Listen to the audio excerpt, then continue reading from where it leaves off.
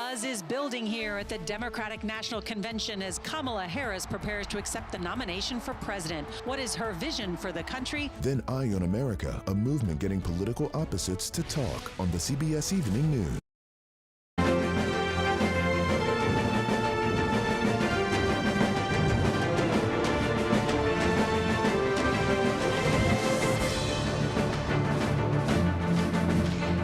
I'm Nancy Cordes at the United Center in Chicago, and welcome to a special Democratic National Convention edition of America Decides. Well, it's the fourth and final night, the big night of the Democratic National Convention. Just a little while ago, we saw Pink rehearsing ahead of her big performance tonight. And with 75 days until Election Day, Vice President Kamala Harris is going to take center stage tonight and officially accept her party's nomination for president, making history as the first Black woman and the first South Asian woman to be nominated by a major party in the United States. Before we get to Harris's big speech, though, we're also going to hear from Arizona Senator Mark Kelly, his wife, former Congresswoman and gun violence survivor Gabby Giffords, and former Congressman Adam Kinzinger of Illinois, this state where the convention is happening. He's a Republican who broke with his party over impeaching former President Donald Trump in the wake of the January 6th attack. To discuss all of this and what we can expect, I'm joined now by my White House colleague, Weijia Jiang, who is here with me, and Finn Gomez, our political director, down near the floor. Welcome to both of you. Weijia, I will start with you. There was this unexpectedly emotional moment last night that was really the highlight of the night, I think, for a lot of Democrats, and it came when Governor Tim Walz was speaking about his family. Let's take a listen. Hope, Gus, and Gwen, you are my entire world, and I love you.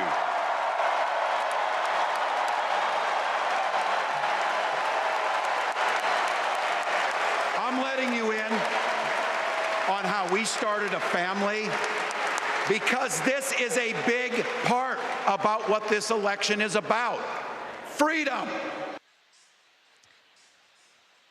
So that was the governor's son, Gus, who we saw there tearing up, obviously extremely proud of his father. And I spoke to someone close to Governor Walz today who said that the family is overwhelmed, but also overjoyed by all the support and love that they've been getting online, and that Gus in particular has been getting online. Well, you know, Nancy, you and I, in doing our research about Governor Walz, watched a lot of videos of him and his daughter, Hope. And she had sort of broken out as this star in the family because she trolls her father in a funny way. But you're absolutely right. Last night was all about Gus Walz. And it just goes to show that when you're trying to tell somebody's story, you can have a perfectly curated list of guests. But this was an unscripted moment, and it really resonated with people as Walz was trying to share with them what he was like as a father, what he was like as a coach, as a former teacher. And I think that speaks volumes about, you know, the way that he was raised, as an example. And, you know, his parents have been very open about talking about his nonverbal learning disabilities, about his ADHD. So it was a real triumph for Gus to be able to open up that way. And I don't think that he could have controlled it. And so many parents, I think, resonated with that moment. But it was, I think, probably the highlight of the night for so many people, because it captured, again, this family dynamic. It allowed us to see the Walz family. Right. I mean, when you're trying to tell the American people who you are and trying to get them to trust you, there's no better way, perhaps, than showing them that your family really likes you. Exactly. Finn, I want to go to you because the expectations for Kamala Harris now are really sky high, not only because we have seen so many over-the-top speeches over the course of this week from the Obamas, from Hillary Clinton, last night from Governor Walz, but because speaker after speaker over the past 3 days has been insisting that she is filled with joy, and now the pressure is on to display that joy to the country tonight.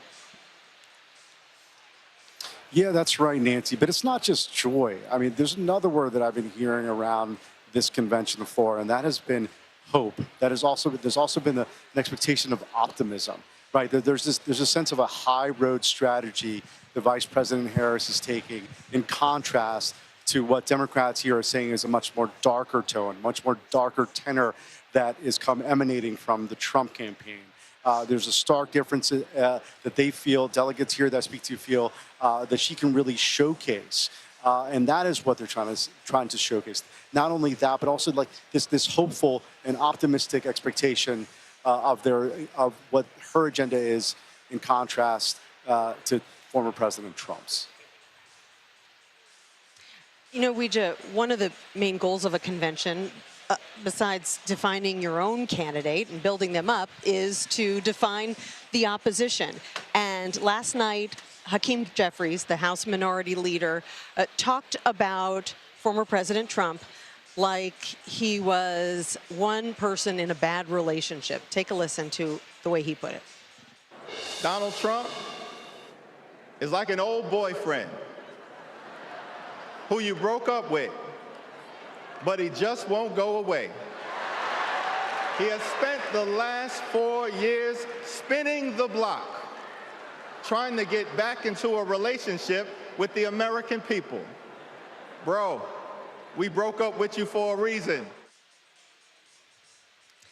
So Democrats are having some fun with coming up with new ways to criticize Donald Trump. And new ways to reach out to those younger voters, right? I mean, I think the campaign really had to tweak the lingo when it realized it had a different kind of momentum and energy with this candidate compared to Joe Biden. So we saw from the very get-go, Kamala is brat. We have seen so many memes of her on social media because they really want to connect with those youthful voters because they matter. These are a whole new crop of voters who could not vote 4 years ago, maybe weren't paying attention 8 years ago. And so I think anytime that you can have that conversation in that kind of way, it's really meaningful. And so not only are they relying on people to speak like that about the vice president who have worked with her, but tonight we will hear from her sister. And I wanted to mention that because it's the first time that we will hear from someone who's really close to her. We know that family is so important to her. Mm-hmm. She,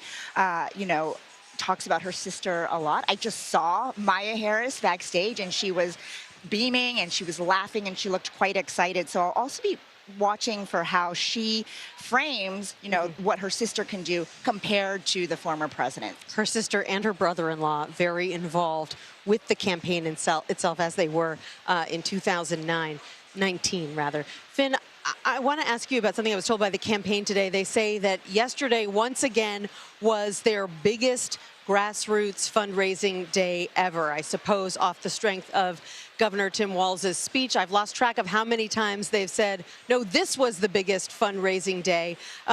But explain why that matters. How does that translate into energy, into volunteering, and ultimately into votes? Look, we have 75 days left from here until the November 5th election, Nancy. One of the indicators, clear indicators of how well a campaign is doing is fundraising. And their fundraising has been through the roof. It's been historic in nature, what we've seen in the past month, in the last 24 hours. And what the campaign has told us is that, this sort of turbocharged effort indicates that the momentum is on their side. And that, yes, the convention is happening. There's a lot of focus on her. There's a lot of focus on her campaign right now, on purpose. But, but there is a true sort of seismic change that we have seen on that front in the last month. I mean, this is my 5th presidential cycle that I've covered. And you just do not, it's a rare thing to see. To see that in such a truncated amount of time, to see that much money raised, and again, it shows that it's an indicator of where the momentum lies with just 2.5 months until the election. Right, and certainly the candidate who has the most money doesn't always win, but it does give you lots of options when you've got a lot of cash in the bank.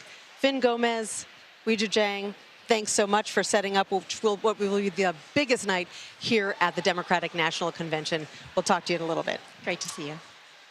Tonight I ask for your partnership, for your support, and I am humbly asking for your vote.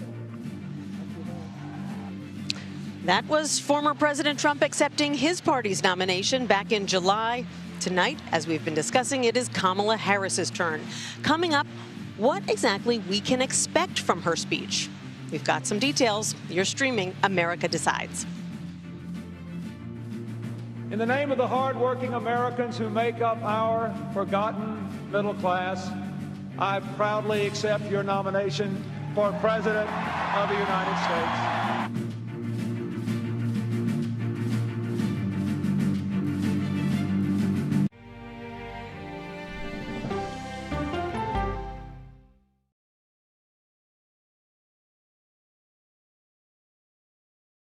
These are the stories 1, 2, 3, go!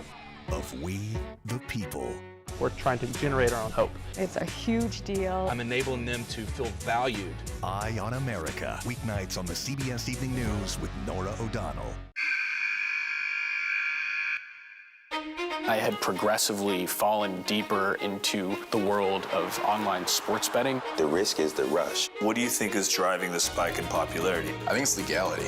If it's legal, I'm going to use it. There are ways to bet when you are 18. We've created an epidemic of child gambling. You can't walk into a male dormitory in a college campus without sports betting happening. It's America's most neglected problem. I used sports betting as a way to escape, when in reality, I'm choosing self-destruction. Whatever I had left, it was gone. The purpose of the industry is to get you to play to extinction. And that means until all your money is gone.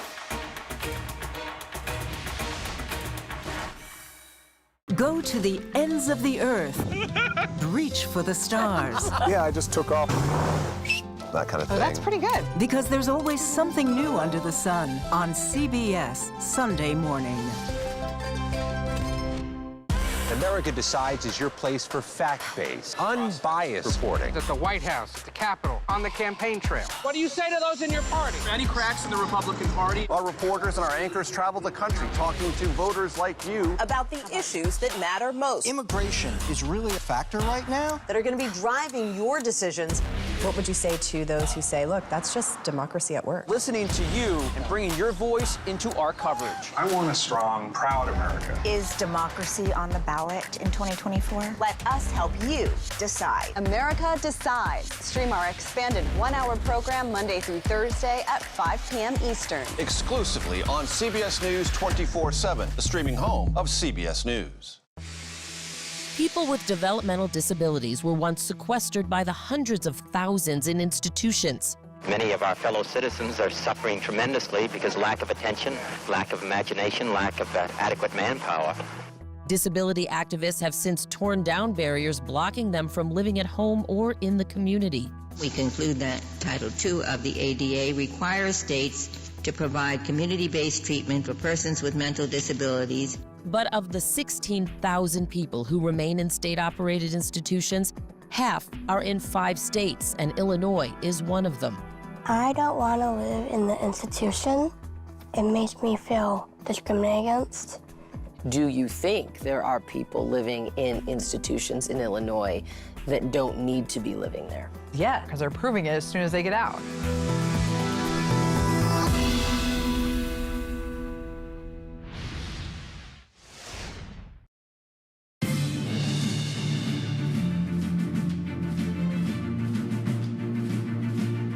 I accept your nomination for Vice President of the United States of America. Vice President Kamala Harris will be accepting the nomination from the Democratic Party for real tonight, officially, but this time for the presidency. Here to discuss this upcoming speech with me and more is Quentin Fulks. He is the Principal Deputy Campaign Manager for the Harris-Walz campaign. Quentin, good to see you. Thank you for having me. So we haven't seen Vice President Harris in public since Tuesday night. What has she been doing today as she prepares for the biggest speech of her political life? She's been putting finishing touches on that speech and honestly relaxing with her friends and family before this moment, making sure that, you know, all the final preparations are done. But she's enjoying today and she's super excited for tonight. What is the number one thing that she wants to accomplish with this speech? I think she's going to continue to introduce herself to the nation, but I think most importantly, this is about our future.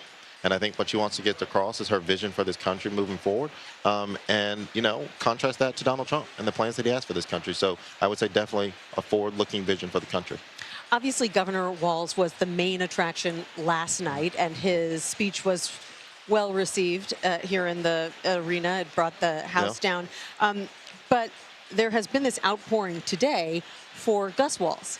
Yeah. And I'm wondering how the campaign has reacted to that, the fact that there has been so much support for this unscripted moment of tenderness between a son and his father. Well, look, I think that Gus Walz and Governor Walz and the Walz family, they know who they are. And they really do embody the American family, the typical family that's out there. And I think that that authenticity comes through. And I think that that's how you would expect to see a family react on a stage like last night with Governor Walz, accepting the nomination for the vice presidency of the United States. And so we wholeheartedly embrace that. But that's who they've been from the moment Governor Walz joined the ticket. And so it was great to see that outpouring of support for the family today. There have been dozens of speakers on that stage behind us over the past 3 days, more tonight.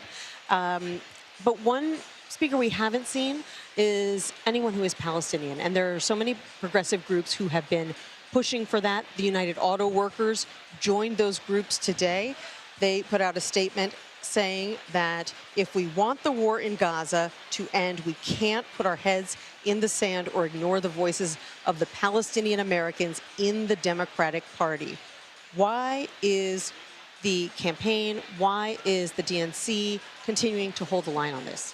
Look, I don't think that, we're holding a line or ignoring anybody. I think that Vice President Harris has been very clear on her position when it comes to this. And there have been several speakers throughout this convention that have been on stage talking about the need for the hostages to be released, talking about the need for a ceasefire, talking about the need to end the reckless and dangerous, killing of civilians. And I think that those views have been represented throughout this. And so we're going to continue to do that. The vice president is going to continue to listen to these voters.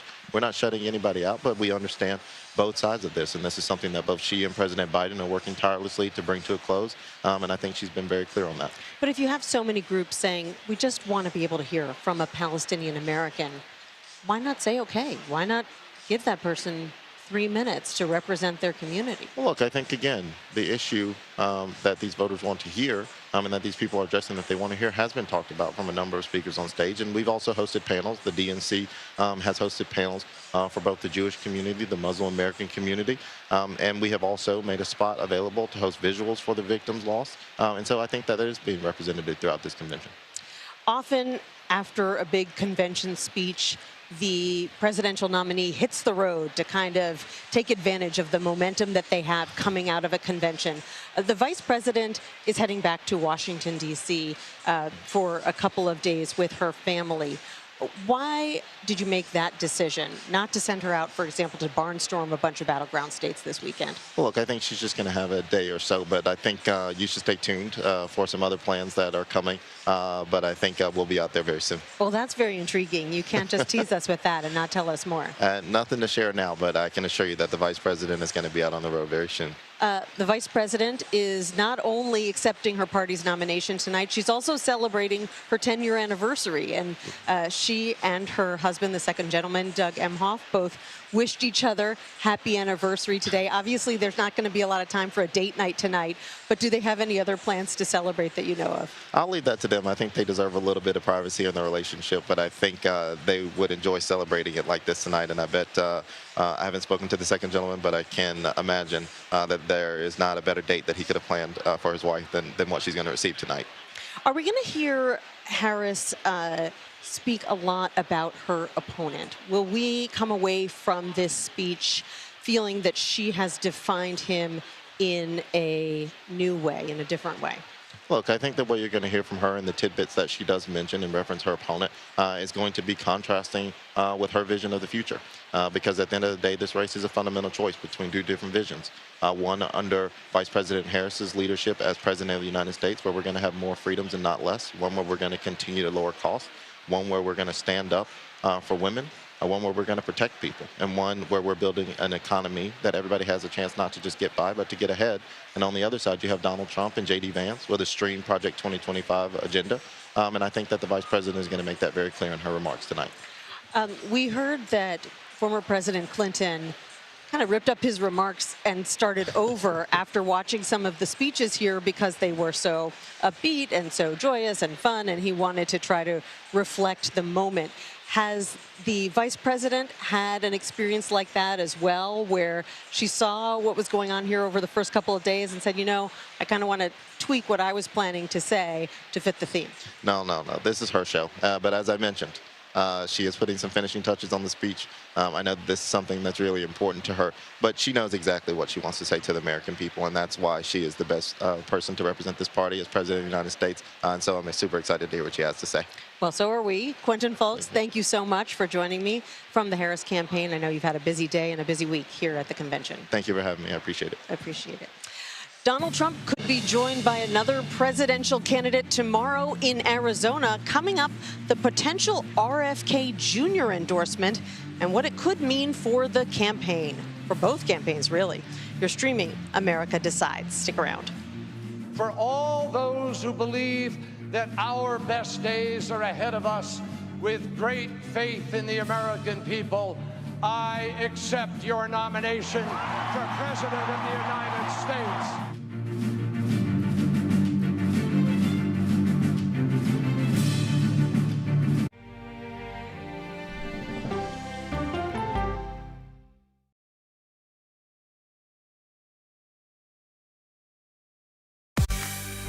On our places, bright, shiny faces. When you wake up in the morning, we want to be your go-to team. Nate has one of the quickest minds I've ever seen. Tony has a way of making people feel comfortable. Gail has this unbelievable knack to ask the question that you're asking at home. I've been told I could talk to a tree, and that's pretty much true.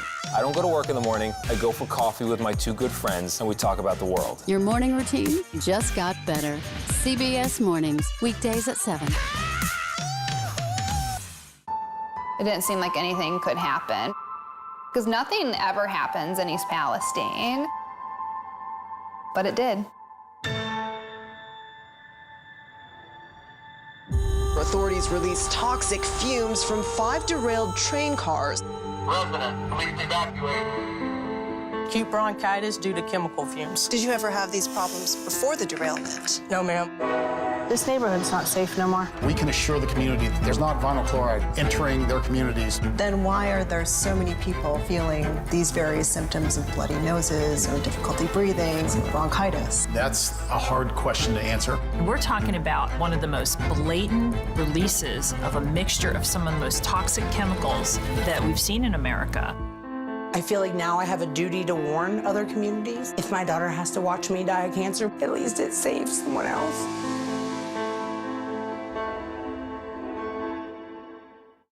This case. It's like a screenplay, something straight out of Hollywood. But it's not fiction. It's 48 hours. Human remains found this week. 4 families shattered. There's no physical evidence. The mystery would haunt investigators for years. There's some questions that have to be asked and need to be answered. Like a John Grisham novel. A gripping true crime original. 48 hours. Now streaming on the free CBS News app. Stories that inform. You can be really old at 60, and you can be really young at 85. Inspire. How do we unlock the power within ourselves to be who we want to be? And brighten your day. The best part of fame is making people feel good. Always send the people home happy. Make every day a little more like Sunday morning. Here comes the sun. Stream now on the free CBS News app.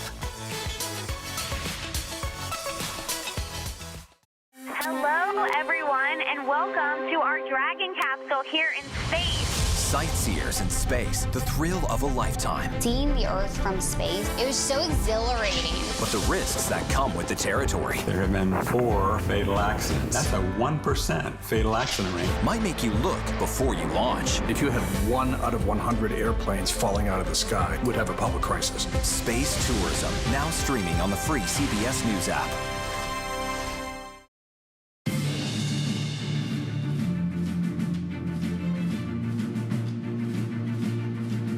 Several sources are telling CBS News that Robert F. Kennedy Jr. is considering ending his presidential campaign. His running mate, Nicole Shanahan, has said that Kennedy, who is addressing the country tomorrow, is contemplating throwing his support behind Donald Trump.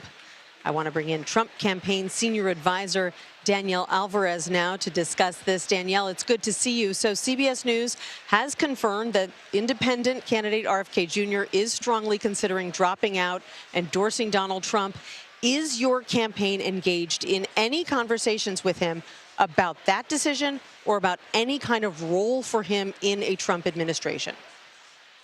Well, that decision will certainly be RFK's, but I will echo what President Trump has said in that we would love the support of RFK if he chooses to back President Trump. I mean, the reality is that President Trump has brought together a very diverse coalition because of his record, his 4 years in the White House, and because of the policy promises that he is making in order to secure a second term. But is there any discussion going on right now between your campaign and Robert F. Kennedy Jr.? Because we know that he has spoken to your campaign in the past and has tried to speak to the Harris campaign about trying to secure some kind of cabinet post in exchange for him dropping out. As was discussed during the Republican National Convention and as was tweeted, he has reached out to our campaign in the past, but at this moment, the decision will be with him on the future of his campaign, as well as if he puts his support behind President Trump. And so I would have to direct you over to the RFK camp. What I can say about the Trump campaign is that we would welcome his support because we welcome a very broad coalition of individuals to join President Trump's MAGA movement. Okay, I want to ask you about something President Trump wrote last night that's getting a lot of attention. He posted that, quote, the highly overrated Jewish governor of Pennsylvania made a really bad and poorly delivered speech. Now, Governor Shapiro was asked about this morning. He said that Trump is obsessed with him. He said that Trump keeps peddling anti-Semitic tropes. Why did Mr. Trump bring up Shapiro's religion like that? Well, I don't believe that it was anti-Semitic. I think it was a commentary on the speech that Governor Shapiro made. And it's really a commentary on the entire DNC. I mean, it's been a disaster. They've spoken very vaguely. They've had very vague themes all throughout the night. And basically the only message that you're hearing from the DNC is, well, we're not them. You're right. You are not President Trump, who delivered a humming economy, who had low prices, who had a secure border, who had peace through strength at home and abroad. And so they have no message to deliver to the American people, and that's to be expected. If they can't govern and run a White House for 3.5 years, how did we expect them to have a good convention? It's run over time. They have no policies to share with the American people. Kamala doesn't even have a policy tab on her website. And so it's just been an absolute disaster. And that's the commentary from the Trump campaign towards the DNC. It'd be really nice if she took some interviews, if she took some questions instead of some prepared teleprompter responses to really answer and dive deep into what she plans and what her values are as we head into November. But Danielle, isn't it politics 101 that if Trump wants to win Pennsylvania, the biggest battleground state, why does he keep attacking the popular governor of Pennsylvania who is not on the Democratic ticket? Sure, but I would also throw it back and say that Kamala Harris didn't choose the governor of Pennsylvania because she went radical and she went left and she went to Tim Walz. We're ahead in Pennsylvania. We have an incredible ground game. I encourage anybody watching to check out Trump Force 47 and join our team because we are up in the battleground states and we have the right message to win in Pennsylvania. It's that economic message about bringing back an economy, unleashing American energy, which Kamala Harris has been deeply against. Those are the items that President Trump is focused on that will help deliver us not just the nation, but the critical battleground state of Pennsylvania. Danielle, we've heard from a number of Republican officials at this Democratic convention, all questioning Donald Trump's character. For example, here's a snippet from the former lieutenant governor of Georgia.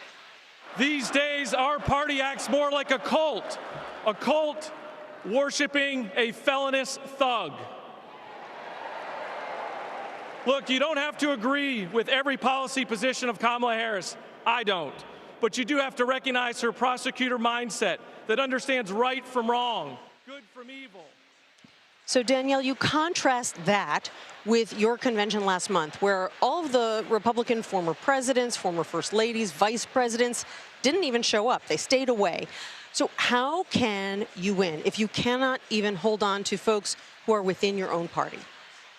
We were an absolutely unified party at our Republican National Convention. President Trump had just survived a heinous assassination attempt. We were an absolutely united party. We prosecuted a message every single night about what voters care about, whether it was making America wealthy again and focusing on the economy, a night focusing on immigration, a night focusing on crime, a night focusing on national security.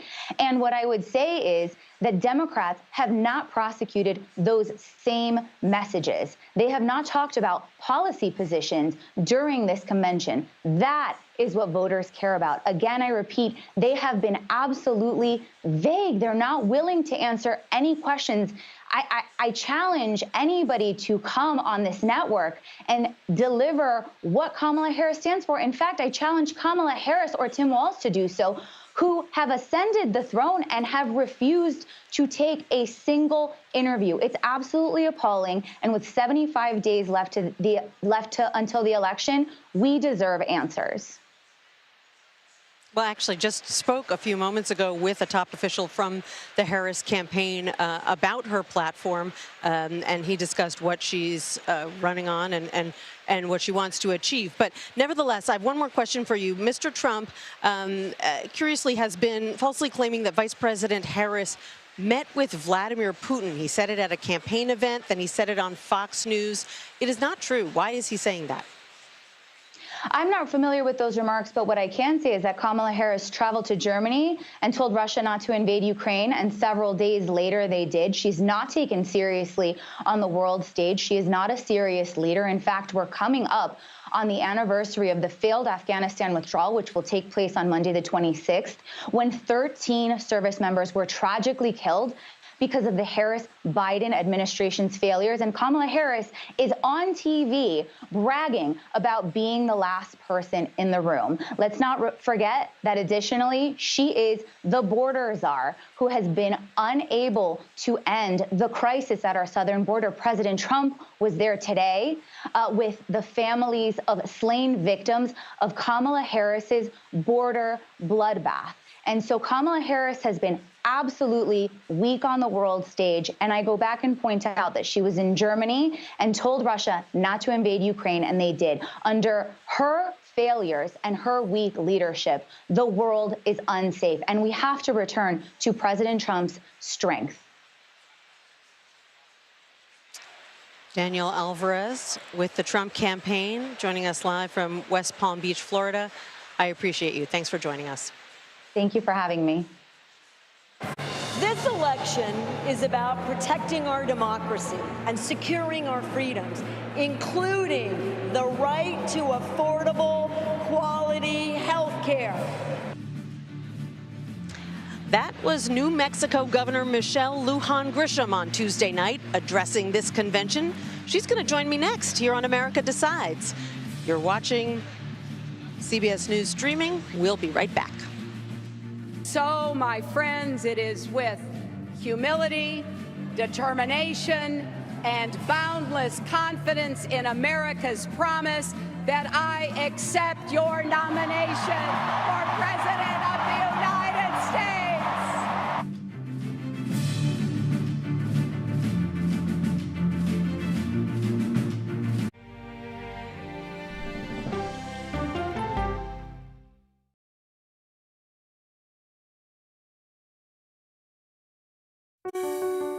Washington is the seat of power. National security, foreign policy, global economics, every story comes through Washington in some way.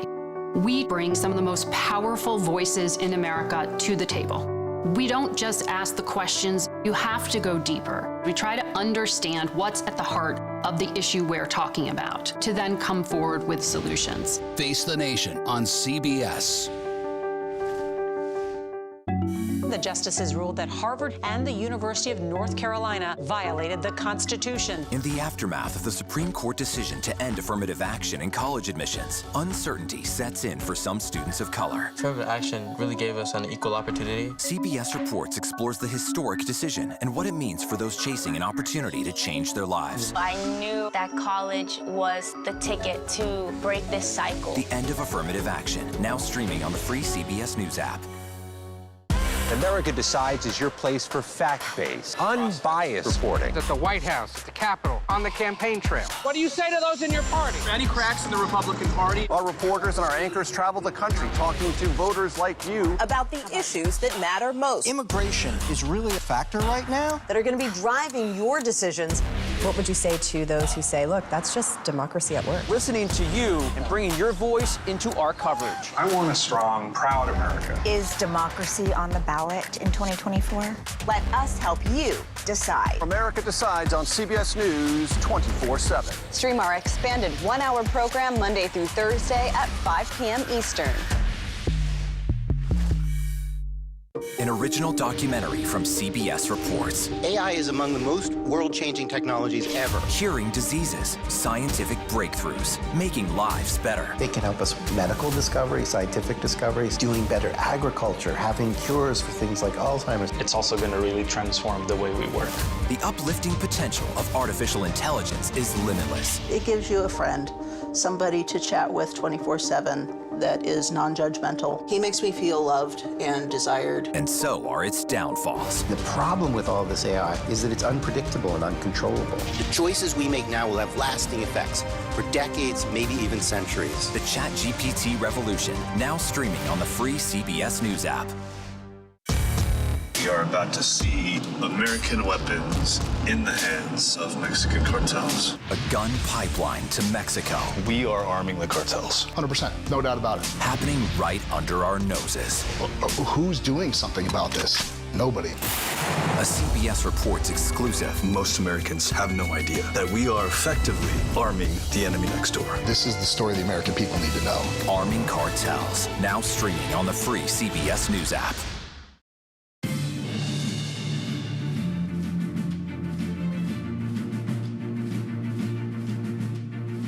They'll repeal the Affordable Care Act.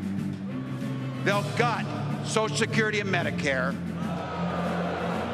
And they will ban abortion across this country, with or without Congress. Here's the thing. It's an agenda nobody asked for.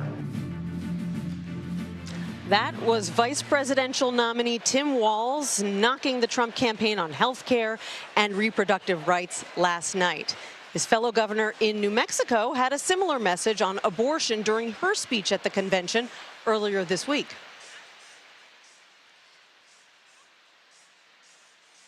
And New Mexico Governor Michelle Lujan Grisham joins us now. We heard a clip from your speech a couple of minutes ago. Talk to me about your fellow governor, good friend Tim Walz, giving that speech last night. Did you think it met the moment? Oh, I think it not only met the moment, it, as he is like to do, exceeded all expectations and introduced himself as the guy, right? The neighbor, the friend, the leader, the executive that we all know. And it was delightful and so valuable to have the rest of America see what I see every day. And, you know, his whole meals program for schools, New Mexico's done the same thing, and we're doing scratch cooking. It is really important to see that governors and that folks just like that guy, Tim Walz, is worried about kids and their safety and their well-being every single day, and that's the America we should be investing in. That's the America to be proud of. Yeah, that was one of the biggest applause lines of the night when he said, in Minnesota, we're not banning books, we're banning hunger. We were also talking a few minutes ago before we went on about that unscripted viral moment from Gus Walz, his son, who jumped up, applauded, had tears in his eyes, said, "That's my dad," when Governor Walz said how much he loves his family. And I'm wondering what that moment was like for you, standing there watching it, and also as someone who, like so many people, has a family member who has a learning disability. it renewed my faith in humanity to see the love right here in person at the convention, and to see the connection between Gwen and Tim and Gus and Hope. And that's the relationship we have, you know, with my family and my daughter. And I looked over at my daughter, who's dealing with some, you know, learning issues in her family. And she's got big tears in her eyes. And, of course, I grew up with a sister that I talked about in my speech who died at 21, who was also severely disabled. You know, those memories are deep. And I loved seeing Tim's relationship in that way, and I loved seeing the overwhelming love in this room. And online. That moment, and online. It was incredible. And I've never met Gus. I've met Hope many times. Right. Did you see Hope too? She teared up too. And she did the heart It was the unbelievable. This is an American family. These are the kinds of emotional connections that Americans need in this moment. And we got to see it genuinely play out organically last night. If you have kids who like you, you know you're doing something right. It is. Right? I get emotional thinking about what I saw and watching it over and over again, and it makes me in a good way. I feel good. So you are the governor of a border state. President Trump was at the border today. He said that Harris was the worst border czar in history. Obviously, that's not exactly accurate. He's the worst border czar in history. Not the border czar. What do you make of his decision to go down to the border today and what he had to say? Clearly a political stunt, purposeful, trying to draw attention on the only issue I'm guessing now that they think they have left. Interestingly enough, you know, he didn't go to the New Mexico side. Look, New Mexicans want border security. Americans want border security. I want border security. And there's been a number of chances that Trump has actually destroyed, not just this last one with a bipartisan deal in the Senate that would have passed in the House that the president would have signed. He's continued. He wants this issue, and he doesn't tell the truth. Border crossings at an all-time low, right? We need the border agents. We need to make sure that we deal with the immigration aspects for asylum. We need visas on the front end. But yes, I want border. Who doesn't want fair, meaningful border security? So spend the money to do it. He won't let Congress do that. Shame on those Republicans. Shame on the House. I'm still really pissed about that. They were really close. They were really close. And so this political stunt is to try to distract Americans from what he cannot distract them for. This moment is going to be, I predict, so meaningful for so many so many voters, that there's nothing he can do to diminish what's going to happen tonight. Obviously, tonight is the big night. It's Kamala Harris's big night. As a woman in power, I want to ask you about something that we've been witnessing this week, which is so many speakers talking about how Kamala Harris is filled with joy, that she is a joyous person. And something that has really struck me is that 5 or 10 years ago, it would have been risky to describe a woman like that because it would have seemed too frivolous and too feminine. We have to be tough. Right. So have you felt that shift as well? Do you think things have changed for you in the years since you first went to Congress and then, you know, you were on the public stage? Well, since I first ran for office in my mid-50s and I went from zero to running for Congress, and I didn't win that election, I can tell you that, you know, women political consultants told me not to be genuine, to be someone else, to not wear 6-inch stilettos and any number of silly things because they were worried about that imagery for a female woman candidate.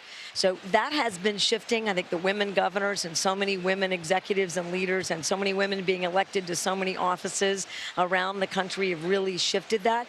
But having the soon-to-be chief executive and leader of the free world, that happiness is a virtue and an asset. And in fact, when people are happy and can smile and grin, you can get to collaboration a lot quicker than when you're dealing with anger. And frankly, there's too much anger in the world. And when there's that kind of anger, people get hurt. People lose their lives. I think she is meeting this moment where we need those shifts, and she is unafraid, courageous, and owning it, and it is resonating. And it resonates with me because, you know, I started working in the 80s. It wasn't like that. 90s wasn't that much fun, 2000s. But I feel like I get to be my genuine self in this job every day. I deliver every day for New Mexicans, and they know who I am, and they know who I'm not, and they know that I'm human. And all of that is okay. And now here you are in your stilettos. And now here I am in my stilettos, by golly. Governor, thank you so much for being with us. Governor Michelle Lujan Grisham of the great state of New Mexico. Great to talk to you this evening. This has been wonderful. Thank you for having me. You're welcome. Well, from her upbringing by a working mother in a middle-class neighborhood to California's Attorney General, and now the first Black and South Asian female presidential nominee, we're going to tell you a little bit more about Kamala Harris's journey. Next, you're streaming America Decides live from Chicago on night 4 of the Democratic National Convention. Stick around. Let me say first that I accept the nomination of the Democratic Party. I accept it without reservation and with only one obligation. The obligation to devote every effort of my mind and spirit to lead our party back to victory and our nation to greatness.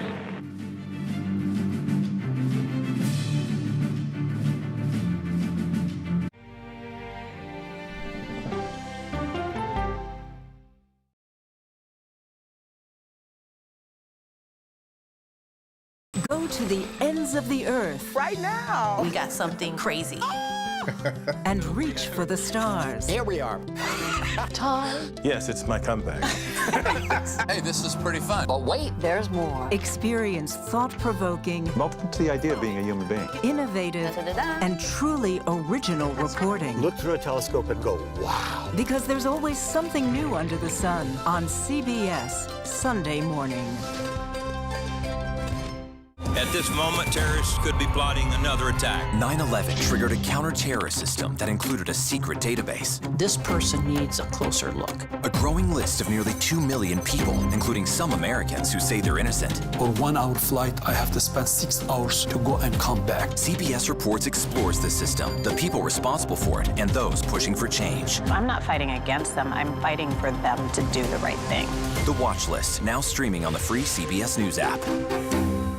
Don't miss true crime anytime you want, anywhere you go. With the 48 Hours podcast. Real crimes, real lives, real justice. There's some questions that have to be asked and need to be answered. Listen to 48 Hours on Apple Podcasts. An original documentary from CBS Reports. Imagine yourself in Manhattan with no police, no army, no mayor.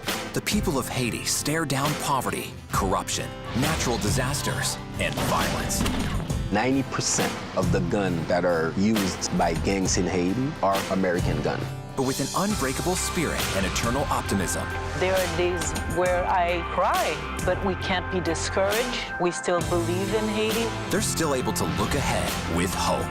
Haiti is on the brink of transformation, a radical shift. Nations are coming together and saying things must change. Fighting for Haiti, now streaming on the free CBS News app.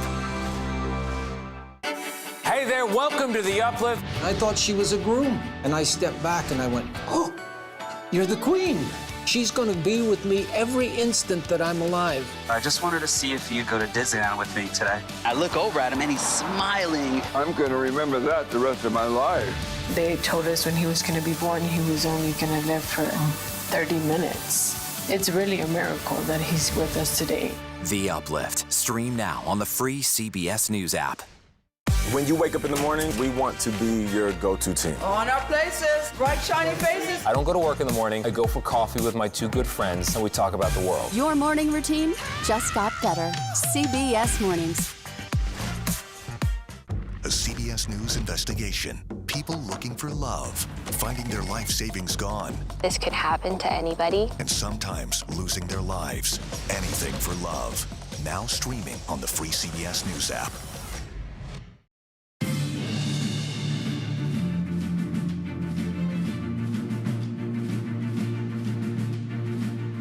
Welcome back to America Decides. Uncommitted delegates today held a sit-in outside the Democratic National Convention. Here's a look at protesters outside the United Center in Chicago earlier today.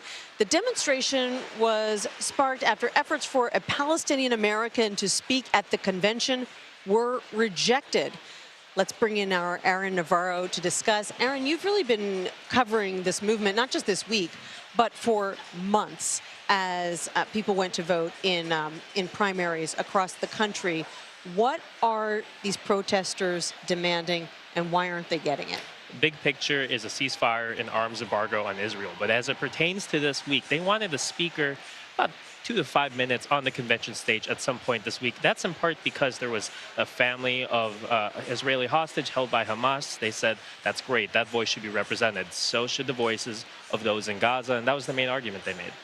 And so why is the DNC holding back? Is it because they're concerned that whoever got on that stage might criticize the nominee, which is something we really haven't seen at this convention? Yeah, we still haven't gotten a clear answer from the DNC. You had Quentin Folks from the Harris campaign on here earlier, and he pointed to some of their engagement with the uncommitted delegates, saying that they had panels related to Gaza here at the DNC, noting that their campaign manager, Julie Chavez Rodriguez, was in Michigan talking to Arab American and Jewish leaders. I asked one of the main uncommitted delegates why they've been told no. If he got an answer why, here's what he had to say. We just want a Palestinian American speaker to speak from this stage. Have they told you why no? We just want a Palestinian American speaker to speak from this stage. If they want to call and tell me why no, they're welcome to do that. I want this to end. I'm tired. I want to go home. Just call and tell us that a Palestinian American speaker can speak from this stage. Call and tell us that this is the party where, if you're organizing for Palestinian rights, your voice won't be suppressed. Now, the delegation has said they will be outside the United Center until 6 p.m. local, 7 p.m. Eastern. Remains to be seen what will happen after. But as you mentioned, the UAW has said there should be a speaker, AOC, so some congressional backup as well. Right. And yet we are now on night 4. So if it doesn't happen tonight, it's not happening at all. Aaron Navarro, thanks so much. Appreciate it. Take care. Well, we're now just hours away from Kamala Harris becoming the first woman of color to officially accept a major party's nomination for President of the United States. But some of you may still be asking, who exactly is Kamala Harris and how did she get here? Well, our Nicole Killian has the answers for us from our Washington bureau. Nicole, it is great to see you. Many voters know that Harris was a prosecutor and a senator before becoming the vice president. But tell us a little bit more about her upbringing and how it shaped the trajectory of her career. Well, I think it's something you'll likely hear about tonight from the vice president herself. She was born in Oakland, California, grew up in a neighborhood called Berkeley Flats. She was part of the second class or wave of students to help integrate Berkeley public schools. And so we talked to one of her old childhood friends, a woman by the name of Carol Porter, who rode with her on the bus as part of that class that was bused to a local elementary school. And, you know, she talked to us about the relationship that they had, about the impact that experience had on them growing up. And she also talked to me very personally about Kamala Harris's mother, Shamala, who was an immigrant from India, and the critical role that she played in the vice president's life. Take a listen. Shamala was everything for Maya and Kamala. She was the core of their life. And she took them with her to work. She took them to protests with her. They were everything for her. And so, of course, Maya being the vice president's sister, but, you know, her mother was a single mom, as you heard there, worked very hard to raise both Kamala and her sister. So, again, something that the vice president has leaned on throughout her career, talking about her mom, someone who was with her every step of the way until she passed in 2009. Yeah, and we've heard some stories about her mom from the convention stage here over the past 3 days. Nicole, you also spoke with one of Harris's former mentors who once had a romantic relationship with her. We've heard about this from time to time, but tell us what he told you about Kamala Harris. Yeah, that's right. Well, we also sat down with former San Francisco Mayor Willie Brown, who also served as the Speaker of the California Assembly and was pretty much a kingmaker, if you will, in California politics. This is someone who was very influential, particularly in the mid-90s, not only in terms of Kamala Harris's career as a mentor, but also people like Gavin Newsom, the now governor of California, Nancy Pelosi before she became Speaker of the House. So he did serve as a political mentor, and yes, their relationship was romantic for a period in time. So I asked him more specifically about the nature of that relationship. Here's what he had to say. How would you characterize that relationship? It's a great friendship.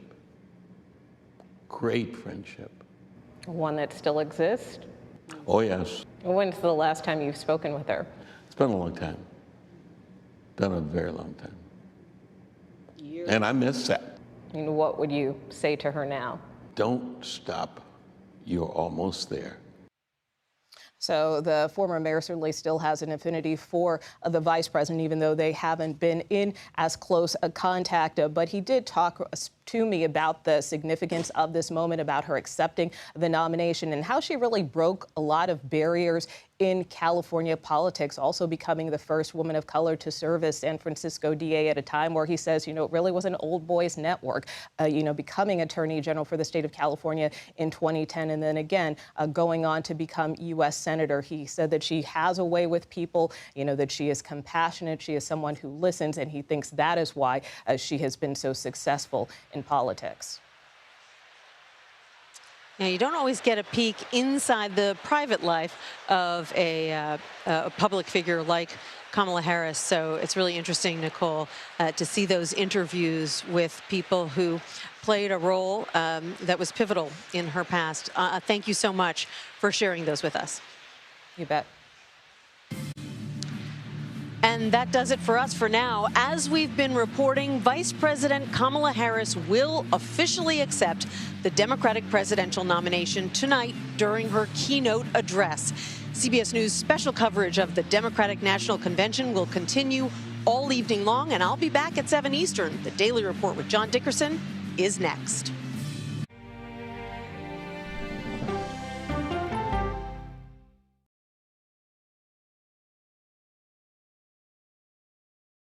Okay, so let's just start at the beginning. Well, let me start with this. What is at stake here? What is the answer then? Do you know why? You want me to just keep going? Is that a good thing or a bad thing? Were there death threats? How is this possible? What's wrong with that argument? Are you saying they lied? Have you told the government that? Why won't you say the word crisis? You're not answering my question. This really is that scary? Does that make sense? What do you mean? What does that mean? Did any of that make sense? What's your response? What happened? Why?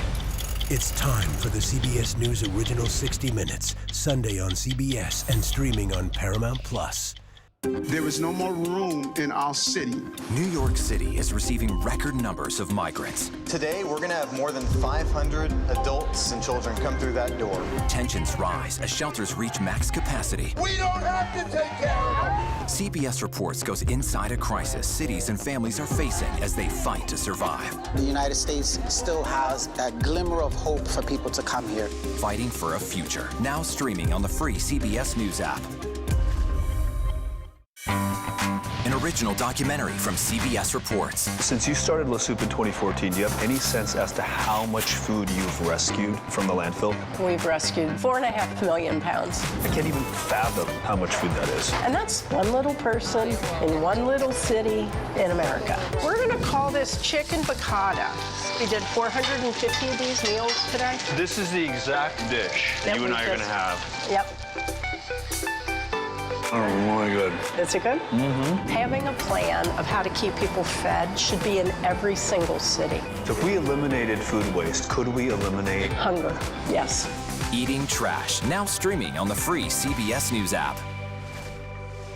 And America Decides is your place for fact-based, unbiased reporting. At the White House, at the Capitol, on the campaign trail. What do you say to those in your party? Any cracks in the Republican Party? Our reporters and our anchors travel the country talking to voters like you About the issues that matter most. Immigration is really a factor right now. That are going to be driving your decisions.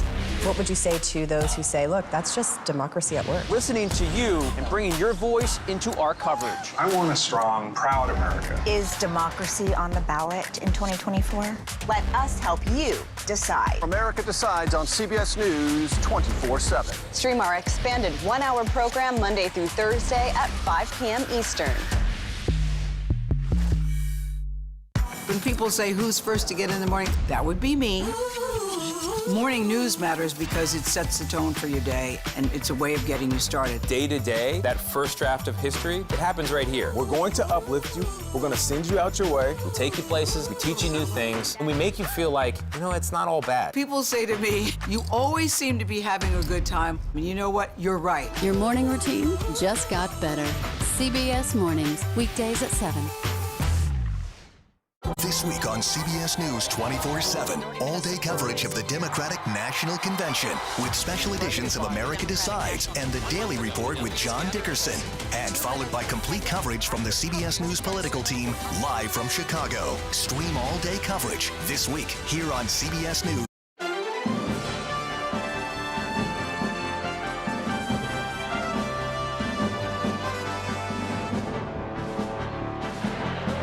Hello, thank you for joining us. I'm John Dickerson in Chicago on the fourth and final day of the Democratic National Convention. After 3 consecutive nights of speeches, spectacle, and celebrity, Democrats are ready to receive the person around which all of that has swirled. Tonight, Vice President Kamala Harris will formally accept the Democratic nomination for president. She will be the first woman of color to lead a major political party's ticket, 52 years after New York Congresswoman Shirley Chisholm became the first woman of color to seek a major party's nomination. Harris's path to this moment didn't start until exactly 1 month ago yesterday, when President Biden dropped out of the race. Now, with his support and an energized base before her, Kamala Harris will take the torch passed down by the outgoing commander-in-chief. Running by her side is Minnesota Governor Tim Walz, who last night introduced himself to a national audience. The former football coach rallied the crowd for the 2.5-month sprint to Election Day. Look, we got 76 days. That's nothing. There'll be time to sleep when you're dead. We're going to leave it on the field. CBS News senior White House correspondent Weijia Zhang always leaves it on the field, and she joins me now. Weijia, it's good to see you. It's been fun spending these last few days with you. All right, so what are we expecting? All right, so we have learned that she has 3 main objectives for tonight, for the biggest political speech of her life. And she wants to focus on sharing her personal story, talking about coming from a middle-class family, being raised by a working mother, working at McDonald's. These are a lot of the themes that we've already heard, but we expect that she will build on it even more. She will draw a contrast between her and former President Donald Trump, and we've already seen the framing of this, right? She's going to present options of joy versus darkness in a campaign of grievances. And then she's going to talk about her patriotism and her love for this country and how that shapes her vision for the future. She will talk about how, she believes because she is in this country, was raised here, that she had many opportunities that she might otherwise not have had. And on my way to you, I ran into one of her senior aides. That's the beauty of conventions, right? Yeah. There are sources everywhere who said she's been holed up in her hotel room all day. She's making final edits with her advisors and speechwriters, really, line by line, because this is such a huge moment for her.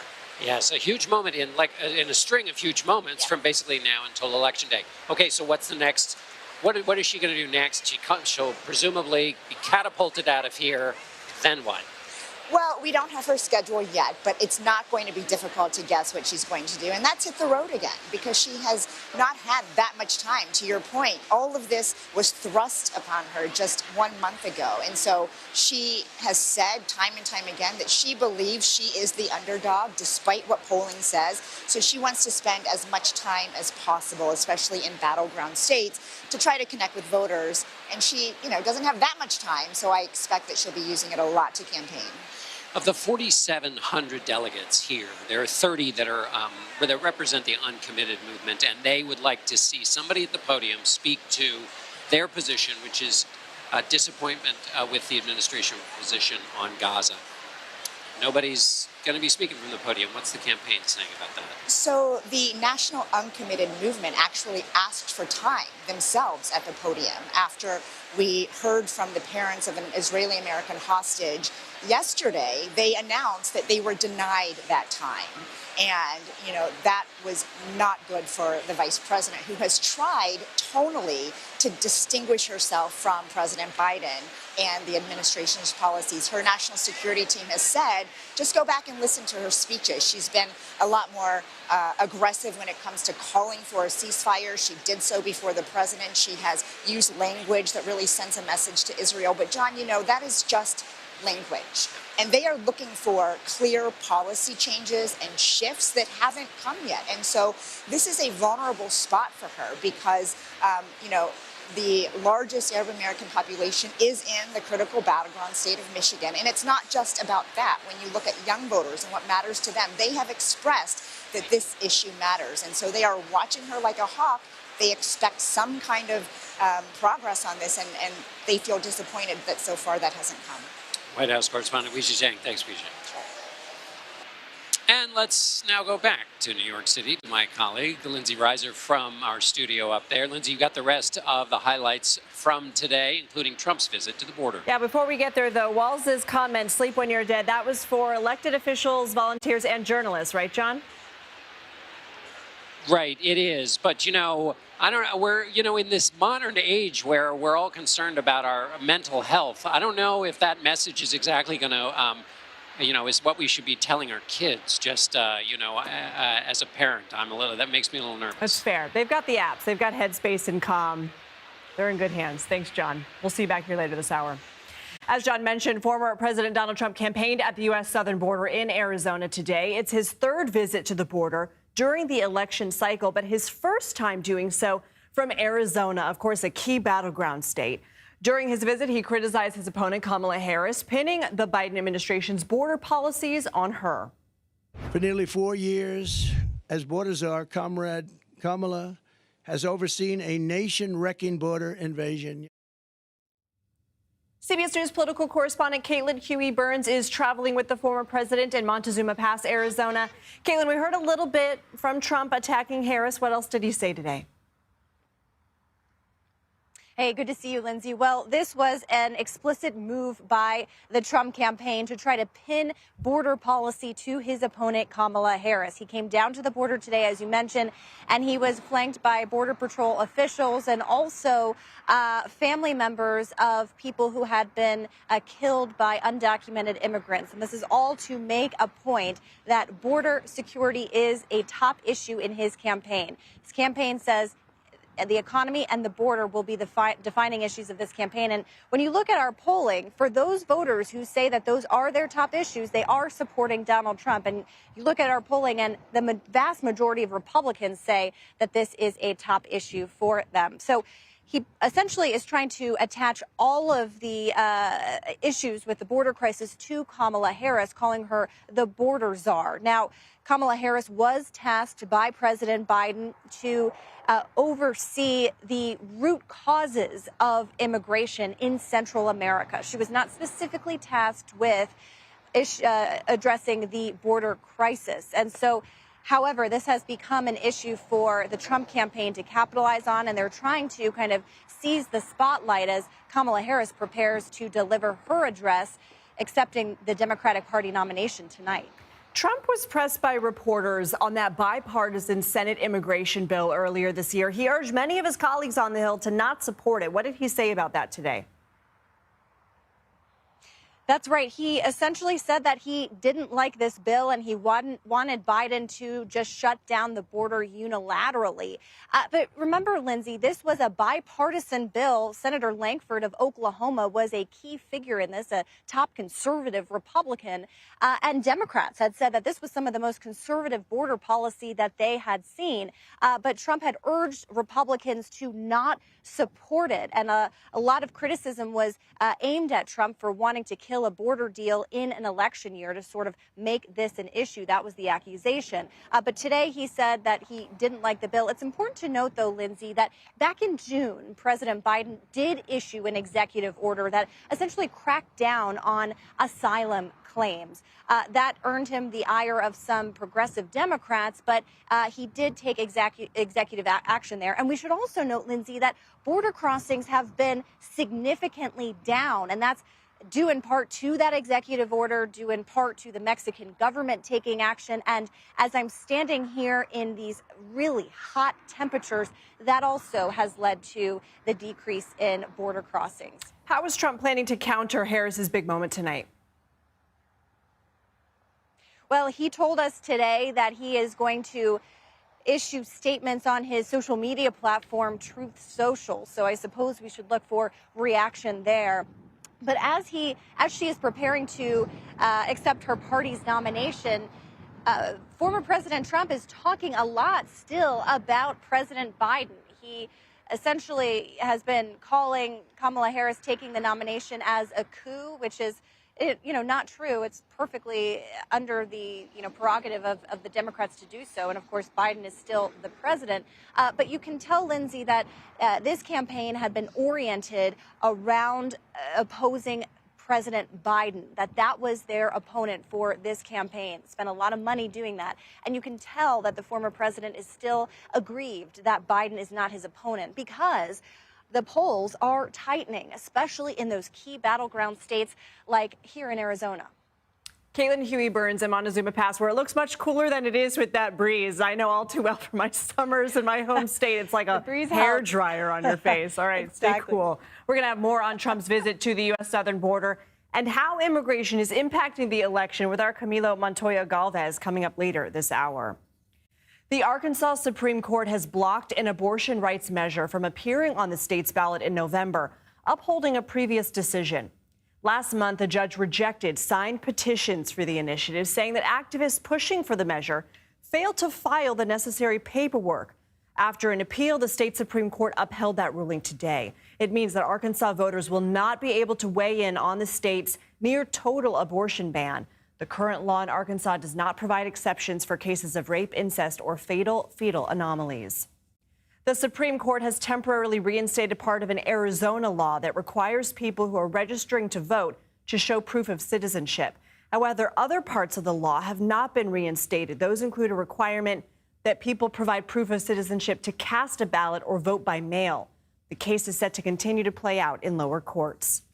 Now to an update on an international election we've been following. Venezuela's Supreme Court has certified President Nicolas Maduro's re-election. Maduro requested the audit after he declared victory in the July 28th vote. The opposition party has said Maduro rigged the election and that their candidate, Edmundo Gonzalez, beat Maduro. The U.S. has also recognized Gonzalez as the winner of the election. Critics say the country's Supreme Court is full of Maduro loyalists who have not previously ruled against him. The U.S. resumed Gaza ceasefire and hostage release talks in Cairo today. President Biden's top Middle East advisor participated as part of the American delegation with Egypt and Israel. Despite those talks, the Israeli military has been carrying out strikes in Gaza. Palestinian officials say at least 16 people were killed across the Strip Thursday.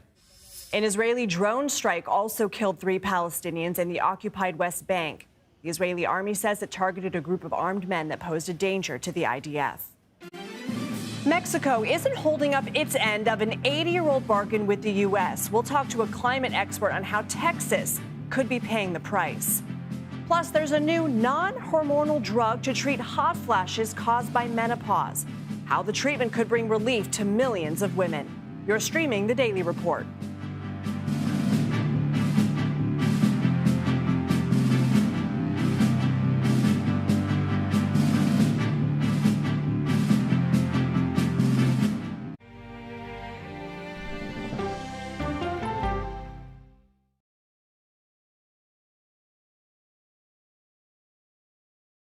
These are the stories 1, 2, 3, go!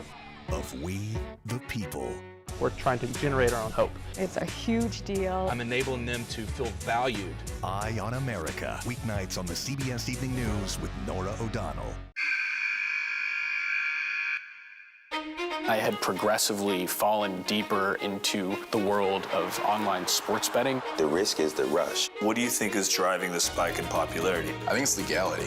If it's legal, I'm going to use it. There are ways to bet when you are 18. We've created an epidemic of child gambling. You can't walk into a male dormitory in a college campus without sports betting happening. It's America's most neglected problem. I use sports betting as a way to escape, when in reality, I'm choosing self-destruction. Whatever I had left, it was gone. The purpose of the industry is to get you to play to extinction. And that means until all your money is gone.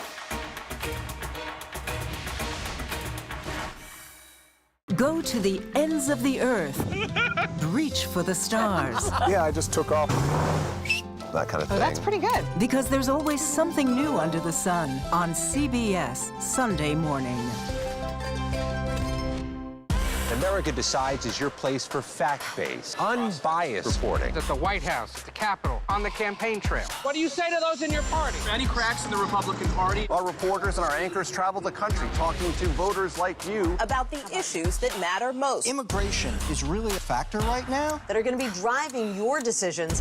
What would you say to those who say, look, that's just democracy at work? Listening to you and bringing your voice into our coverage. I want a strong, proud America. Is democracy on the ballot in 2024? Let us help you decide. America Decides. Stream our expanded one-hour program Monday through Thursday at 5 p.m. Eastern. Exclusively on CBS News 24/7, the streaming home of CBS News.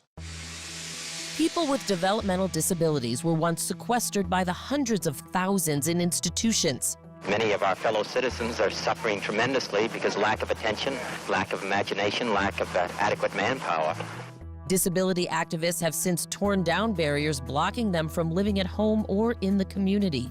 We conclude that Title II of the ADA requires states to provide community-based treatment for persons with mental disabilities. But of the 16,000 people who remain in state-operated institutions, half are in 5 states, and Illinois is one of them. I don't want to live in the institution. It makes me feel discriminated against. Do you think there are people living in institutions in Illinois that don't need to be living there? Yeah, because they're proving it as soon as they get out.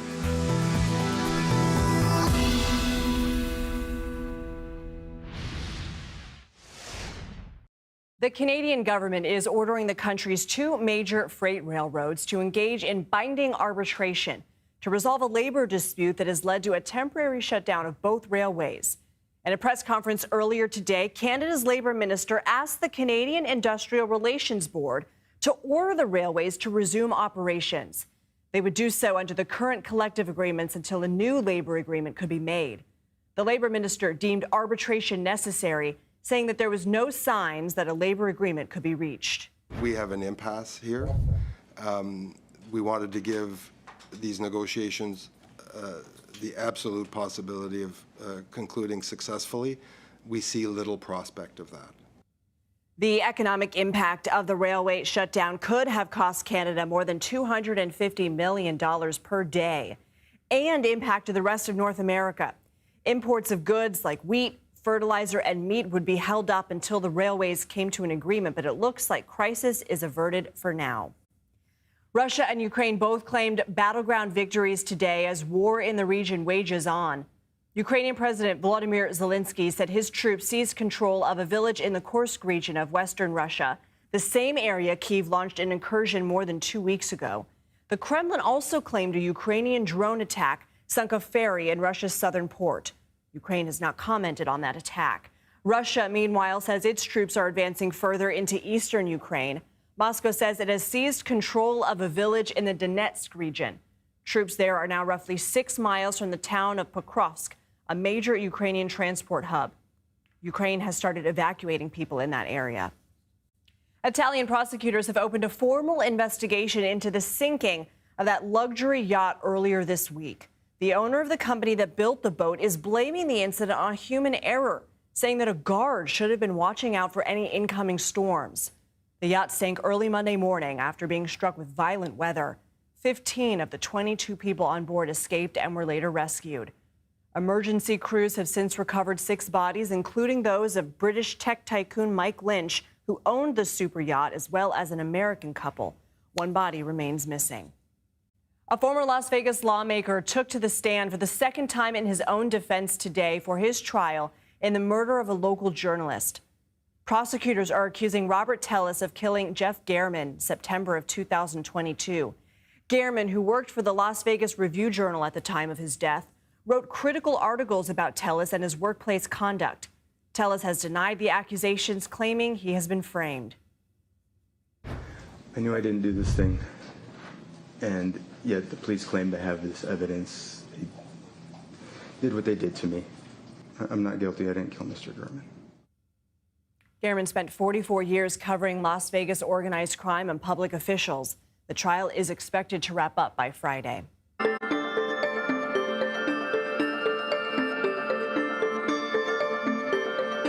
Pharmaceutical giant Bayer says it has developed a new drug to treat hot flashes and other symptoms linked to menopause, all without the use of hormones.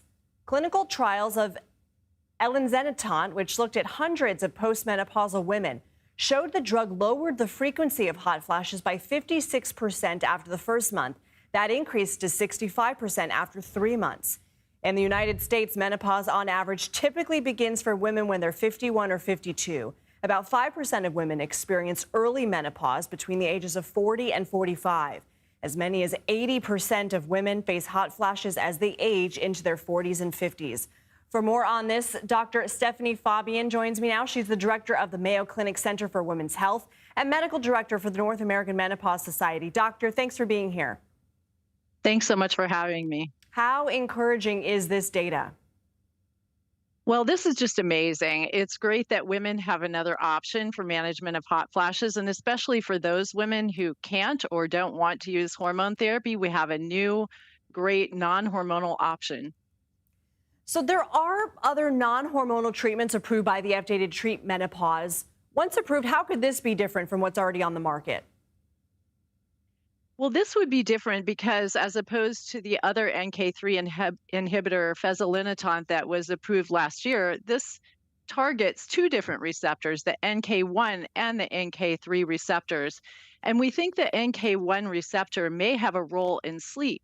So this drug seems to have improvements in not only hot flashes, but it improves sleep as well, and also seems to improve menopause-related quality of life. I mean, that is so huge for so many women who go into menopause. Their sleep quality just takes a nosedive. Are there any potential side effects with this new medication from Bayer? There was a slight increased risk of headache and of fatigue, but in general, it was very well tolerated. What are you telling your patients when it comes to access to these drugs? Are they going to be covered by insurance? You know, this has been a little bit of a problem that we saw initially with fezolinetant. So this is still a concern that insurance companies may have women try 1 or even 2 different non-hormonal medications before they can get to this drug. So yes, that remains a concern. We really want to see the women that will benefit most from this drug able to receive it and able to afford it. So this is a concern. How big of a game changer is this medication? And doctor, just the fact that we're talking about this. I mean, this will impact every other person on the planet. And that this is really something that as a society, we don't talk often enough about. 100% true, but just look back. We had an ad in the Super Bowl for fezolinetant. So this is now mainstream enough for us to be talking about it in the Super Bowl. But you're right, it affects over 50% of the world's population and can really impact quality of life. It's a huge expense, not only for women, but also medical costs and societal costs of lost work productivity. So it's a big deal. Dr. Stephanie Fabian, thanks for joining us. Thanks so much. The Food and Drug Administration has approved an updated round of COVID-19 vaccines. The new vaccines are designed to counter multiple COVID-19 variants that are circulating. Pfizer and Moderna's vaccines will begin shipping right away, while Novavax says it will release its vaccine at a later date. The CDC recommends adults and children as young as 6 months old get the shot this fall. The agency notes anyone who has recently contracted COVID-19 can wait 3 months after their recovery to get vaccinated.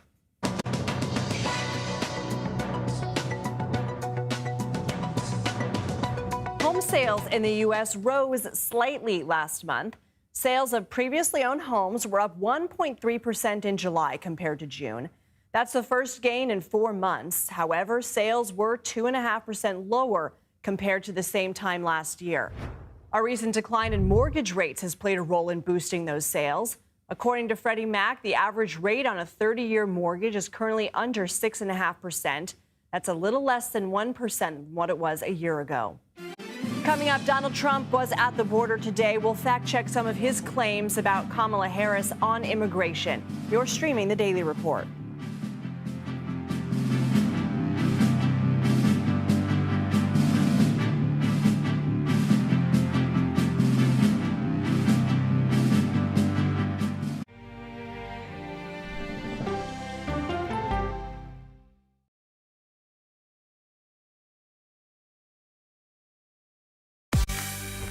On our places, bright, shiny faces. When you wake up in the morning, we want to be your go-to team. Nate has one of the quickest minds I've ever seen. Tony has a way of making people feel comfortable. Gail has this unbelievable knack to ask the question that you're asking at home. I've been told I could talk to a tree, and that's pretty much true. I don't go to work in the morning. I go for coffee with my two good friends, and we talk about the world. Your morning routine just got better. CBS Mornings, weekdays at 7. It didn't seem like anything could happen, because nothing ever happens in East Palestine, but it did. Authorities released toxic fumes from 5 derailed train cars. Resident, please evacuate. Acute bronchitis due to chemical fumes. Did you ever have these problems before the derailment? No, ma'am. This neighborhood's not safe no more. We can assure the community that there's not vinyl chloride entering their communities. Then why are there so many people feeling these various symptoms of bloody noses or difficulty breathing, bronchitis? That's a hard question to answer. We're talking about one of the most blatant releases of a mixture of some of the most toxic chemicals that we've seen in America. I feel like now I have a duty to warn other communities. If my daughter has to watch me die of cancer, at least it saves someone else.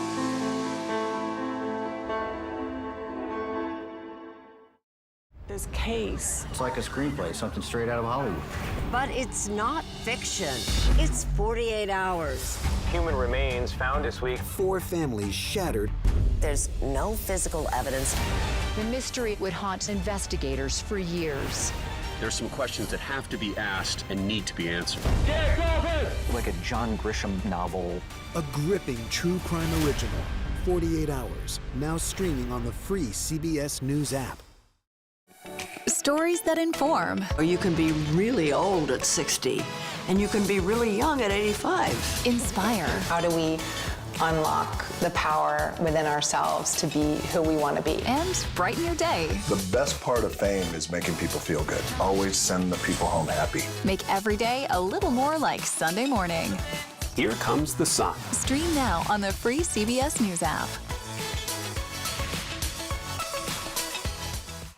Hello, everyone, and welcome to our Dragon capsule here in space. Sightseers in space, the thrill of a lifetime. Seeing the Earth from space, it was so exhilarating. But the risks that come with the territory. There have been 4 fatal accidents. That's a 1% fatal accident rate. Might make you look before you launch. If you had 1 out of 100 airplanes falling out of the sky, we'd have a public crisis. Space tourism, now streaming on the free CBS News app. Welcome back to the Daily Report. I'm Lindsay Reiser. Here are some additions to our top stories. Minnesota Governor Tim Walz is now the official Democratic candidate for vice president. Walz accepted the nomination on stage last night at the DNC, saying it was the honor of his life. Looking forward, he drew on his experience as a high school football coach, comparing the final weeks before Election Day to the final minutes of a game. Before Walz took the stage, Democratic political powerhouses, including former President Clinton, Transportation Secretary Pete Buttigieg, Speaker Emerita Nancy Pelosi, and more gave their own speeches in support of the Harris-Walz ticket, calling for a new path forward for America. But tonight, Vice President Kamala Harris will be the star. She is set to officially accept the nomination to close out the four-day convention. According to her campaign, Harris's speech will cover her background, how her vision differs from former President Donald Trump's, and optimism for the American people. Trump was in Arizona Thursday visiting the U.S. southern border, focusing his campaign on one of the top issues for many voters in this election, immigration, and what he characterizes as the failures of the Biden administration's open border policies. He specifically called out Harris. She is a radical left Marxist. She wants open borders. She wants our country. I don't understand why anybody would want it, but she wants our country to be open to the world's criminals so they can come in and rape and pillage and do whatever they have to do. CBS News immigration and politics reporter Camilo Montoya Galvez joins me now. Camilo, can you clarify for us what Harris's role on immigration actually is and whether Trump is accurately describing her policies in the clip we just heard? Hi, Lindsay. Yes, despite the fact that Republicans and former President Donald Trump have branded Vice President Harris as the border czar for the Biden administration, she was actually assigned to a more precise role, and that was to address poverty, violence, and other root causes of migration from Central America, specifically from three countries, Guatemala, El Salvador, and Honduras. And that has been a diplomatic role that she has undertaken. She has not been tasked with overseeing U.S. border immigration or in border enforcement. And so that is very important to underscore. That is not to say that her role should not be criticized, but it is important, Lindsay, to clarify what her actual responsibilities are and what they are not on immigration. And in terms of how former President Donald Trump is characterizing her positions on immigration, yes, they have starkly different agendas on border security and immigration, and you can certainly have policy disagreements with how the Biden administration, Lindsay, has handled the humanitarian crisis here at the border, but the Biden-Harris administration has never implemented an open borders policy. Yes, Customs and Border Protection has reported a record 8 million migrant encounters along the border during President Biden's presidency, but 4 million of those migrants have been released into the U.S., and other 4 million people have been deported, expelled, or returned to Mexico or to their home countries. So not everyone has been allowed to stay under the Biden administration. In fact, those deportations and expulsions, Lindsay, have been increasing since the start of the summer when President Biden issued that sweeping executive action on asylum that has made most migrants here ineligible for humanitarian protection and eligible to be much more quickly deported to Mexico or to their home countries. We actually went to Nogales, Mexico earlier this morning, and we witnessed some of those deportations. So there are a lot of migrants who are currently being deported, and Vice President Harris's campaign manager told me that she is likely to continue that policy if elected. What specifics did Trump put forth today regarding his border agenda?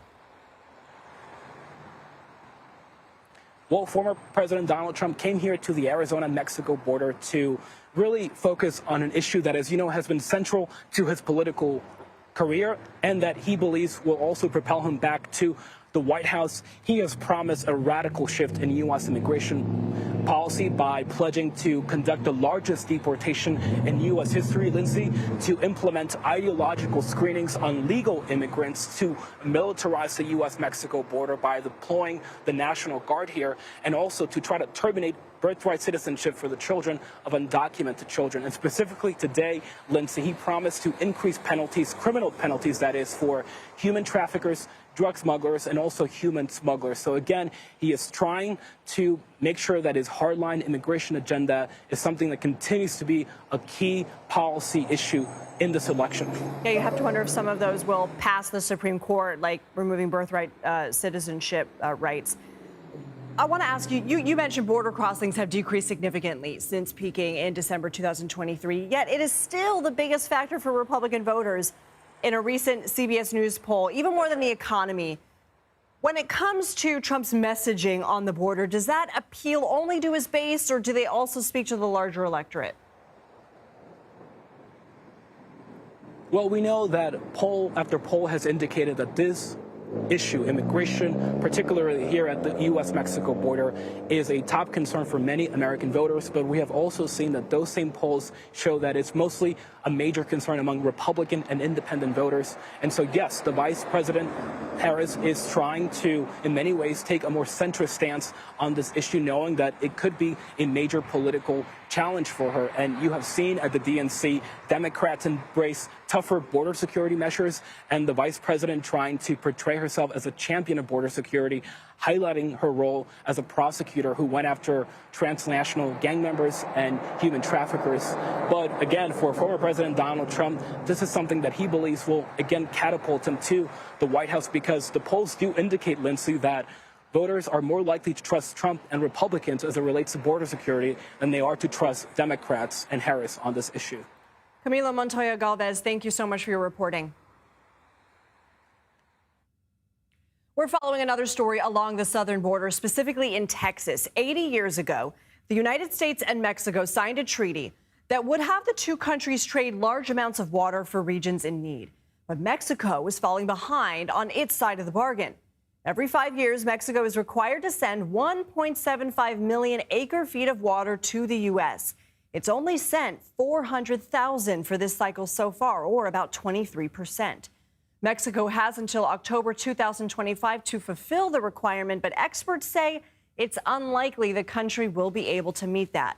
It's an important deal for both countries. Mexican border states seen on this map are heavily reliant on water from the American side of the Colorado River, while some water from Mexico's side gets sent to parts of Texas, where it's used by cities and for agricultural activities. But with Mexico not fulfilling its end of the water deal, Texas is beginning to feel the effects. John Nielsen Gammon joins me now to explain this issue. He is a Regents Professor of Atmospheric Sciences at Texas A&M University and serves as the Texas State Climatologist. John, good to have you. Good to be here. We mentioned agriculture in Texas. Can you tell us more about how this lack of water, what kind of problems it's causing for your state? Yeah, the lower valley, which includes cities like Brownsville, McAllen, Hidalgo, that whole region is a important farming area for the state of Texas, where a large portion of the Texas citrus crop is grown, a lot of grapefruit production and so forth. And most of that area is irrigated and relies on water from the Rio Grande, which includes water from the United States and Mexico. And unfortunately, in combination of drought and lack of water deliveries, there have been cutbacks on acreage planted. We've actually seen the last sugarcane refinery plant in the lower valley close earlier this year because it was no longer enough crop to make production viable there. Wow, where else do Texans get their water? Well, in most of the state, it's rivers that are primarily within the state of Texas. The area along the U.S.-Mexico border is includes cities like Laredo and other cities that I've mentioned are reliant on the Rio Grande. The state as a whole gets water both from underground sources and from the other rivers. For along the border, there's no other river that can be relied upon. So alternative sources are potentially groundwater sources, although some of that groundwater is what we call brackish, and so it needed to be desalinated for it to become drinkable. What's keeping Mexico from holding up their end of the deal? Well, Mexico has a large area of irrigated farming in the state of Chihuahua. And at one point, a couple of years back, they tried to release some water from the reservoirs in the area, and the dams actually got taken over by farmers who refused to allow that to happen. So it's basically a conflict between what the Mexico is obligated to provide and what's presently being relied upon by the farmers in that region, who right now Mexico basically has the choice between meeting their treaty obligations and the course of that, starving out the nascent industry of agriculture that's in the state of Chihuahua. So what happens if Mexico is unable to fulfill their end of the bargain? I mean, are there any solutions? What is Texas looking at? You mentioned groundwater that would need to be salinated. Yeah, that's one possibility. Another, I mean, it'd be useful if right now the treaty's on a 5-year cycle, so they have to deliver a certain amount of water every 5 years, and they're behind pace to do that. They say that they're going to meet their obligations by the end of the 5-year period, which is in October of 2025. But of course, it's hard to count on that when there's not even enough water in their reservoirs to be able to provide that, even if they cut off water from their own sources. So it'd be great for Texans to rely more on water delivery on an annual basis or perhaps a biennial basis, so that you wouldn't have these large deficits that build up during the 5-year cycle that have to be made up for at the last minute. Sometimes that actually does happen. Sometimes a massive hurricane can come in and dump a lot of water in, and they can meet their obligation. But we can't count on that sort of thing happening. I got to be quick with you because we're out of time, but is there anything in the treaty that says what happens if one of the parties doesn't hold up their side? No, I don't believe there's any official penalties for doing that, but it's certainly going to complicate international relations if it happens. John Nielsen-Gammon, thank you. You're welcome. Parts of Texas are also facing extreme heat alerts before entering the weekend. For more, here's Mike Bettis from our partners at the Weather Channel. A lot of weather stories playing out across the country right now. That heat, though, it is the mainstay. We've got excessive heat warnings, heat advisories, especially located here in Texas, where places like Austin, San Antonio, Abilene will go well north of 100 degrees. Abilene could set a record high on Friday of 108, crushing your old record. Take a look at Del Rio, 107. That'll break a record for you that you've held for more than 100 years. Very intense heat. Make sure you're finding some air conditioning. Also, some storms for us across the mountains, the Intermountain West, as well as the plains. Hail and high winds could be a possibility here. And watching for the potential for some flash flooding as well here in the Four Corners. Could be the Grand Canyon, could be Grand Junction, could be up into Wyoming, and then, of course, across the plains as well, and maybe north of I-90. Now, in the tropics, watching the Pacific, because this is a tropical system here. We've got a depression that could be aiming its way toward Hawaii, and over the weekend, we could be feeling the effects. Right now, the most likely track is south of the Big Island here, but it could produce some big wind and rain, especially on the windward side of the islands, and it may actually even increase our chances for some wildfires as well. And for more coverage, you can watch the Weather Channel on cable and live on your favorite TV streaming device. Mike Bettis, thank you. Still to come, celebrities made their mark on both the DNC and RNC, but what's the actual impact of star power on elections? We'll discuss that ahead. You're streaming The Daily Report.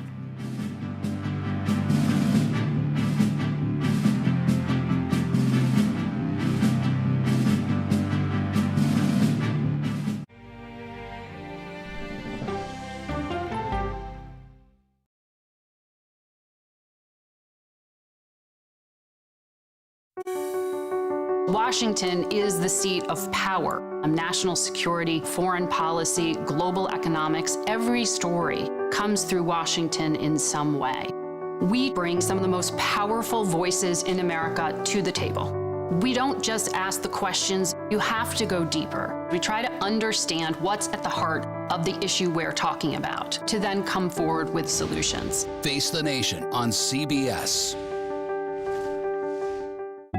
The justices ruled that Harvard and the University of North Carolina violated the Constitution. In the aftermath of the Supreme Court decision to end affirmative action in college admissions, uncertainty sets in for some students of color. Affirmative action really gave us an equal opportunity. CBS Reports explores the historic decision and what it means for those chasing an opportunity to change their lives. I knew that college was the ticket to break this cycle. The end of affirmative action, now streaming on the free CBS News app. America Decides is your place for fact-based, unbiased reporting. At the White House, at the Capitol, on the campaign trail. What do you say to those in your party? Any cracks in the Republican Party? Our reporters and our anchors travel the country talking to voters like you about the issues that matter most. Immigration is really a factor right now that are going to be driving your decisions. What would you say to those who say, look, that's just democracy at work? Listening to you and bringing your voice into our coverage. I want a strong, proud America. Is democracy on the ballot in 2024? Let us help you decide. America Decides on CBS News 24/7. Stream our expanded one-hour program Monday through Thursday at 5 p.m. Eastern. An original documentary from CBS reports. AI is among the most world-changing technologies ever. Curing diseases, scientific breakthroughs, making lives better. They can help us with medical discoveries, scientific discoveries, doing better agriculture, having cures for things like Alzheimer's. It's also going to really transform the way we work. The uplifting potential of artificial intelligence is limitless. It gives you a friend, somebody to chat with 24/7 that is non-judgmental. He makes me feel loved and desired. And so are its downfalls. The problem with all this AI is that it's unpredictable and uncontrollable. The choices we make now will have lasting effects for decades, maybe even centuries. The ChatGPT revolution, now streaming on the free CBS News app. We are about to see American weapons in the hands of Mexican cartels. A gun pipeline to Mexico. We are arming the cartels. 100%, no doubt about it. Happening right under our noses. Who's doing something about this? Nobody. A CBS Reports exclusive. Most Americans have no idea that we are effectively arming the enemy next door. This is the story the American people need to know. Arming cartels, now streaming on the free CBS News app. Dozens of celebrities have been appearing in Chicago this week for the Democratic National Convention. We've seen Lil Jon, Common, Oprah, Mindy Kaling, Patti LaBelle, all just to name a few. And we also saw some star power at the RNC in Milwaukee last month. Kid Rock introduced Donald Trump. We saw appearances from Hulk Hogan, Russell Brand, Jason Aldean, to name a few.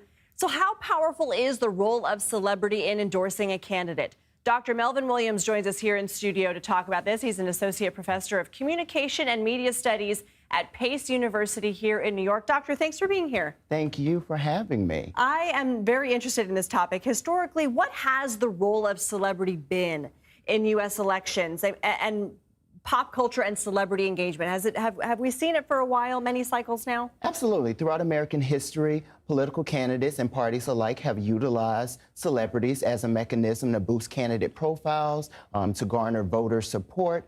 We certainly have witnessed increased celebrity visibility over the past 20 years. We had the disastrous 2004 Vote or Die campaign. Obviously, celebrities were in the 2008-2012 electing Barack Obama. 2016, a reality television star won the presidency. 2020 celebrities were there, and now we're in 2024 with an influx of celebrities attempting to assist these candidates in reaching targeted demographics.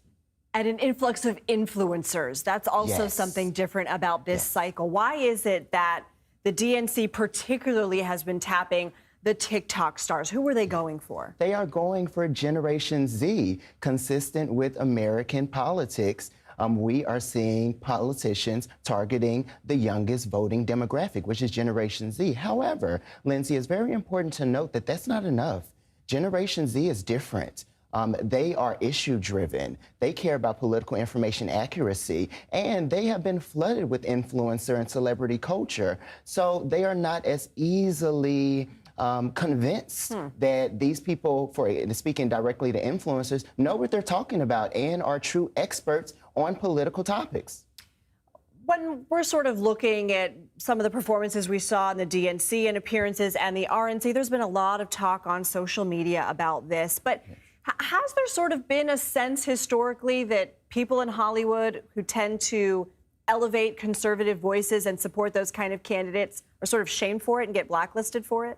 Well, we have witnessed, obviously, instances where certain celebrities have been chastised for their views, and my stance on it is very clear.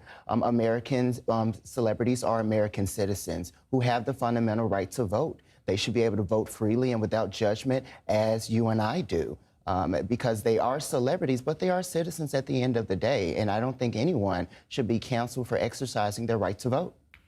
Can an Oprah, yes, a Beyonce, a Taylor Swift, yes, swing an election? No. They haven't in the past. Taylor Swift didn't do so in 2018.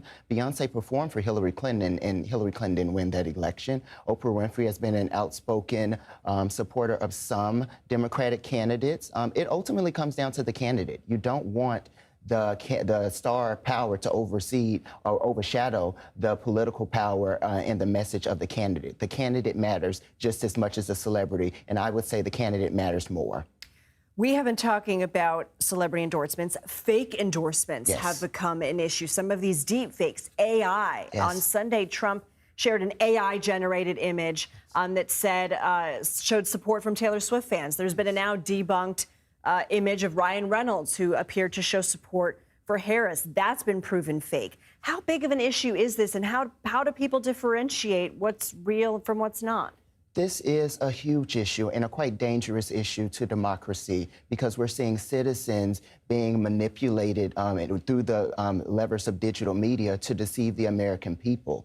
We should all be very disturbed by this, and I'm glad that it was debunked. However, unfortunately, a lot of these media platforms, particularly digital media platforms, they are unregulated. So, you know, aside from a cease and desist here and there, the celebrity really doesn't have a lot of power. And somebody may see this and not see the debunking. Yes. It may have already, you know, had the message done what it was intended. Dr. Melvin Williams, thank you so much for being here and having this conversation. Thank you so much, Lindsay. Well, it's common to get mail for someone who lived at your address before you. It's uncommon when the recipient may have lived there more than a century ago. A 121-year-old postcard was received last week by a building society office in Wales. The postcard was dated August 3rd, 1903. Its authenticity is supported by a King Edward VII stamp. Now, the card was addressed to Miss Lydia Davies, who may have been a previous resident.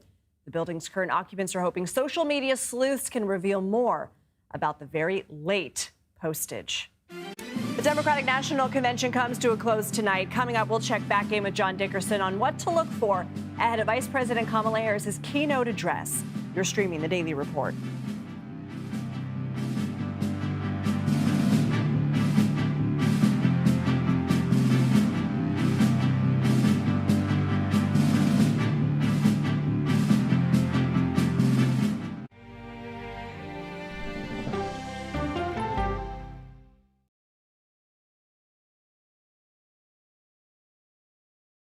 Go to the ends of the earth. Right now. We got something crazy.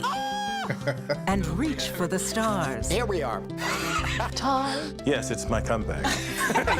Hey, this is pretty fun. But wait, there's more. Experience thought-provoking, Welcome to the idea of being a human being. innovative, and truly original reporting. Look through a telescope and go, wow. Because there's always something new under the sun on CBS Sunday morning.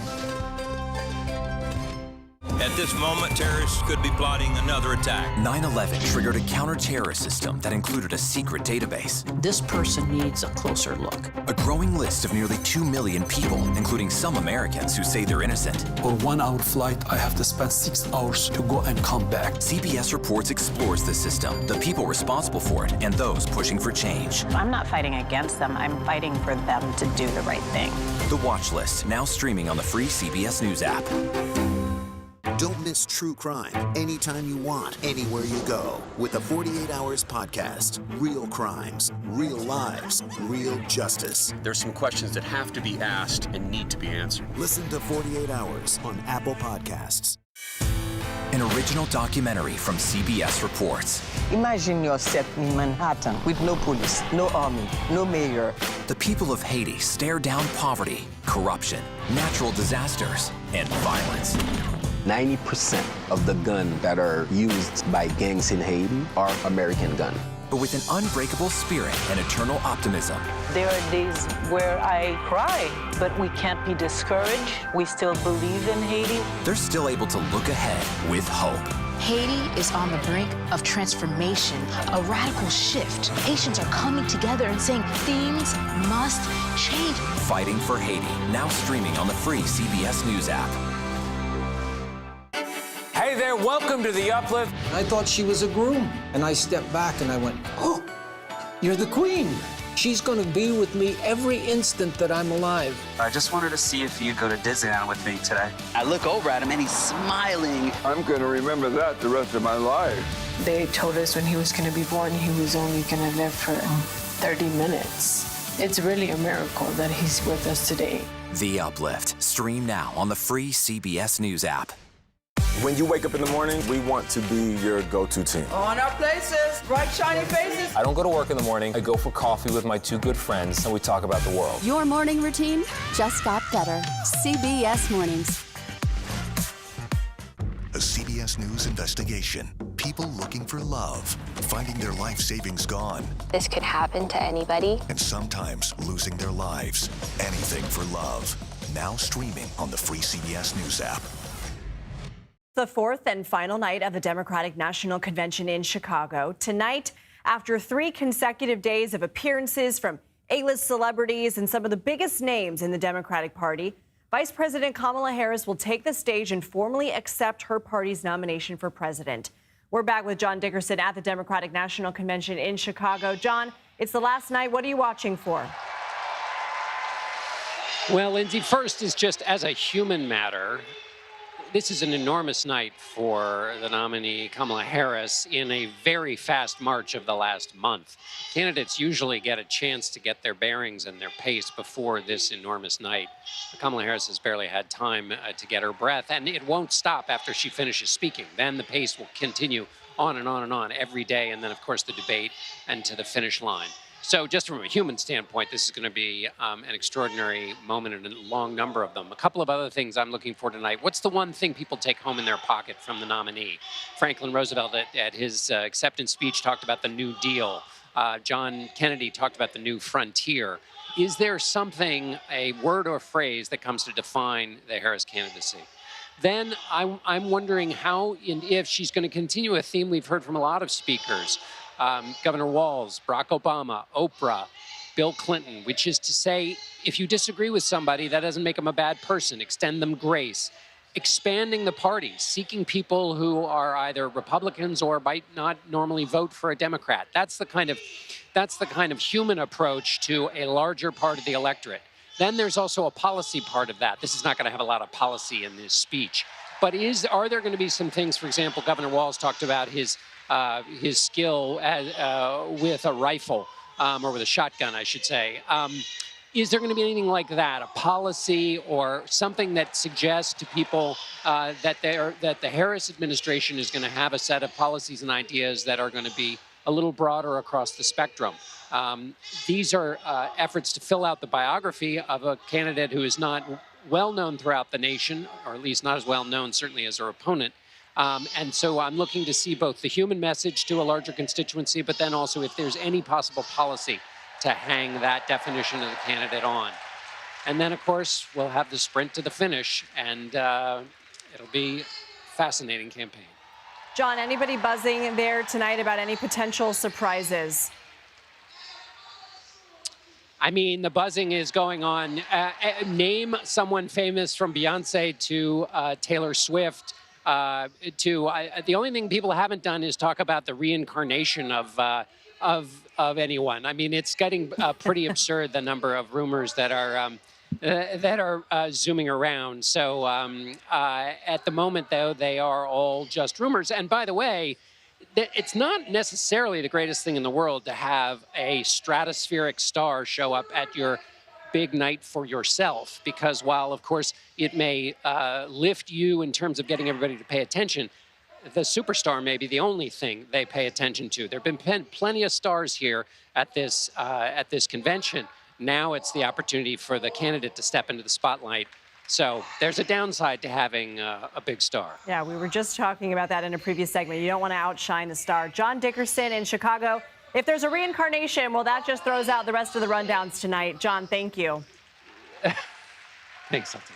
And thank you for watching. A special edition of America Decides is after the break. You're streaming CBS News 24/7.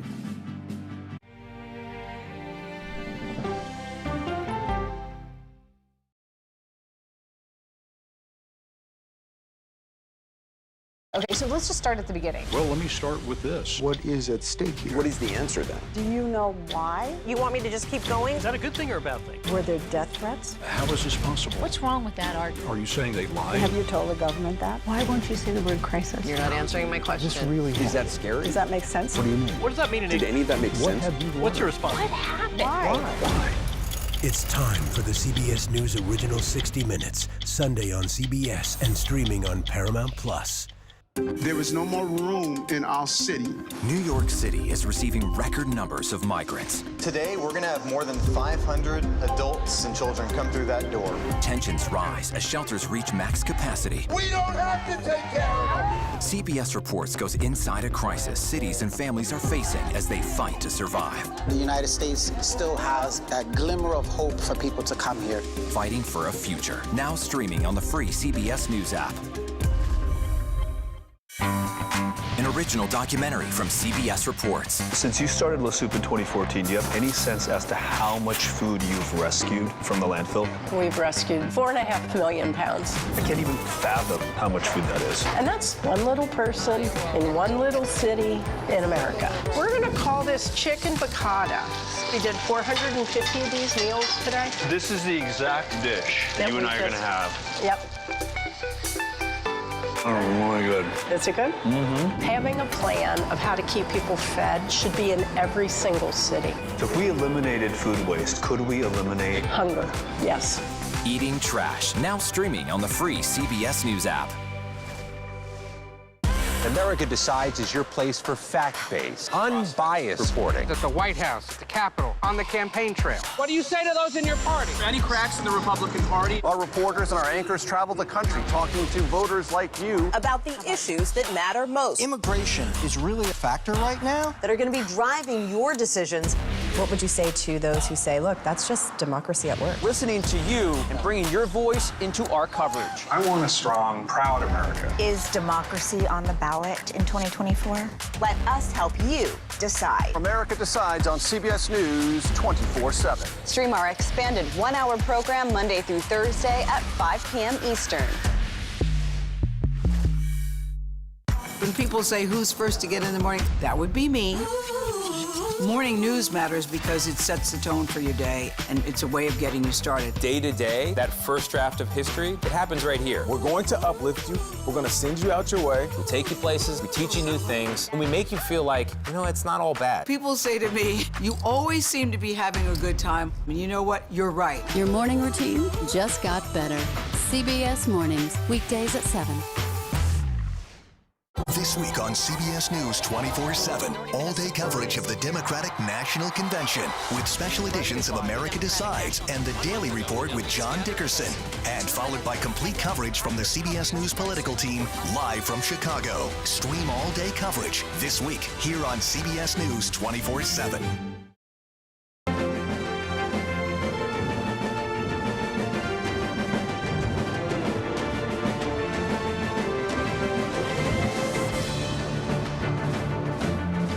Hello, I'm Nancy Cordes at the United Center in Chicago, and welcome to a special Democratic National Convention edition of America Decides. Here's a live look at the arena, the site of what has been a very different Democratic National Convention than the one we were expecting just a month ago.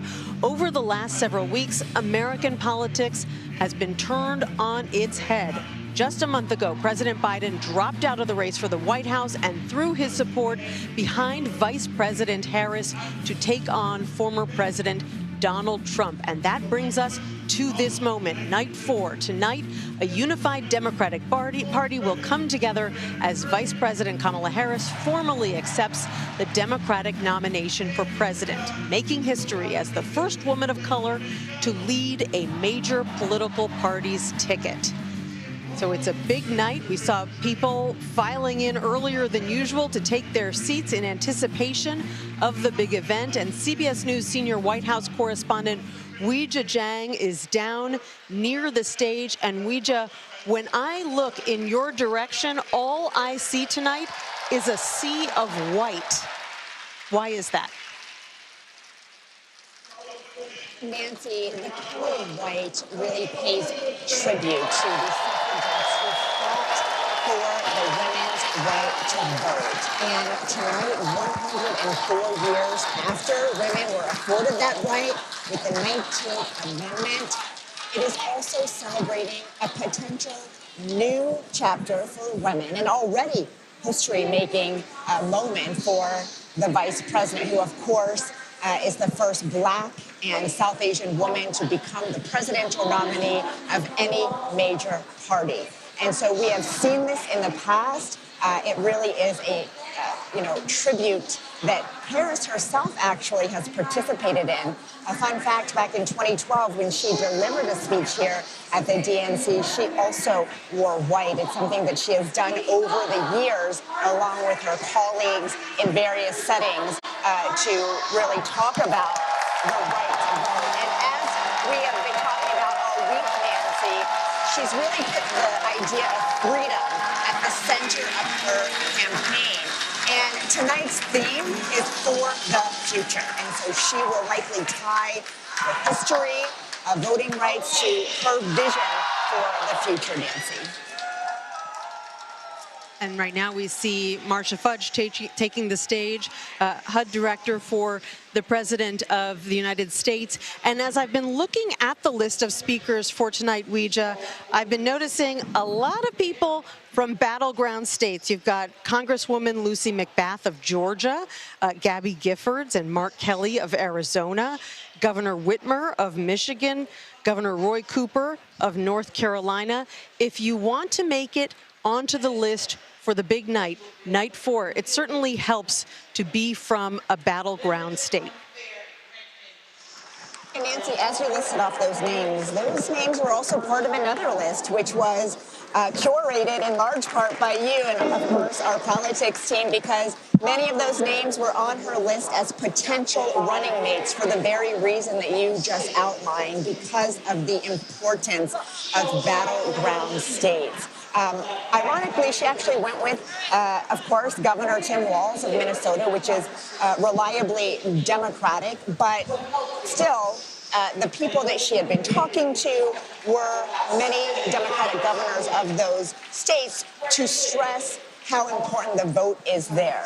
And so you're absolutely right that, this is a prime time night to participate in the DNC, and that is the reason, because they're able to talk to voters in their state. They're able to talk to perhaps more moderate voters to try to convince them that the vice president can soldier on for them, even though she doesn't come from a battleground state herself.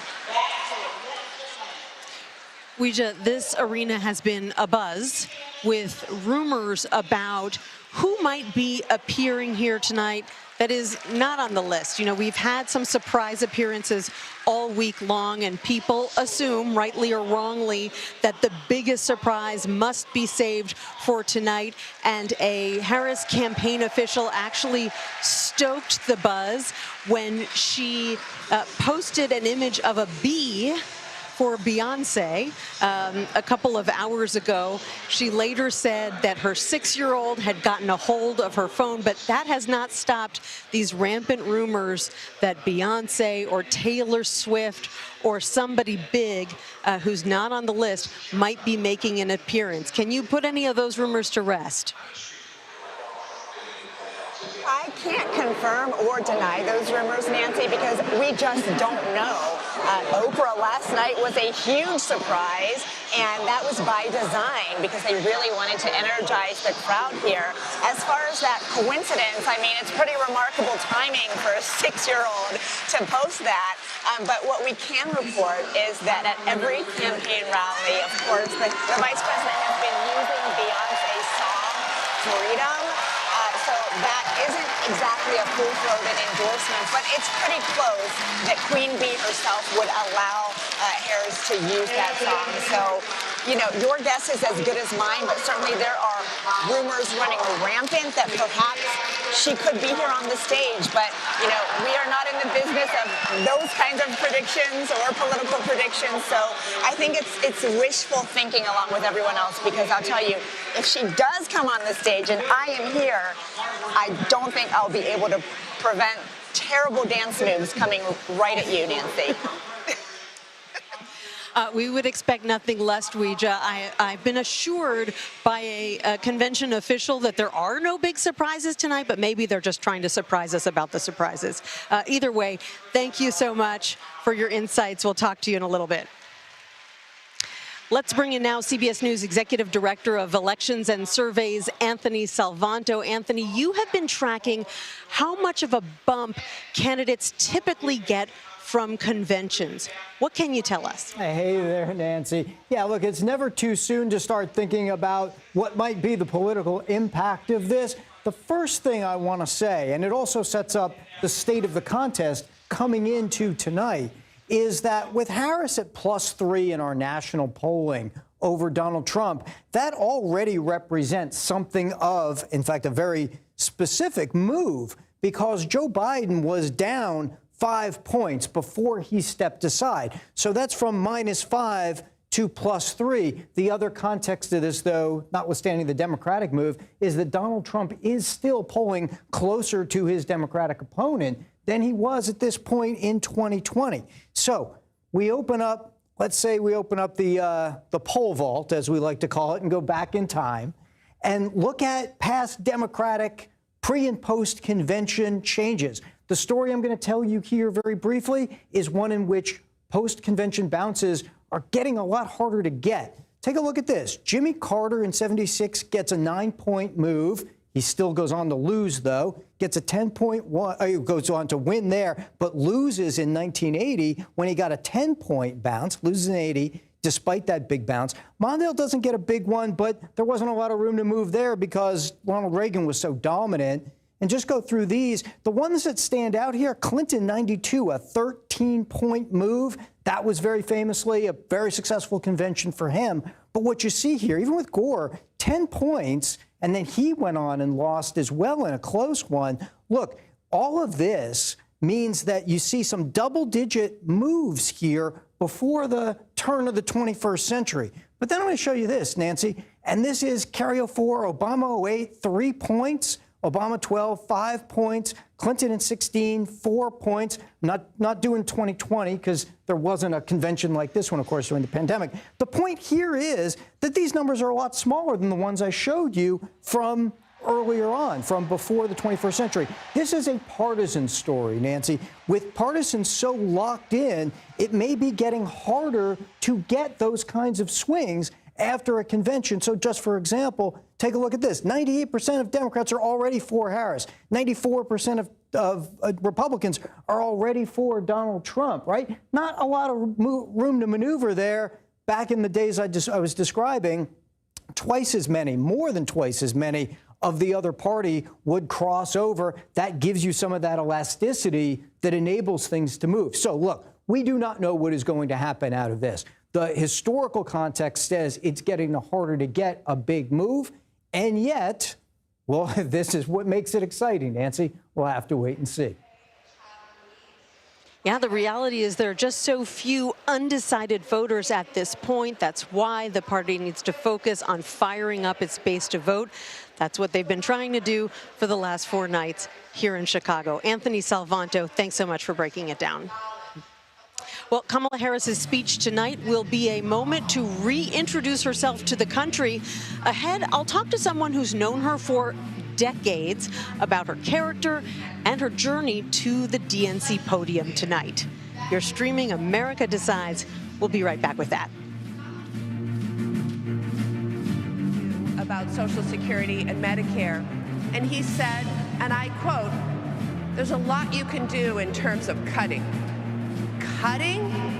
He's talking about cutting Social Security and Medicare while giving a huge new tax break to billionaires and corporations? Well, Kamala Harris is not going to let that happen.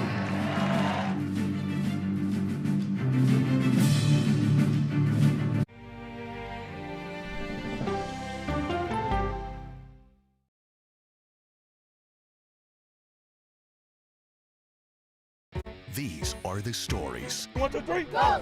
of We the People. We're trying to generate our own hope. It's a huge deal. I'm enabling them to feel valued. Eye on America. Weeknights on the CBS Evening News with Norah O'Donnell. I had progressively fallen deeper into the world of online sports betting. The risk is the rush. What do you think is driving the spike in popularity? I think it's legality. If it's legal, I'm going to use it. There are ways to bet when you are 18. We've created an epidemic of child gambling. You can't walk into a male dormitory in a college campus without sports betting happening. It's America's most neglected problem. I use sports betting as a way to escape, when in reality, I'm choosing self-destruction. Whatever I had left, it was gone. The purpose of the industry is to get you to play to extinction. And that means until all your money is gone. Go to the ends of the earth. Reach for the stars. Yeah, I just took off.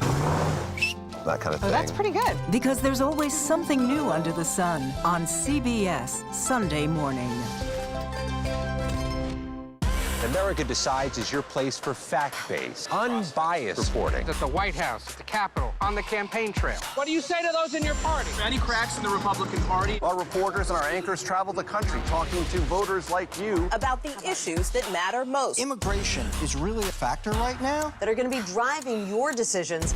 What would you say to those who say, look, that's just democracy at work? listening to you and bringing your voice into our coverage. I want a strong, proud America. Is democracy on the ballot in 2024? Let us help you decide. America Decides. Stream our expanded one-hour program Monday through Thursday at 5 p.m. Eastern. Exclusively on CBS News 24/7, the streaming home of CBS News. People with developmental disabilities were once sequestered by the hundreds of thousands in institutions. Many of our fellow citizens are suffering tremendously because lack of attention, lack of imagination, lack of adequate manpower. Disability activists have since torn down barriers blocking them from living at home or in the community. We conclude that Title II of the ADA requires states to provide community-based treatment for persons with mental disabilities. But of the 16,000 people who remain in state-operated institutions, half are in 5 states, and Illinois is one of them. I don't want to live in the institution. It makes me feel discriminated against.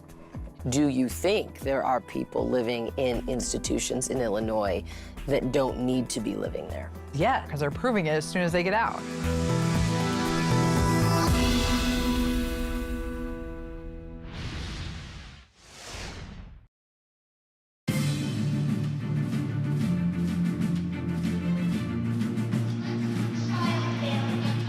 Welcome back to our special coverage of the Democratic National Convention. Vice President Harris is going to be speaking in a few hours. She was born and raised in Northern California, but she moved to Montreal as a teen. That's something that not a lot of people know. And it was there that she met a friend who set her on a path to becoming a prosecutor. And we are with that friend now. Her name is Wanda Kagan. She has known Harris since she was 14 years old. Tell us what Kamala Harris, the teenager, was like. Well, thanks for having me. Kamala Harris, the teenager, is kind of a little bit about what people see now. She's always been an empathetic and very, very supportive person. She fights for what she believes in. Most people don't know, but we're close friends because she took me in. I was being molested and abused at home, and right away, she's not someone who just says something, she does something, and she said, you know, come and live with us. And her mom and her sister, they took me in and right away, and they gave me that sense of stability and everything, setting me on a path to like a career in the healthcare industry. And she's not only did she step in at a pivotal time in your life, but she says that you changed her life because your experience inspired her to become a prosecutor. Yeah, that was an extremely, extremely emotional moment when I had been trying to reconnect with her to thank her for intervening at a pivotal point in my life. And she's thanking me for setting her on a path to going into being a prosecutor and fighting for women and children's rights because of what she went through with me. So it's very emotional, touching. And I just watched some of your story up on that big screen behind us a few minutes ago, because you're one of the many friends and family members helping to tell her story to the public now that she is the nominee. Could you ever have imagined that she would be in this position and that you would be in this position? Well, nobody ever imagines their best friend to end up becoming the president, but I would say I'm not really surprised. She was always a fighter, and not just like for when she was fighting for my rights, not just taking me in, but literally fighting for what my rights as a woman and my own body. But she, like in high school, she fought for over 40 years ago for women not to have to go to prom with a date, you know, because back then that was not even acceptable. If you didn't have a date, you didn't go. And she was like, no, we're just going to all go together, because there was girls crying. They didn't have a date. What are we going to do? And so we just went, a group of girls over 40 years ago to prom together, you know. Yeah. And a lot of girls are still doing that today. Yes, she set that tone years back. How do you feel as a friend tonight? Is it nerve-wracking to know that she's going to have to get up there on stage, give the speech of her life, introduce herself once again to the American public after a week in which we've heard from Barack Obama, Michelle Obama, Bill Clinton, Tim Walz, and on and on?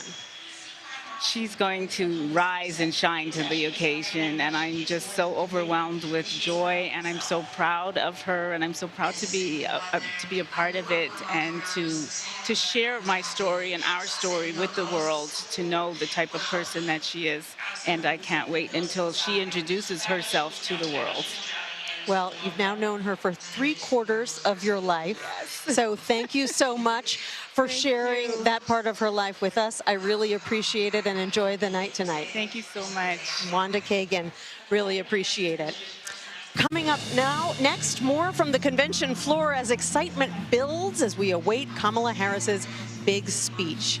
You're streaming America Decides on night 4 of the Democratic National Convention. Stick around.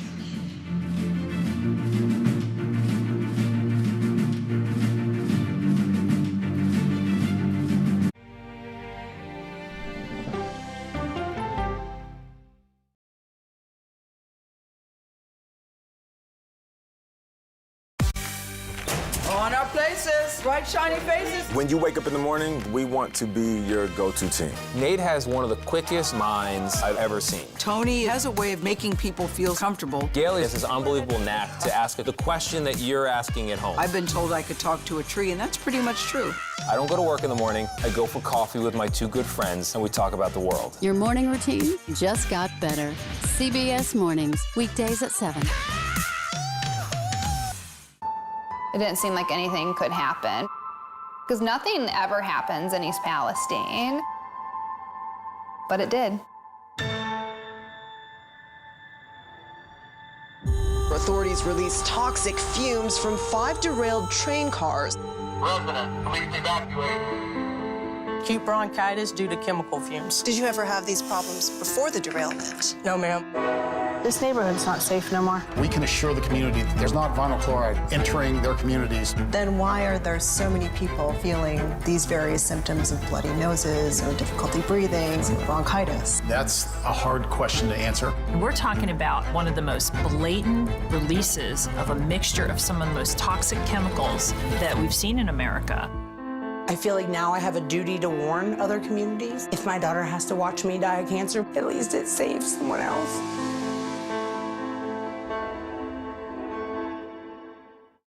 This case. It's like a screenplay, something straight out of Hollywood. But it's not fiction.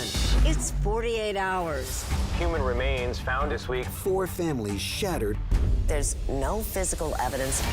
The mystery would haunt investigators for years. There's some questions that have to be asked and need to be answered. Like a John Grisham novel. A gripping true crime original. 48 hours. Now streaming on the free CBS News app.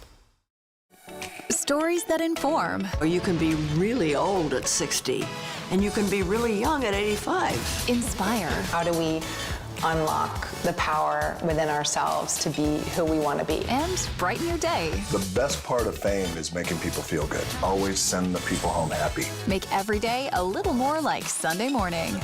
Here comes the sun. Stream now on the free CBS News app. Hello, everyone, and welcome to our Dragon capsule here in space. sightseers in space, the thrill of a lifetime. Seeing the Earth from space, it was so exhilarating. But the risks that come with the territory. There have been 4 fatal accidents. That's a 1% fatal accident rate. Might make you look before you launch. If you had 1 out of 100 airplanes falling out of the sky, we'd have a public crisis. Space tourism, now streaming on the free CBS News app.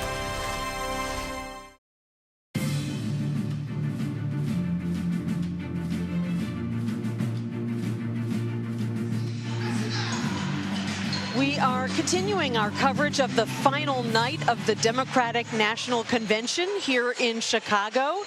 Things are already revving up, as you can see. Lots to talk about, so let's bring in our political panel, Kadia Goba and Jasmine Wright. Kadia is a politics reporter for Semaphore. Jasmine is a politics reporter for Notice. And Jasmine, you are right down there in the middle of it all. What's going on?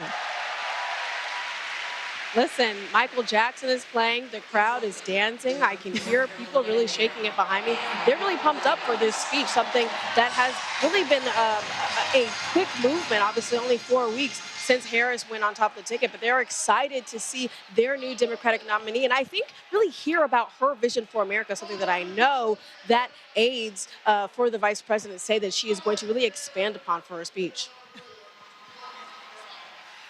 Kadia, as we look at women jumping up and down because they're so excited by what they're seeing on the stage tonight on night 4. We've talked so much about what Harris needs to do tonight and what she plans to do tonight, but you've been talking to Democrats attending this convention about what they want to hear from her. What are they telling you? Yeah, it's pretty interesting because it's a mix. When I talk to a lot of black women, they say, well, we want her to be herself. We want her to show her confidence that we know she has and really project that. And they feel like as vice president, you know, she kind of didn't have that opportunity. They want to see that front and center. But then when I speak to people in rural Nebraska, they are elated that, you know, their state and their area has such a prominent, or especially yesterday, had such a prominent, you know, voice on the stage. And they said, they told me, you know, frankly, Democrats, they felt kind of ignored them and really focused on the coastal states. So they are really elated. They feel like, you know, the same issues that coastal states have, they also are going through with housing and healthcare, and they'd like to see that they're front and center. When you have spoken to black women, have they talked to you at all about how or if they want her to talk about race tonight, especially after Donald Trump made a point of saying that she had somehow turned black recently or had ignored that part of her heritage, when that is obviously not the case? You know, when I speak to most black women, they say she doesn't have to discuss that. She's front and center. You see her as a woman of color. It's not even relevant if she addresses them. And I remember doing some reporting and talking to members on the Hill who said, we have her back. We'll do that for her. But they don't feel she needs to do that. It's pretty obvious who she is. That's interesting. You know, Jasmine, it's such a tall order because here you have the vice president speaking on night 4. People have already listened to dozens of speeches, people firing up the crowd like we're watching them be fired up right now. You heard really masterfully delivered speeches from Michelle Obama and Barack Obama and Bill Clinton and even her own running mate, Tim Walz. How high a bar does she have to get over tonight, especially when you've had multiple speakers saying that she has this incredible joy that she is going to convey to the American people tonight? Yeah, well, I think the bar is sky high, and I actually think that this is something that the vice president knows. I was talking to somebody very close with her just about 30 minutes ago, and they say that she knows, she understands just the amount of pressure that this moment commands from her, but they feel that she's ready to live up to it. Something that I reported on for today is just like kind of the meticulous preparation that she has gone through in getting this speech to where it needs. They worked on this speech weeks before the president said that he would not remain in the race. And instead of just throwing it away, they actually retooled it, saying to me that really the message remained the same. And it's really a meticulous process going back and making sure that they find the right messaging, because the vice president is somebody who recognizes just the amount of scrutiny that she is in, and that every word that she utters is really going to be picked apart, not just by Republicans, of course, but also by Democrats who are really looking to understand how she will govern. Maybe not the details, but the overarching broad strokes of how she would govern as president. So I think that that is what they recognize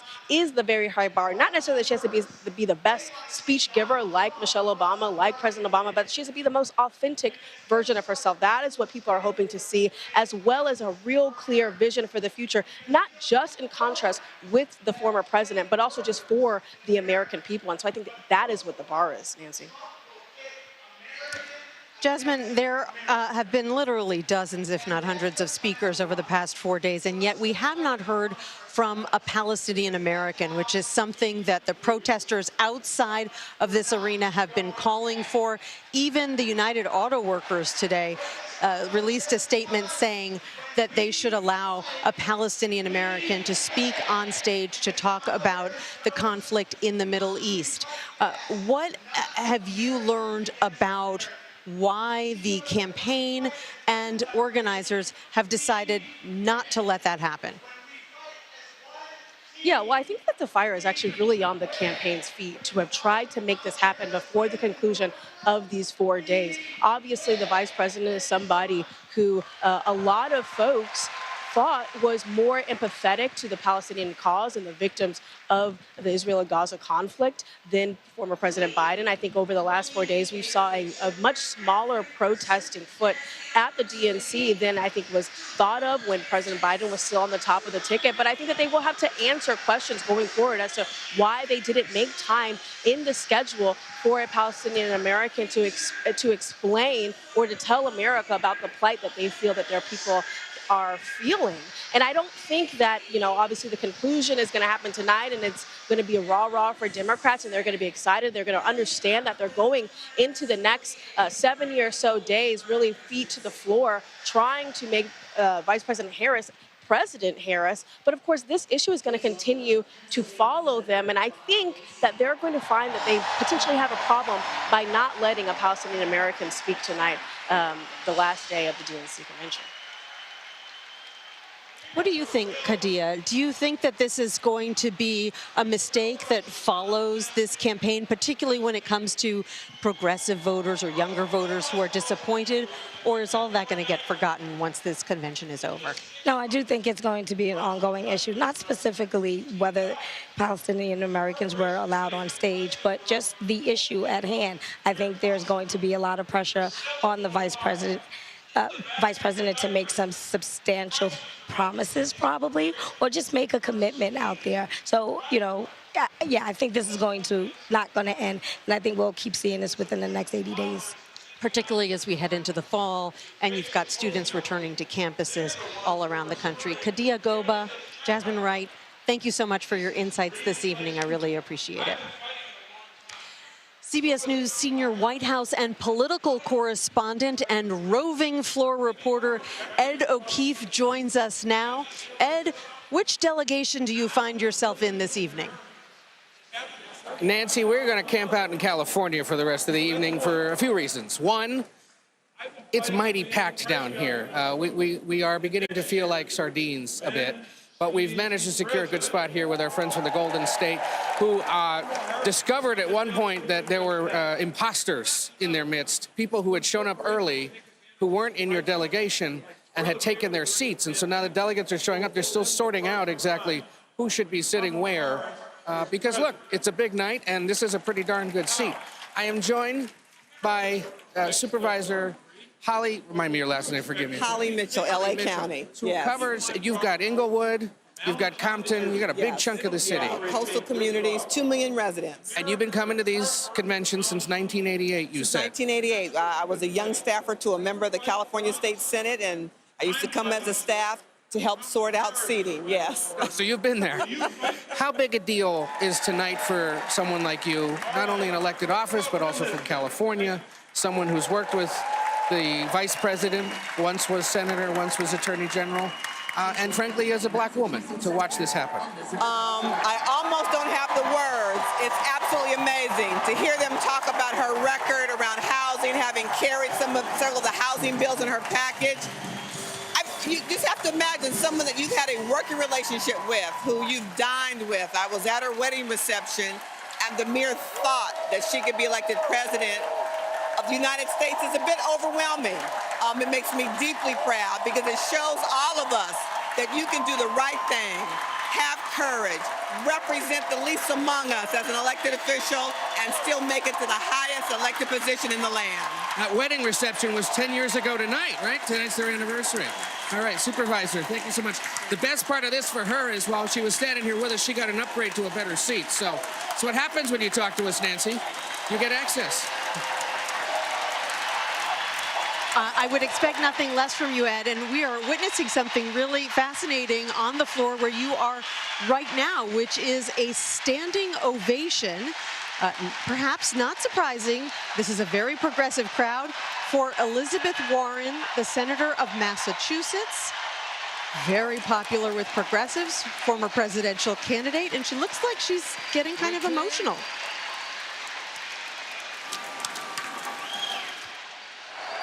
Let's listen in to what she has to say.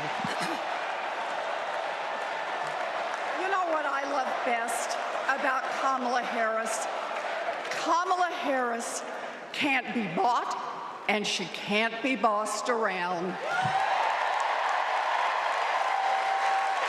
Now, I first met Kamala in the aftermath of the 2008 financial crash. The banks had flat out broken laws, cheated people, and stolen homes. Millions of Americans had lost their jobs, their savings, their homes.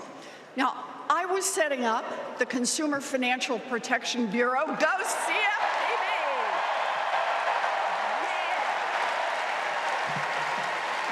Kamala was protecting families as California's Attorney General. You bet. And Donald was scamming students at Trump University and trying to make money off people losing their homes. Kamala Harris stepped up. She enforced the law, she fought the giant banks, and she delivered billions of dollars of help for families.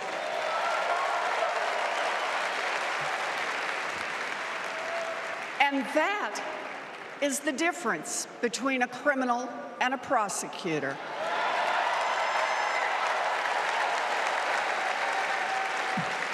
You know what else I love about Kamala? She gets it. We need to make life more affordable for working people. Yeah. Donald Trump, the felon, has no plans to lower costs for families. He doesn't know how, and basically, he doesn't really care. When did he ever fill up a gas tank or worry about a grocery bill? The only bills he worries about are from his criminal defense lawyers.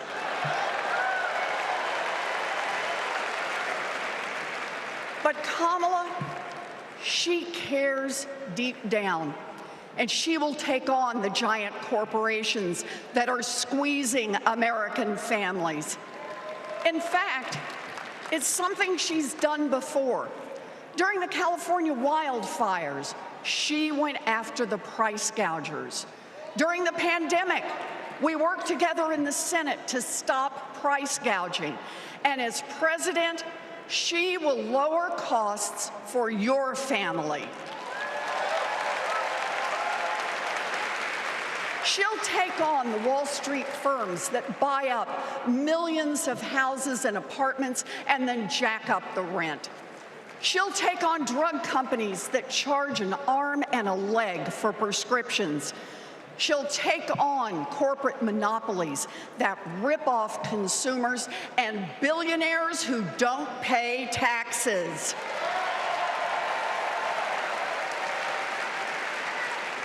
And she'll take on right-wing extremists who think they should decide who has access to abortion or IVF, Kamala will protect abortion rights nationwide.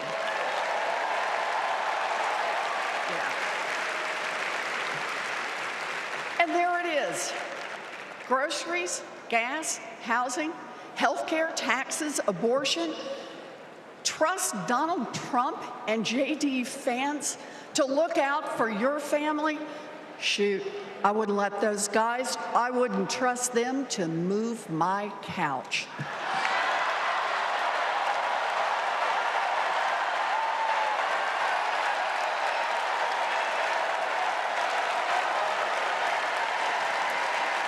We need Kamala Harris. This election is about your family and your future. I've seen Kamala Harris fight. I've seen her win. And when it comes to our families and our futures, Kamala Harris is someone we can trust. So here it is, with joy in our hearts. Let's elect Kamala Harris, the next President of the United States. A massive cheer for Senator Elizabeth Warren, the progressive senator from Massachusetts, a colleague of Kamala Harris, a one-time competitor with Kamala Harris for the nomination back in 2020, and now a fervent supporter. In just a few hours, Vice President Kamala Harris herself is going to close out the Democratic National Convention. Coming up, I'll speak with a senior spokesperson for the Harris campaign about the sky-high expectations for tonight's speech. You're streaming America Decides from night 4 of the Democratic National Convention. It's a raucous night. We'll be right back.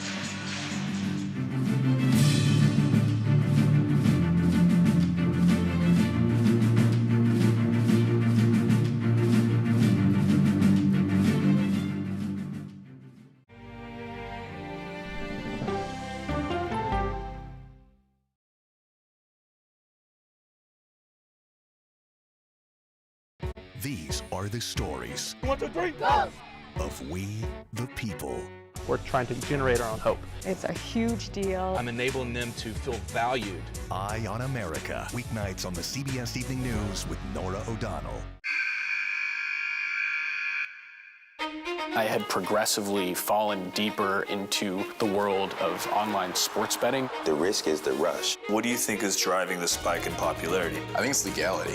If it's legal, I'm going to use it. There are ways to bet when you are 18. We've created an epidemic of child gambling. You can't walk into a male dormitory in a college campus without sports betting happening. It's America's most neglected problem. I used sports betting as a way to escape, when in reality, I'm choosing self-destruction. Whatever I had left, it was gone. The purpose of the industry is to get you to play to extinction. And that means until all your money is gone. Go to the ends of the earth. Reach for the stars. Yeah, I just took off. That kind of thing. Oh, that's pretty good. Because there's always something new under the sun on CBS Sunday morning. America Decides is your place for fact-based, unbiased reporting. At the White House, at the Capitol, on the campaign trail. What do you say to those in your party? Any cracks in the Republican Party? Our reporters and our anchors travel the country talking to voters like you about the issues that matter most. Immigration is really a factor right now that are going to be driving your decisions.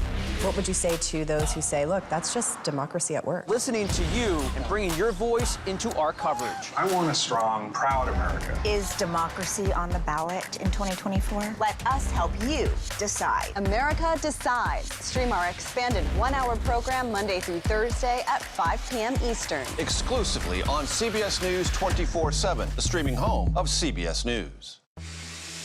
People with developmental disabilities were once sequestered by the hundreds of thousands in institutions.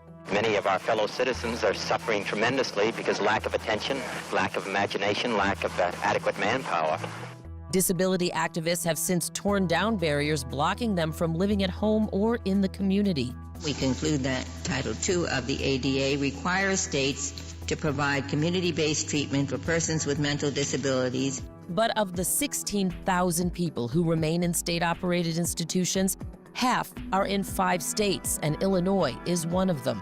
I don't want to live in the institution. It makes me feel discriminated against. Do you think there are people living in institutions in Illinois that don't need to be living there? Yeah, because they're proving it as soon as they get out.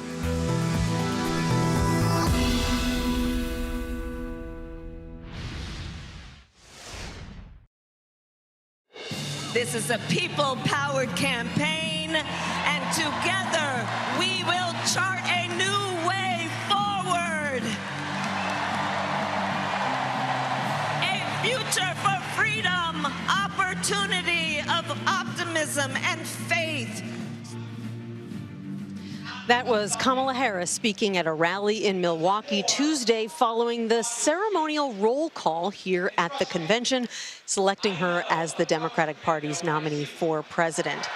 What can we expect to hear from her tonight? Well, let's get some answers from Adrienne Elrod. She is the senior advisor and senior spokesperson for the Harris-Walz campaign. Adrienne, it is great to see you.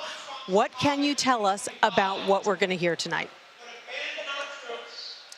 Well, first of all, Nancy, it's great to be with you. Look, the vice president has been taking tonight very seriously. She knows that this is the biggest speech that she's given so far as a candidate, quite possibly the biggest speech of her entire political career.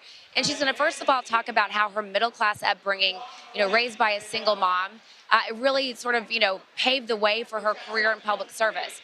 It drove her to be a prosecutor to help protect middle-class families, to protect women and children. It drove her to run for attorney general to help consumers and lower prices for families and take on big drug lords. And then it drove her, of course, to run for the United States Senate and then become the vice president of the United States to President Biden. So she's really going to talk about how her values and her family really drove her career in public service.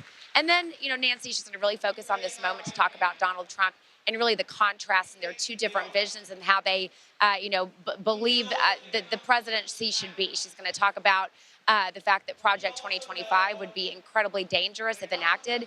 She's going to talk a lot about Donald Trump and how he's seeking political retribution on his enemies, whereas she wants to move our country forward, not backward like he does. So she's really going to talk about that contrasting vision. And at the end, she's going to really focus on the fact that she is an American patriot. She is in this for all the right reasons. She wants to move America forward, and she wants to make sure that she is a president for all Americans, no matter how they voted, no matter how they feel about her. She is a president for all, would be a president for all Americans, and she's in this for all the right reasons. So it's going to be a really important speech tonight, and as you can see by the electricity in this room, the packed house at 6:40 p.m. when she's not even speaking until a couple hours from now. People are really excited to see this happen in person, and I know, of course, millions of people are tuning in across America as well.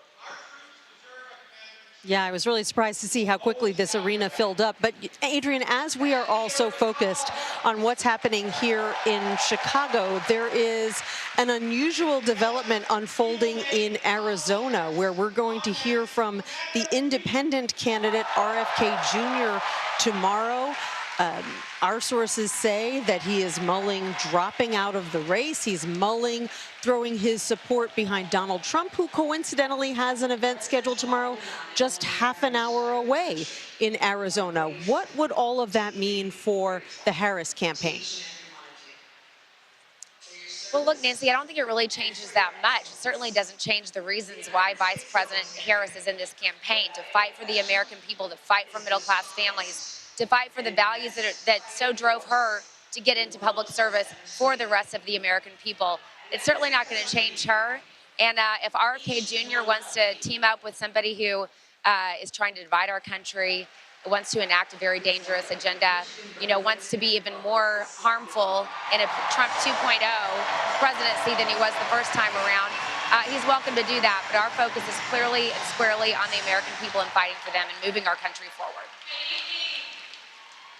It's hard to know for sure what's going to happen. We've been getting some mixed signals from RFK Jr. and his running mate all week, but we'll definitely be watching tomorrow. And of course, we'll be watching tonight to see what the vice president has to say. Adrienne Elrod with the Harris campaign, thanks so much for joining us.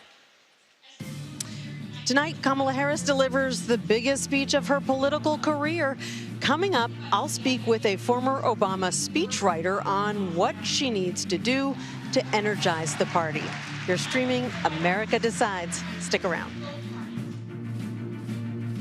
Secretary of Defense under President Obama. I want to talk tonight about national security because the choice in November is stark. America retreating from the world or leading the world.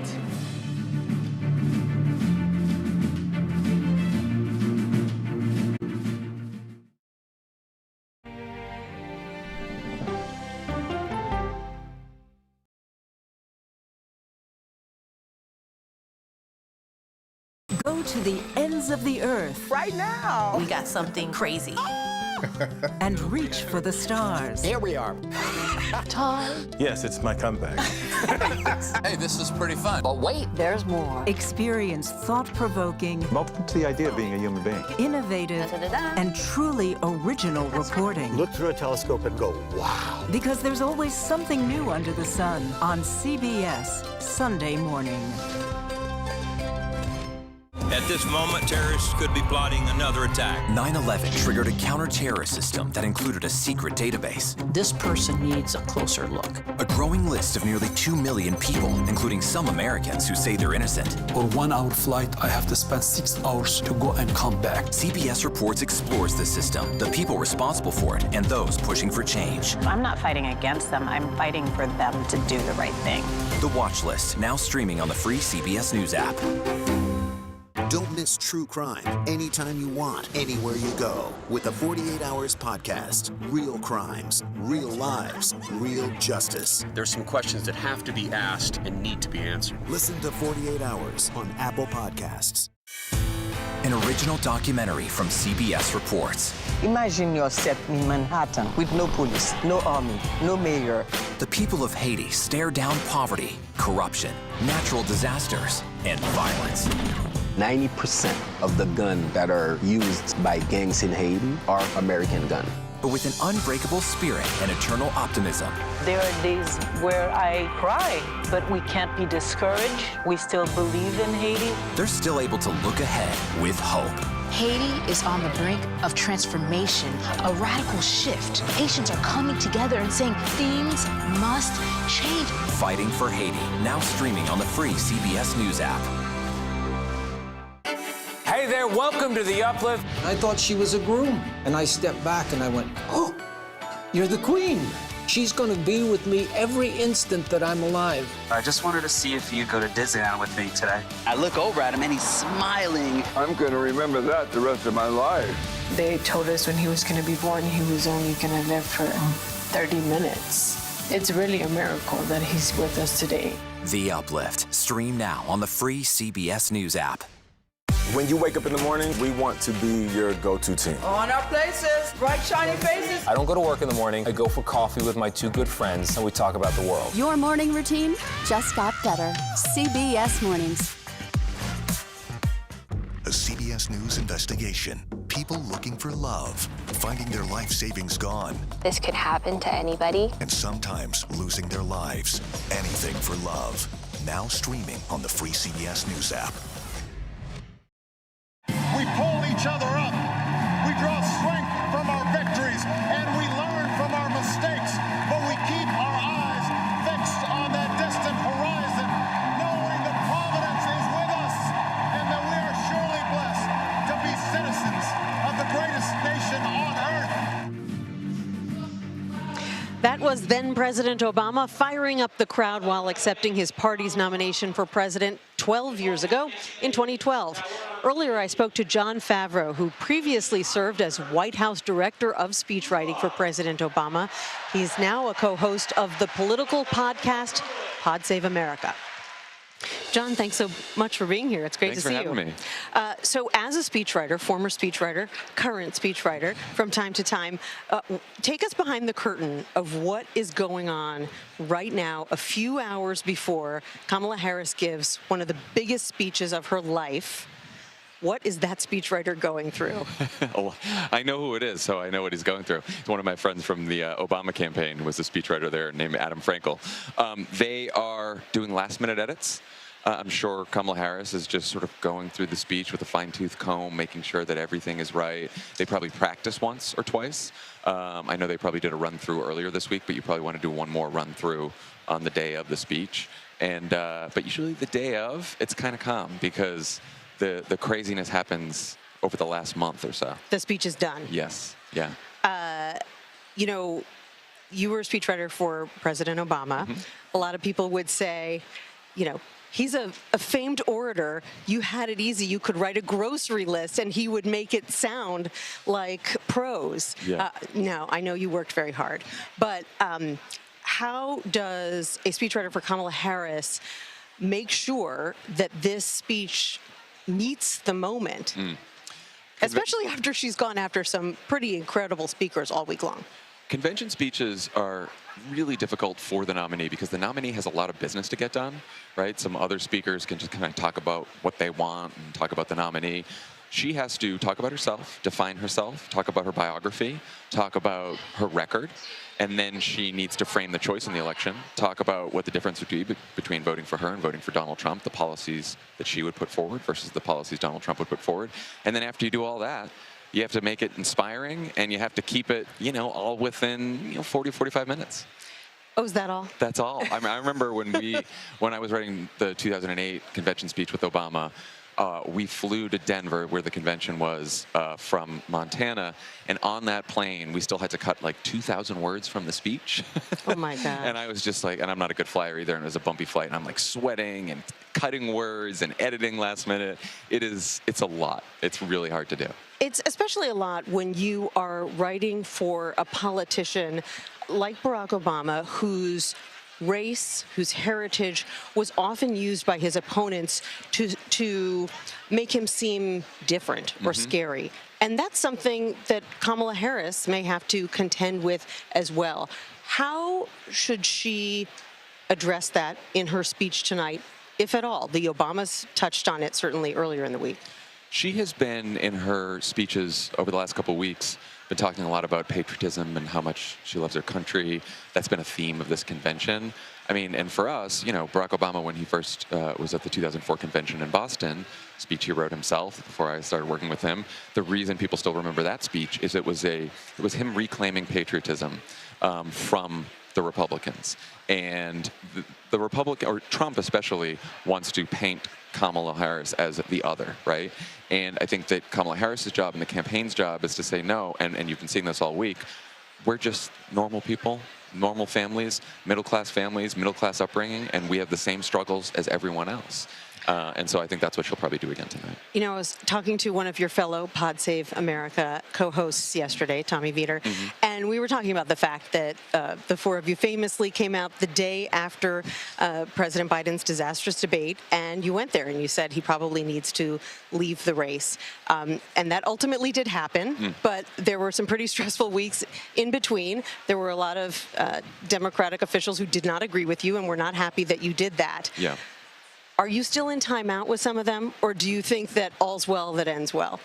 I hope not, but I mean, it was an easy decision to make because, you know, I believe that Donald Trump represents an existential threat to our democracy, and therefore the top priority is to beat Donald Trump.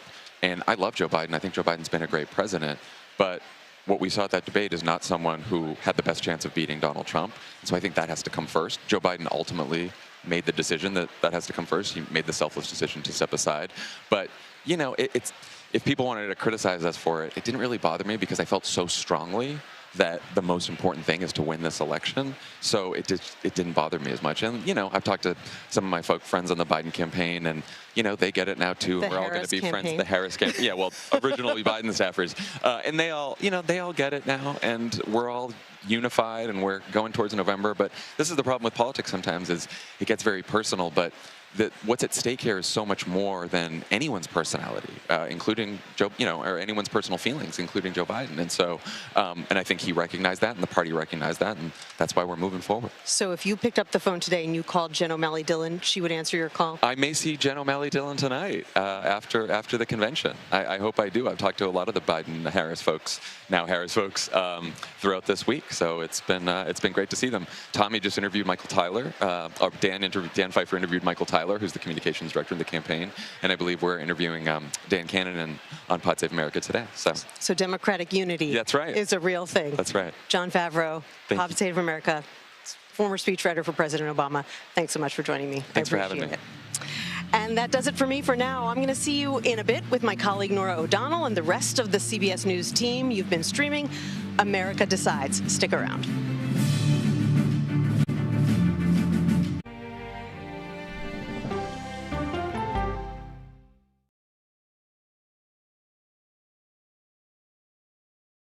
Okay, so let's just start at the beginning. Well, let me start with this. What is at stake here? What is the answer then? Do you know why? You want me to just keep going? Is that a good thing or a bad thing? Were there death threats? How is this possible? What's wrong with that argument? Are you saying they lied? Have you told the government that? Why won't you say the word crisis? You're not answering my question. This really Is that scary? Does that make sense? What do you mean? What does that mean in Did any of that make sense? What's your response? What happened? Why? It's time for the CBS News Original 60 Minutes, Sunday on CBS and streaming on Paramount+. There is no more room in our city. New York City is receiving record numbers of migrants. Today, we're going to have more than 500 adults and children come through that door. Tensions rise as shelters reach max capacity. We don't have to take care of them. CBS Reports goes inside a crisis cities and families are facing as they fight to survive. The United States still has that glimmer of hope for people to come here. Fighting for a future. Now streaming on the free CBS News app. An original documentary from CBS Reports. Since you started La Soup in 2014, do you have any sense as to how much food you've rescued from the landfill? We've rescued 4.5 million pounds. I can't even fathom how much food that is. And that's one little person in one little city in America. We're going to call this chicken piccata. We did 450 of these meals today. This is the exact dish that you and I are going to have. Yep.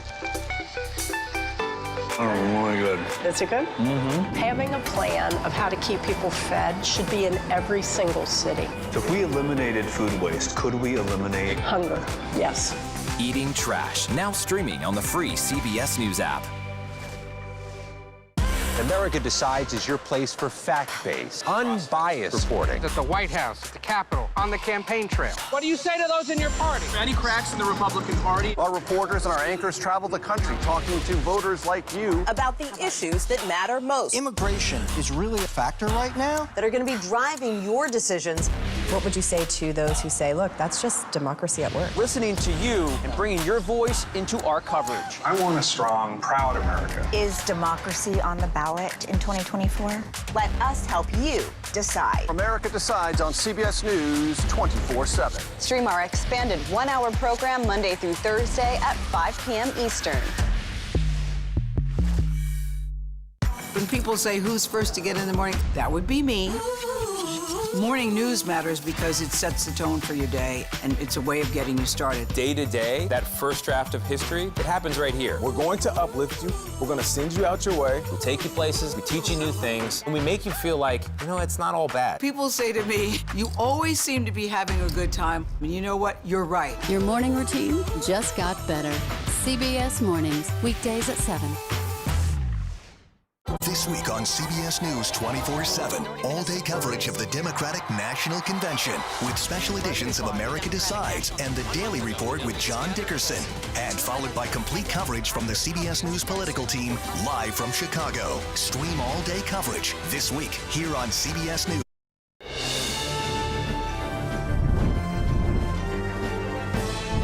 Are you ready to make your voices heard?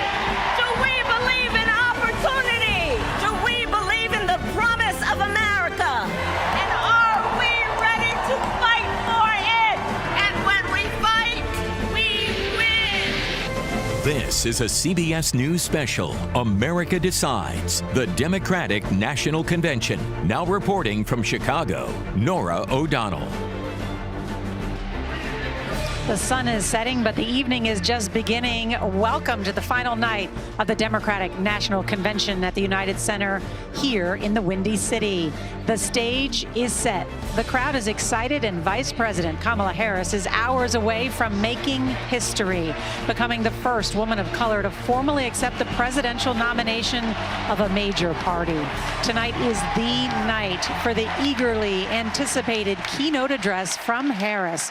Her campaign says there are 3 goals: reintroducing herself to America, drawing those sharp contrasts between her policies and Donald Trump, and then finally talking about patriotism and unity. The convention this week has carried the optimism and momentum fueling the Democratic Party since Harris landed at the top of the ticket just 1 month ago. And now it's up to her to convince voters that she's up for the job as commander-in-chief. Now, when the convention started, Harris and Trump were in a dead heat for the White House. We'll see if her speech tonight can make a difference.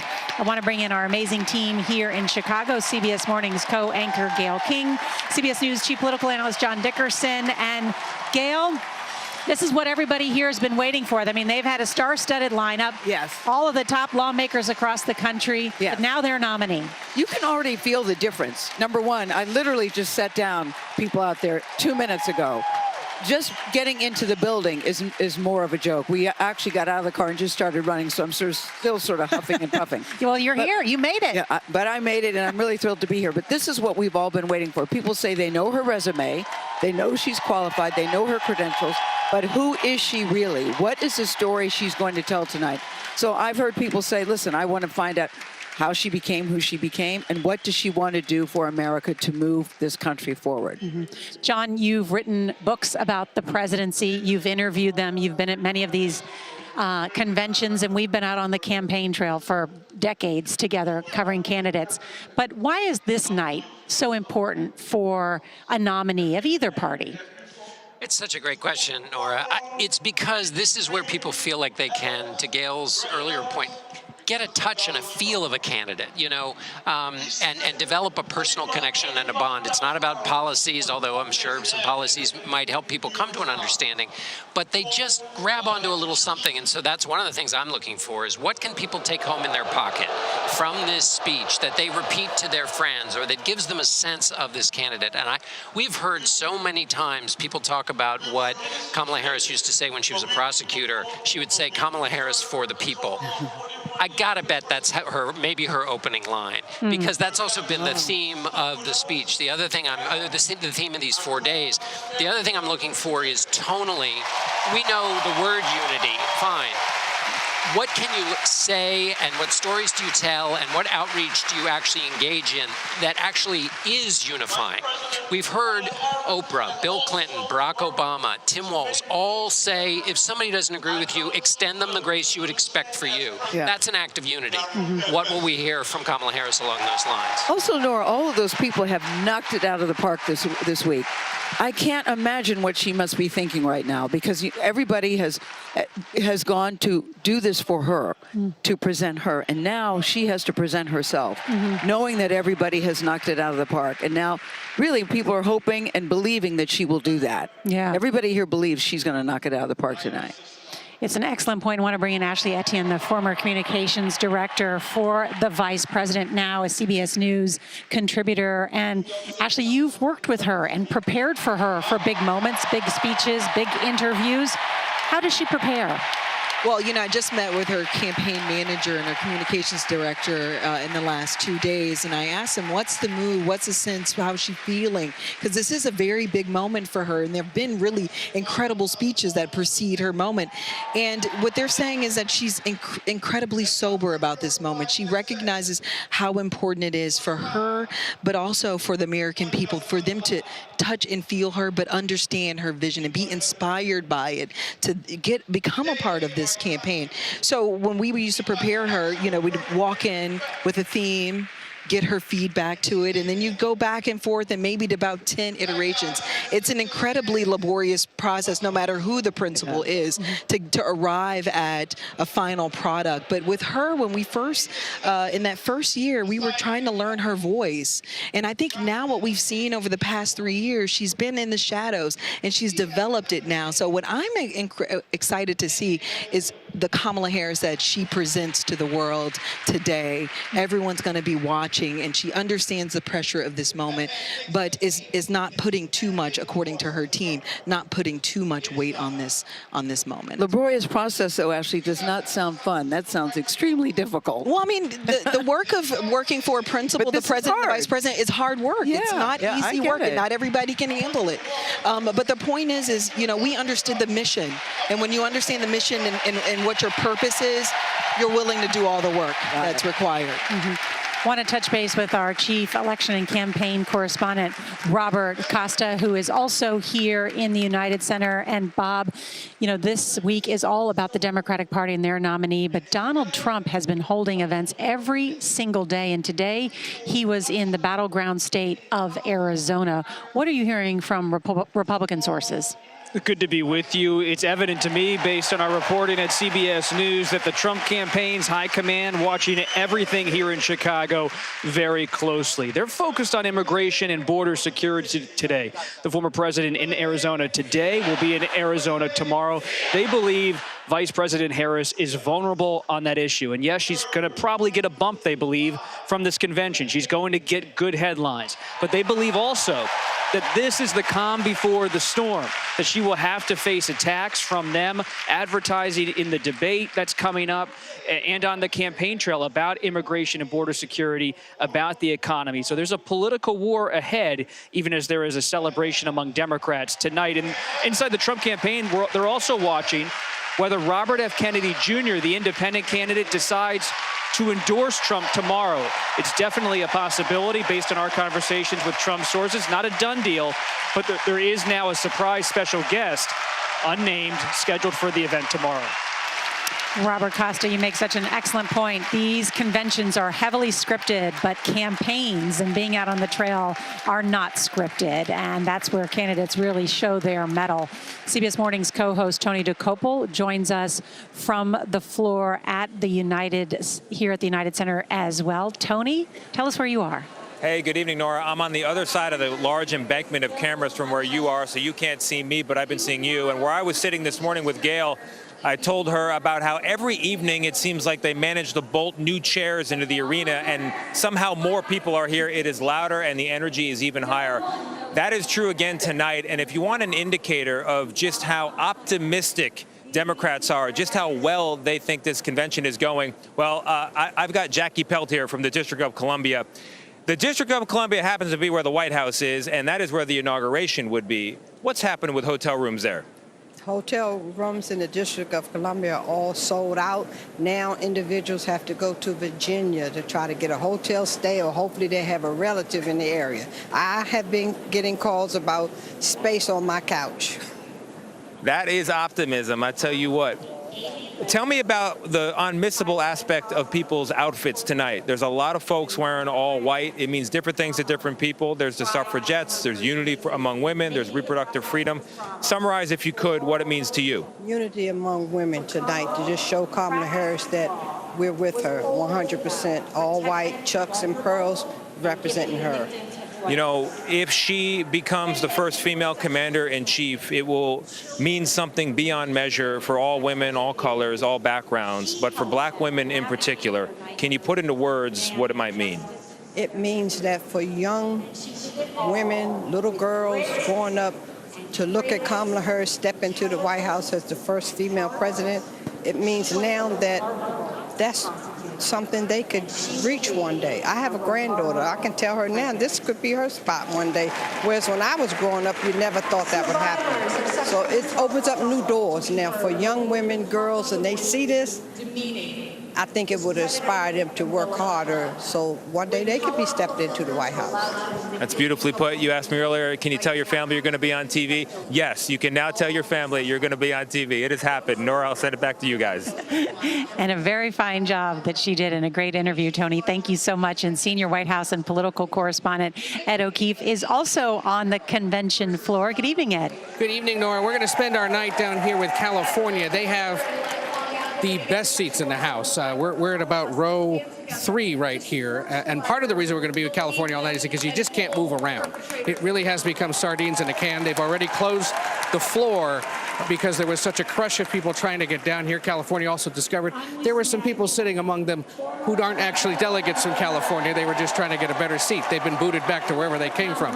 There are lots of delegates in the California delegation, congressmen, governors, former governors, mayors, big Hollywood donors. But there are also people like Shay. Hi. How are you? I'm doing good. You are from Oakland, right? Yes. And this is your second convention. Yes, first-time delegate. First-time delegate. There's a woman being nominated tonight to run for president from your hometown. That's right. Did you ever think that would happen? No. To be honest, I never thought in my wildest dreams that a black woman would have the opportunity to, one, be the vice president, then two, to be nominated to be the president of the United States. And how big a deal is this back home for people in the Bay Area? Well, you have to think Oakland and the East Bay is home of the most black people in the Bay Area who've been, marginalized, lack of support, and living in extreme poverty. So it's a lot for us to have someone that with a lived experience who understands our issues, that is going to bring that lived experience in every decision that she makes as our next president. And you've had a chance to meet with her over the years. Yes. When she talks tonight about her career in California, her upbringing in the Bay Area, what do you think she should focus on as she explains herself, reintroduces herself to the rest of the country? Well, I don't have to tell anyone about Oakland, a high population of black people. While they're the smallest percentage, we take up the most space in our local county jails and prisons.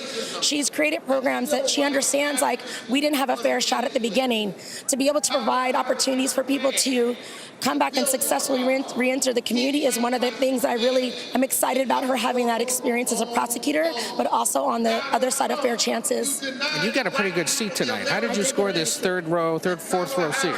Being a whip in this community, knowing all these great Democratic leaders that are running this organization, we've worked a long time to change and prepare people for an equitable democracy. That's how I got this seat. All right. Well, Shay, thank you for taking a moment to spend. Hey, it was very nice to talk. Likewise. Enjoy the view. So much. Thank you. Nora, we're going to talk throughout the evening about the history of tonight. Some of it's obvious, some of it is quite symmetrical to conventions past. We'll get into that a little later. I do want to hear about that, Ed. And also, you're there with the California delegation, as you mentioned, have that front row seat. And of course, we are expecting some surprises tonight. There might be some surprise performers. And so, Ed, I know you'll be right there in the front row with the California delegation. So we'll touch base with you as soon as we learn more about who may be some of the surprise entertainment tonight. Want to check in with senior White House correspondent Weijia Jiang. She's at the podium. She's also got a front row seat. She can see the podium. She's right there. And Weijia, there's a lot of women wearing white tonight. Nora, it is great to be with you. Of course, the white symbolizes and honors the women's right to vote, the suffragettes who fought so hard for that right, and the color has long been associated with the movement, but tonight it also represents the progress that women have made 104 years after women got the right to vote. It symbolizes the country's first Black and South Asian woman to become the presidential nominee of any major party. And of course, white has been used to support other women's rights as well. In fact, during the State of the Union in 2024, this year, the Democratic caucus wore it to support reproductive freedoms, which is another centerpiece of this campaign. And Harris herself wore white when she made history the first time around during her acceptance speech as vice president back in November 2020, not only as a nod to the suffrage movement, but to all those women who came before her, women like Representative Shirley Chisholm, who was the first Black woman to be elected to Congress. And so, you know, from this incredible perch, we'll be able to see the vice president before she takes the stage. So we'll report back if she's going to become part of this sea of white tonight, Nora. Weijia Jiang, thank you. And as Weijia mentioned, many women wear white to mark the 19th Amendment, women's suffrage, which was first proposed in Congress in, I believe, 1878. I wrote it down. It didn't pass the House and Senate until 1919, and then was ratified finally by the state of Tennessee in 1920. And remarkable, if you go back and look in history, how long it took women to get the right to vote, how many Black Americans struggled to get the right to vote. It is part of the fight. It is part of this democracy. It's part of our incredible history that is talked about and celebrated in politics. And even the rights of others who say that it's been more difficult for them to vote. That's certainly part of the conversation as well. I do want to go now because addressing the DNC is Massachusetts Governor Maura Healey. She's the state's first woman and first openly LGBTQ person elected to the position. Healey and Harris work together as their state attorneys general. Saying, I'll only speak to Kamala, because they knew she would listen, because they knew she would help them find justice. And she did. That's the Kamala Harris I know. A few weeks ago in Massachusetts, I watched a little girl meet the vice president. Her eyes were so wide, as open as the future. Kamala asked her about the summer, her basketball camp, and what position she likes to play. The little girl said to her, anything but defense. Kamala put her hand on her shoulder and replied, me too, I love offense. That's what it means to be for the people. Kamala Harris fights for all Americans. She stays on offense and she wins. And I know that she'll fight with the same passion, the same determination as President of the United States. I can't wait to see her prosecute the case against Donald Trump on the debate stage in September. We face a stark choice in this election: a felon and con man, or a dedicated prosecutor. The contrast between Donald Trump and Kamala Harris is clear. He obstructs justice. She upholds it. He swindles people. She serves them. He thinks he's above the law. She actually understands the law.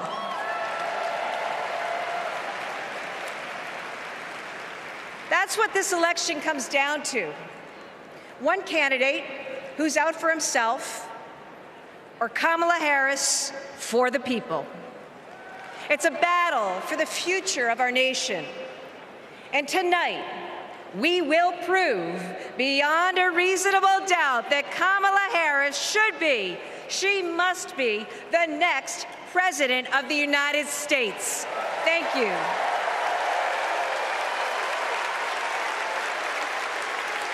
And that was Governor Healey of Massachusetts. She's the first elected female governor of Massachusetts. I was thinking in the past about Jane Swift, who also was acting governor there in Massachusetts and gave birth while in office. That's why I remember her in all the politicians we've covered over the year. But we do have some information to share with you because we just got some excerpts from the vice president's acceptance speech tonight. And, you know, Ed O'Keefe was down there in the California delegation.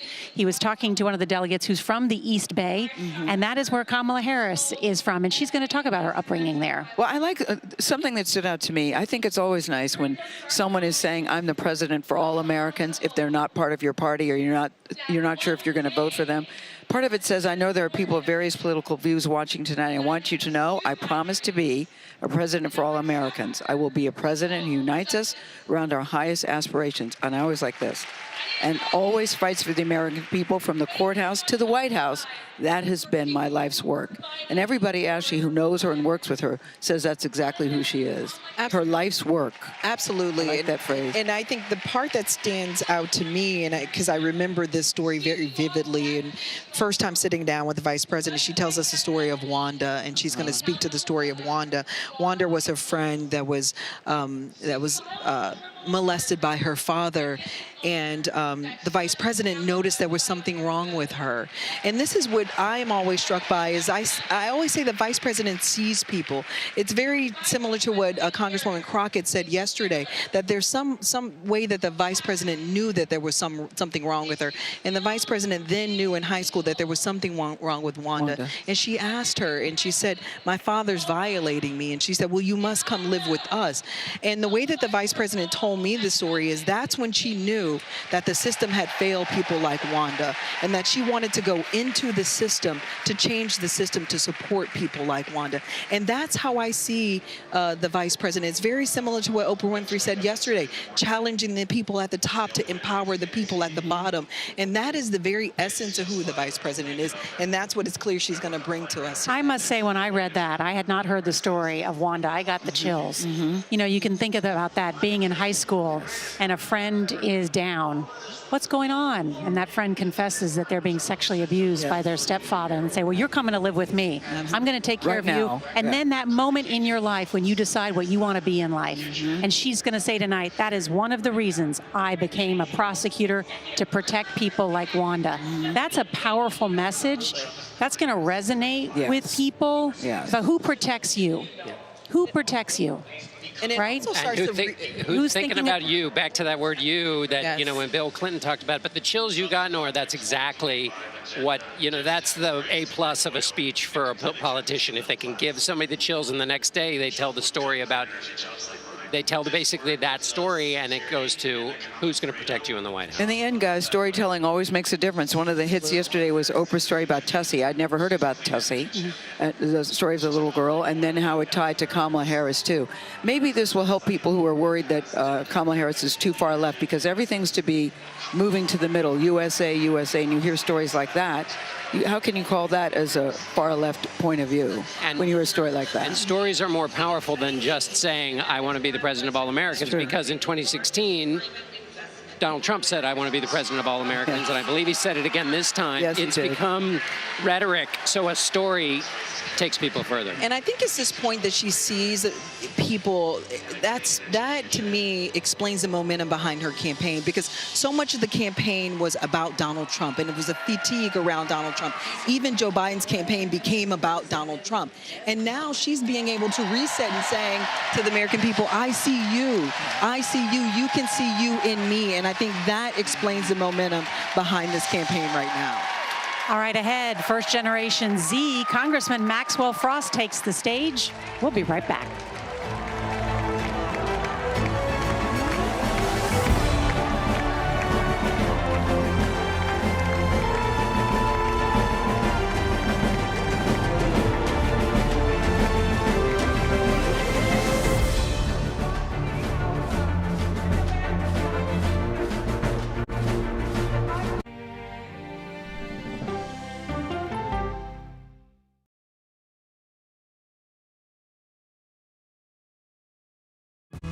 Coming up, our series. Wait a minute. Tom, is that you working the camera? Keep leaning out of your close-up. Your morning routine just got better. CBS Mornings, weekdays at 7.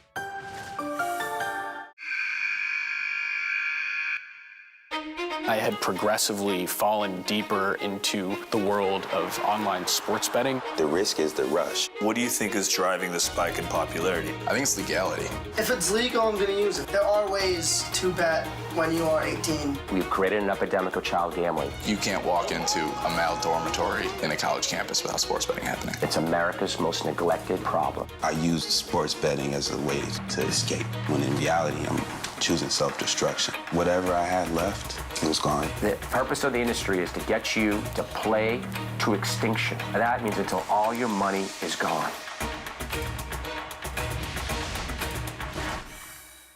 Go to the ends of the earth. Reach for the stars. Yeah, I just took off. That kind of thing. Oh, that's pretty good. Because there's always something new under the sun on CBS Sunday morning. In original documentary from CBS Reports. That desired farm, it's a wonderful place to raise children, and it still is. Promises broken. Black Americans have been the target of racism and discrimination pretty much from the time they acquired ownership in the land. Costing black farmers hundreds of billions in generational wealth. They did everything to make sure we were run off that land. But communities are uniting to continue the fight. Collective ownership is powerful. To keep their land and their dreams alive. To watch my children play on land that we own means everything. So land is power. Most definitely. 40 Acres and a Mule, now streaming on the free CBS News app. People with developmental disabilities were once sequestered by the hundreds of thousands in institutions. Many of our fellow citizens are suffering tremendously because lack of attention, lack of imagination, lack of adequate manpower. Disability activists have since torn down barriers blocking them from living at home or in the community.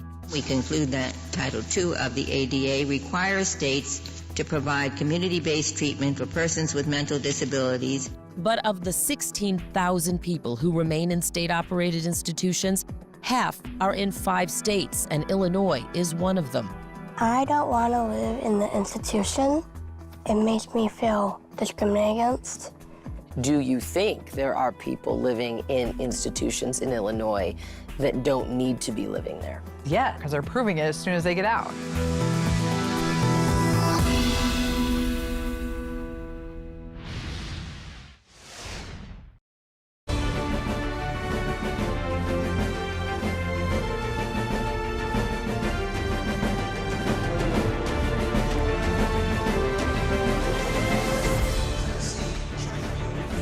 Welcome back to CBS News coverage of the Democratic National Convention. This is the 4th and final night, and you can see, oh, people have tears in their eyes already. Yeah, that's Octavia Spencer. And a number of celebrities turning out tonight and speaking as well tonight. I know Gail's putting on her glasses. I don't have mine. But just so you know where we are and our ability to see what you guys see at home is a little bit further away from us. Yes, we're in the nosebleed section. We have a very good view, and there is oxygen up here, but it is very hard to see exactly what's happening down there in the audience. Yes, but a lot of celebs, all kidding aside, turned out. I saw Stevie Wonder in the hotel. We saw him last night. He was staying because he wanted to be here to hear the speech in person. We saw. Yes, John Legend. No, John Legend. Spike Lee was here. Yeah. He was at the New York delegation. I just texted Spike and said, will you please come and talk to Tony DeCopel? He's now ghosting me. He's now ghosting me. Well, tonight, Nancy. Don Cheadle is what I was thinking about. I saw Don Cheadle and his wife. And there is a certain energy that you guys have been here all week. I just got here yesterday, and I felt the energy, but you can really feel the difference, Nancy, in how it was from Monday to today. Absolutely. You know, every night until today, before today, you saw people sort of trickling in throughout the course of the night. Tonight, everyone was in their seats by 5:30. Yes. And they were ready. Yes. And you see the sea of white, too, which is really amazing. But people were fired up from the very start. We saw Pink warming up earlier tonight. Yes, so she's going to make a big appearance at the end. And I've been told by there's a rumors that Beyonce is either in the building or going to be in the building. I happen to believe that something is going to happen with Beyonce. There's tonight. Spike and his wife. Yeah, I'll see. Hello, Spike. Yeah. Look at your phone. Look at your phone, Spike Lee. We have not been able to confirm the Beyonce, Taylor Swift rumors. They are rampant down there, let me tell you. Well, you know, the Taylor Swift rumor is interesting to me because I was told a couple of days ago that Travis Kelce also had reached out to the Harris campaign when it was first announced and said that he wanted to be here on the night that she was speaking. We'll see if that is true. I think they have a game. They have a game tonight. Yeah, I know he has a game, but that doesn't mean that he's playing. That's true, but I don't think he can. Oh, you look like you know something, Gail. I'm just saying. I'm just saying. Well, we shall see. That would be very exciting. It could be. It could also be, guys, part of the Keep Hope Alive plan that, that everybody has. The only rumor we haven't heard is a resurrection of FDR. Yes. That's a very good point, John. Very good point. There's a lot of joy in the anticipation that some of these people might actually show up. I want to touch base with Robert Costa, who is on the convention floor. Robert? I've been talking to people close to Vice President Harris, and this is such a big moment for her personally, but also in her political career, to rise through the ranks of being San Francisco's district attorney, then running statewide, Attorney General of California, then running for the United States Senate, ending up Vice President of the United States. Her presidential run flamed out a bit in 2019, but she gets on the ticket with Joe Biden. He becomes president, she becomes vice president. Now, in just about a month, she has to transform herself politically into this commanding leader of the Democratic Party. Her friends and allies and advisors tell me she's ready for it, but she has been a dutiful number two to President Biden for so long. But they say she has watched him up close. She's observed the presidency, studied the presidency, taken these trips abroad. And tonight's speech is not going to be all about her time as VP, though, I'm told. It's going to be more about making an introduction to the country about her values. Now, there is a political risk there, her allies acknowledge, and not getting too deep into policy. But they want to have a thematic introduction here that makes it accessible to voters in suburban Philadelphia, suburban Atlanta, suburban Milwaukee, to say, hey, this is someone who speaks to me as a neighbor, as a leader, as a possible president. The details can come later. Robert Costa, thank you. And Nancy, you are chief White House correspondent. You've been able to see the Biden-Harris relationship up close. She has been largely in the shadows. Yes, and you think she's the vice president of the United States. Why does she have to introduce herself to the country? Don't they know who she is? But part of the job of being vice president is you don't soak up the spotlight. You never get out in front of the boss. And so she has kind of been in the shadows. And now suddenly this is her party, her big coming out party, and she's got to reintroduce herself and tell people what she's all about. Our next speaker is Florida Representative Maxwell Frost. He's the first Gen Z member of Congress. Let's listen. Florida, you might expect me to talk about how climate change will impact our future. But as a Floridian, as a Florida man, I'm here to tell you that the climate crisis isn't some far-off threat. It is here. Donald Trump and J.D. Vance think they can divide us by saying this crisis is some type of hoax. But I've walked the streets of communities that have been forced to rebuild after hurricane flooding destroyed their homes. I've heard the stories of immigrant farm workers made to work in horrid conditions exacerbated by this crisis. And I felt the scorching record heat and know that climate change can sometimes feel like an unstoppable force. But with our movement and with organizing and an administration that cares, we are making progress. Kamala Harris and Joe Biden have proven that tackling this crisis creates jobs, that investing in clean energy protects our health, and that investing in mass public transit builds strong communities. And we must always remember that peace is essential to our climate and war destroys our environment. This election is about every drop of water that we consume and every breath we breathe. Fighting the climate crisis is patriotic. And unlike Donald Trump, our patriotism is more than some damn slogan on a hat. It's about actually giving a damn about the people who live in this country. Because when you love somebody, you want them to have clean air. When you love somebody, you want them to have safe drinking water. And when you love somebody, you want them to have a dignified job. And so, America, it's simple. Let's get to work and elect Kamala Harris and Tim Walz for our planet, for our future, for our present, and for our people. God bless.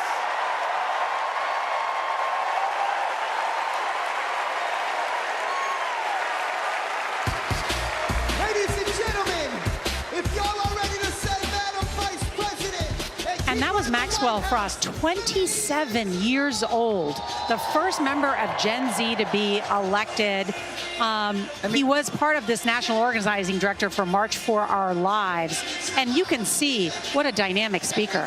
But you know what, Nora, before he was elected, he was driving Ubers. We did something with him back in the day. He was driving an Uber, and he couldn't even afford the rent. He couldn't even afford an apartment in D.C. But you hear him speak, and he's very impressive. Yeah, and his star is only going to get brighter. Don't you think? You know, well, yes, and remember how much conversation there's been about the age of the leaders in the Democratic Party. That's changed, obviously, with the top of the ticket. But speaker after speaker over the last 4 days have been up-and-coming Democrats, and so a party that is healthy has a deep bench, and there are a lot of Democrats. One thing he said at the top, he said, you know, I'm a man from Florida, and you'd think I would talk about climate change, but then he didn't talk about climate change. Nancy, we haven't heard a lot about climate change during this convention. Why not? We've actually heard more about immigration than we've heard about climate change at this convention. I think it's partly a reflection of the fact that this convention had to be overhauled so quickly to be focused on Kamala Harris instead of Joe Biden, and you know, introducing the country to her. Joe Biden was someone the country obviously already knows very well, and it does seem like some issues have gone by the wayside. What I've also been told repeatedly by campaign officials is that they don't think that a lot of policy talk really sinks in this environment. People want to be told a story. They want to hear about personality. They want to hear about your outlook, you know, what kind of leader you would be, and they sort of tune out, they feel, if you get too deep into the weeds. You know, it's funny that we've heard so much about the battle over the working class and labor. What I've heard a lot at this convention, whether it's driving for Uber, how many times have we heard McDonald's mentioned? Everybody worked at McDonald's. I mean, Kamala Harris is probably going to talk about what she worked at the fry station at McDonald's. Yes, I worked at Frosty's Freeze. Does that count? I mean, but everybody has a story. I worked at Kingwa Garden. See? Everybody has a story of what they did in their team. Where'd you work, John? I worked serving hot dogs at a basketball summer camp at the concession. We didn't even have a name. We just it was just who's that kid with the hot dogs soaking? Nancy, your turn. I worked at the Liberty House, which is kind of Hawaii's version of Macy's. Yeah, but back in the day. That's what I think is so great, because we all remember those teenage years in working. Yeah. At the time, you may have been complaining about it, you hate it, but you really realize that it does shape you in some way that you don't even realize at the time. I liked it. I actually liked it because it was the year that The Little Mermaid came out, and I was 14 years old, and they just played it on a loop in the housewares section. And then never forgot it. That's going all these years. That's going in Nancy's nomination acceptance speech. So inspiring. Oh my goodness. Well, we are going to hear from Pennsylvania Governor Josh Shapiro shortly. He was supposed to speak last night, but the program ran long, so he's going to be coming up later. Oh no, he's not. He's coming here. He's coming here. I was going to say I could have sworn I saw him. Yes. No, I was going to say I could have sworn I saw him speak. But I got distracted by the Little Mermaid. I get it. I get it. But, you know, I just saw him in the hotel about an hour ago, and just now when I was doing the O.J. Simpson dash through the convention, huffing and puffing, I passed him, and he said, "I think I'm coming to see you later." I said, "We'll be waiting."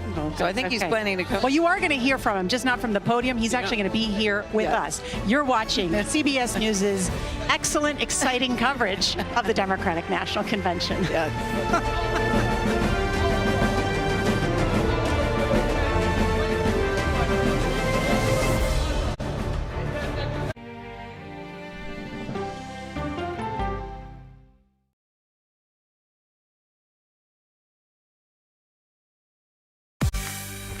On our places, bright, shiny faces. When you wake up in the morning, we want to be your go-to team. Nate has one of the quickest minds I've ever seen. Tony has a way of making people feel comfortable. Gail has this unbelievable knack to ask the question that you're asking at home. I've been told I could talk to a tree, and that's pretty much true. I don't go to work in the morning. I go for coffee with my two good friends, and we talk about the world. Your morning routine just got better. CBS Mornings, weekdays at 7. It didn't seem like anything could happen, because nothing ever happens in East Palestine, but it did. Authorities released toxic fumes from 5 derailed train cars. Resident, please evacuate. Acute bronchitis due to chemical fumes. Did you ever have these problems before the derailment? No, ma'am. This neighborhood's not safe no more. We can assure the community that there's not vinyl chloride entering their communities. Then why are there so many people feeling these various symptoms of bloody noses or difficulty breathing, bronchitis? That's a hard question to answer. We're talking about one of the most blatant releases of a mixture of some of the most toxic chemicals that we've seen in America. I feel like now I have a duty to warn other communities. If my daughter has to watch me die of cancer, at least it saves someone else.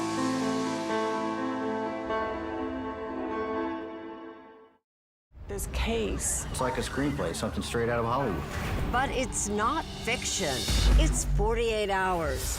Human remains found this week. 4 families shattered. There's no physical evidence.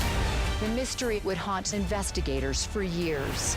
There's some questions that have to be asked and need to be answered.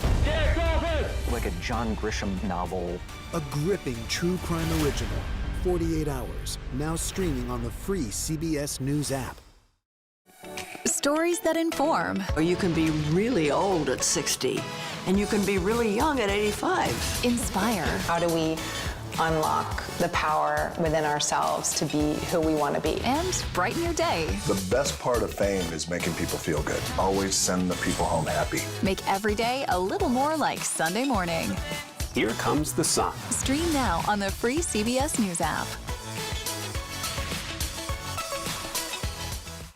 Hello, everyone, and welcome to our Dragon capsule here in space. Sightseers in space, the thrill of a lifetime. Seeing the Earth from space, it was so exhilarating. But the risks that come with the territory. There have been 4 fatal accidents. That's a 1% fatal accident rate. Might make you look before you launch. If you had 1 out of 100 airplanes falling out of the sky, we'd have a public crisis. Space tourism, now streaming on the free CBS News app.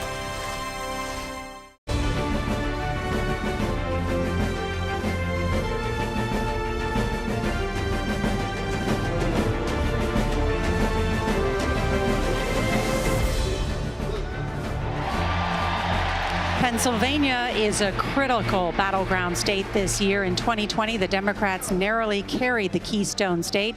Joining us now right here in the CBS booth is Pennsylvania Governor Josh Shapiro, a top contender to become Kamala Harris's running mate. And you made history as the highest vote getter in Pennsylvania gubernatorial history. Am I right? Sure did. How many votes? A lot. 3 million or something. Yeah, exactly. You remember the number. You remember. It was a whole lot of Democrats, but also Republicans and independents. That's the thing I'm most proud of. We brought people together. How has the race changed in Pennsylvania now that Kamala Harris is at the top of the ticket? I mean, look, it is effectively a statistically dead heat right now. The race is even. It was not before. But in Pennsylvania, you can get it to even, say maybe at that 49-yard line.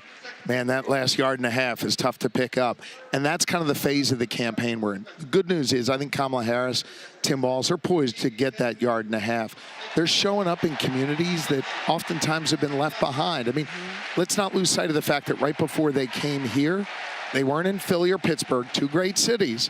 They were in Beaver County, Pennsylvania, a rural corner of our state in the Southwest, talking about cutting costs, talking about economic challenges. That tells me that they understand the importance of going everywhere in our Keystone So State. on that question of the issues, how does the Harris-Walz ticket make the case in your state?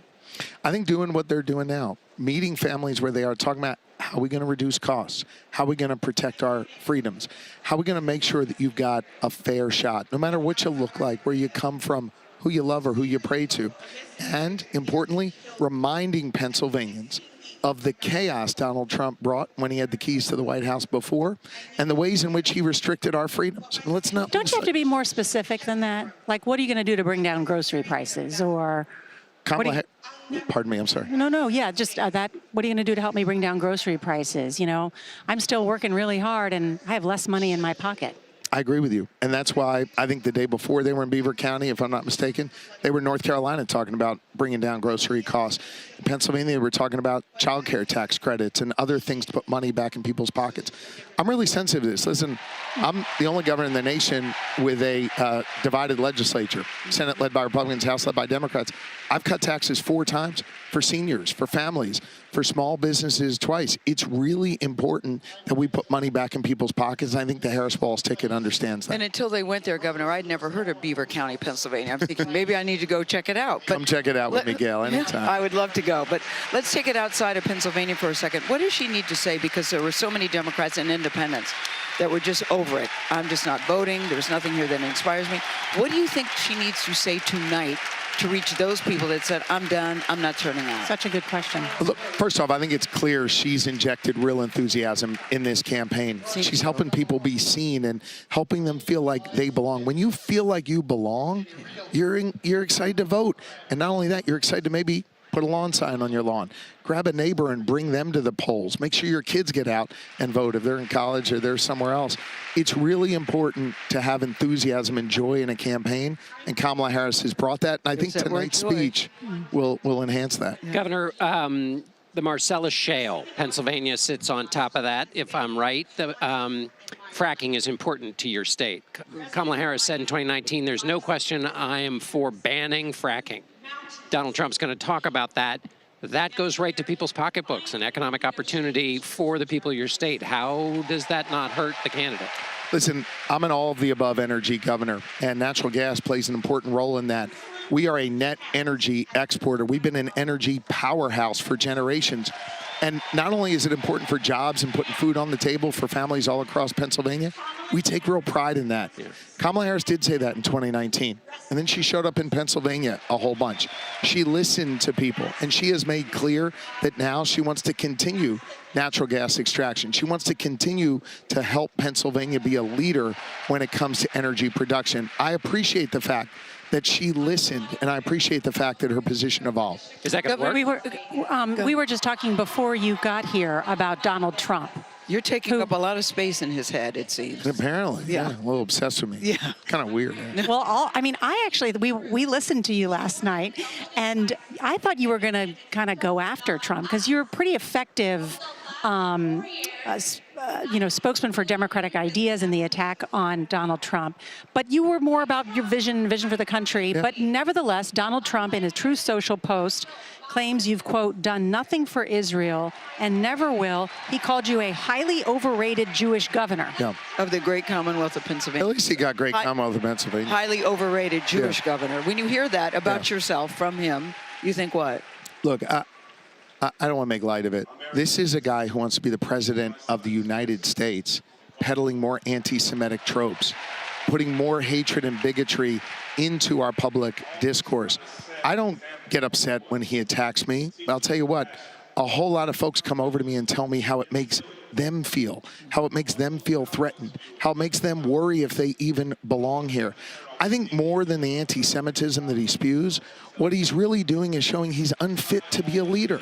We want to elect a leader to be our next president, someone who loves us, someone who thinks that we belong. And, when I think about electing a leader, a president, I want someone who shares the values that I try to teach my kids every single day. He is devoid of those values. He believes that his path to success is separating people out, creating others, attacking people. It doesn't upset me, but it upsets the American people. And it shows that he is a profoundly and pathetically weak man and unfit to be a leader of this nation. In your state where there are a lot of Trump supporters, how do you say things like that if you're Kamala Harris and not have those voters go, oh, she's calling us deplorables, she's writing us out of the American story? Yeah. How do you take the case against a candidate as you just did without collateral damage to that candidate's voters who you're trying maybe in some cases in the margins to pick up?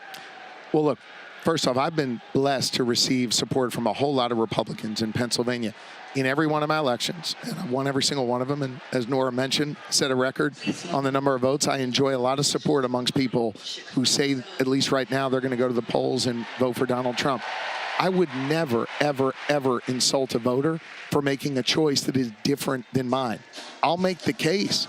I'll show up in their neighborhood. I'll explain why I think my vision or Kamala Harris's vision, Democratic Party's vision is better. But I will never put them down. I would never insult them. And Kamala Harris would not do that either.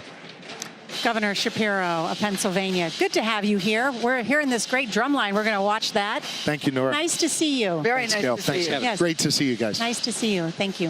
And let's listen in now to some of the music on the stage here at the Democratic National Convention.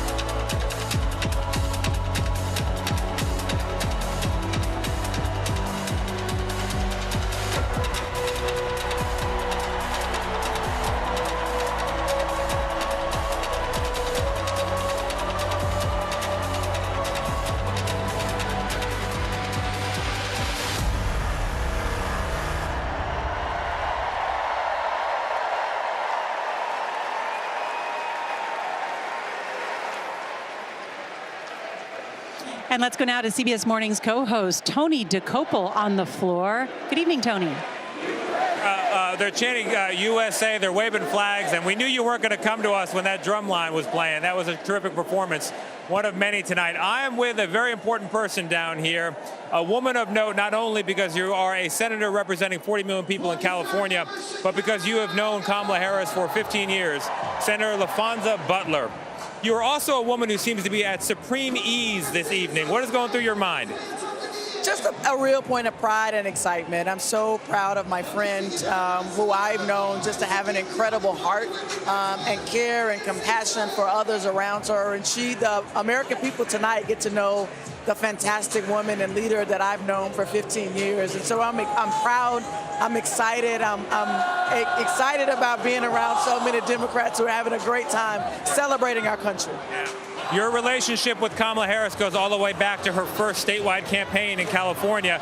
So you have a sense of her, what she's doing to prepare for a moment like this. How does she prepare for what could be the biggest night of her political career? There's no doubt this is the biggest night of her political career. And my sense of her right now is that she's quieting her mind. She's going through her remarks. She's thinking about what it is that she wants the American people to know about her and about the stakes of this moment.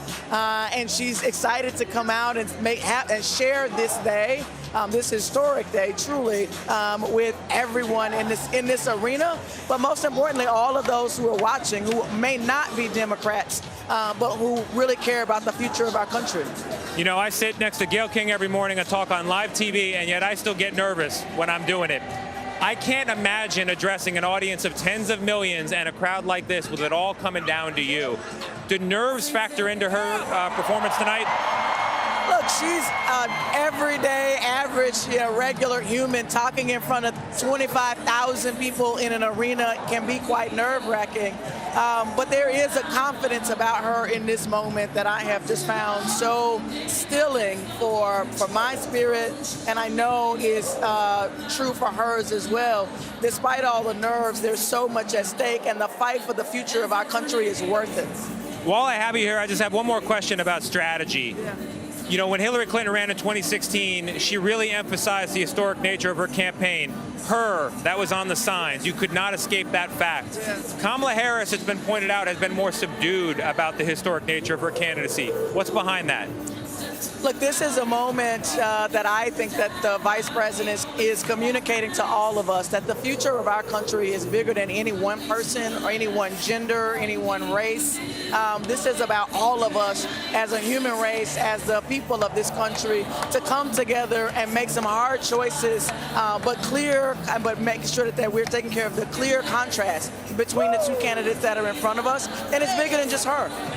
Earlier tonight, a woman in the District of Columbia delegation told me that people are already calling her, trying to reserve space on her couch for the inauguration. Are you making plans as well? I am going to be there, absolutely. I am making plans. My family is making plans. It is an exciting moment. And Democrats, I think, are going to invite enough of the coalition to really win the future of this country. And it's going to be an exciting January. Senator Butler, thank you very much. I'll let you wave that flag. Thank you. Nora, back to you. Tony DeCopel, great interview with Senator LaFonza Butler. And they're having a dance party on the floor now. One of the songs that was just played was Beyonce's Texas Hold'em. Texas Hold'em. There are some people dressed up Cowboy Carter. I know there's already a thing that says Cowboy Kamala. That was a whole thing that was taking off. Yeah. Maybe we're all just looking for clues of Beyonce, but of course people look at that and go, that's a sign, that's a sign. Well, it could be, no, that was just a rotation. What'd you say, Nancy? TMZ says she's singing. Yeah? I mean, they're not the final authority, but it's TMZ. That is. And Gayle, what do you know? Your sources are pretty good. Gayle, do you have any sources on this? Yes, I have some sources. Listen, I would not be surprised. I'm just going to say this. I would not be surprised. That's all I'm going to say. And why would you not be surprised? Because, number one, she was given the permission to use freedom. That's number one. Number two, I happened to see Jay-Z earlier this week and had a conversation with him. He gave nothing, but he gave enough. All right. I would not be surprised. That's a tease. Coming up, Gabby Giffords and Senator Mark Kelly address the convention, and later, Vice President Kamala Harris formally accepts the presidential nomination. We'll be right back.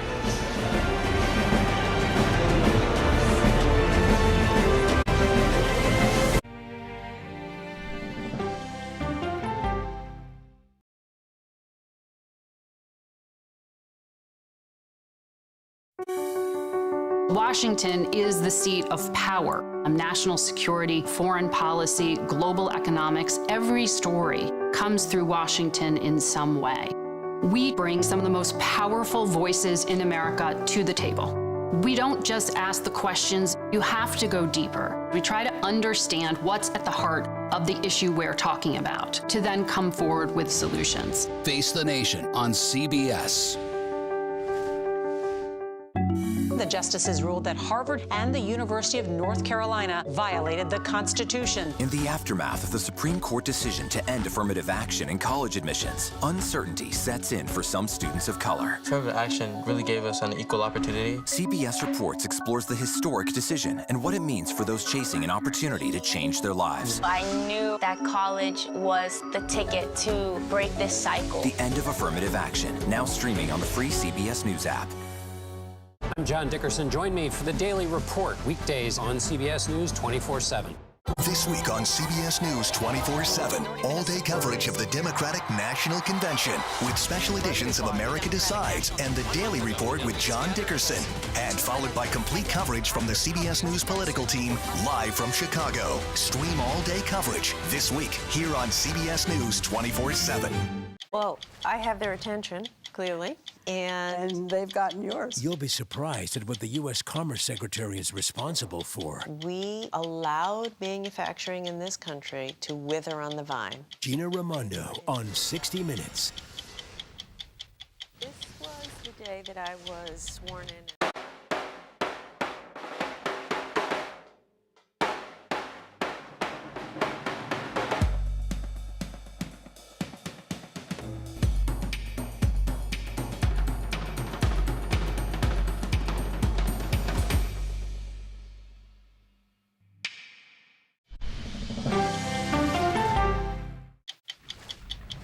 Amid the chaos on Capitol Hill, this Democratic leader has been able to reach across the aisle to avert crisis and get some things done. We were sent by the American people to solve problems. Hakeem Jeffries explains how.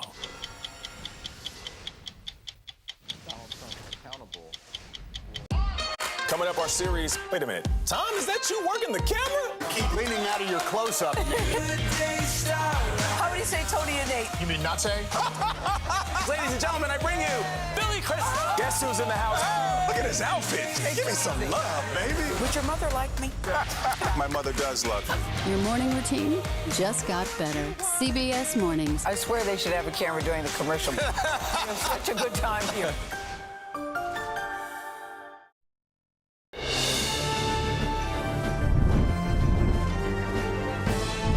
Are you ready to make your voices heard? Do we believe in opportunity? Do we believe in the promise of America? And are we ready to fight for it? And when we fight, we win.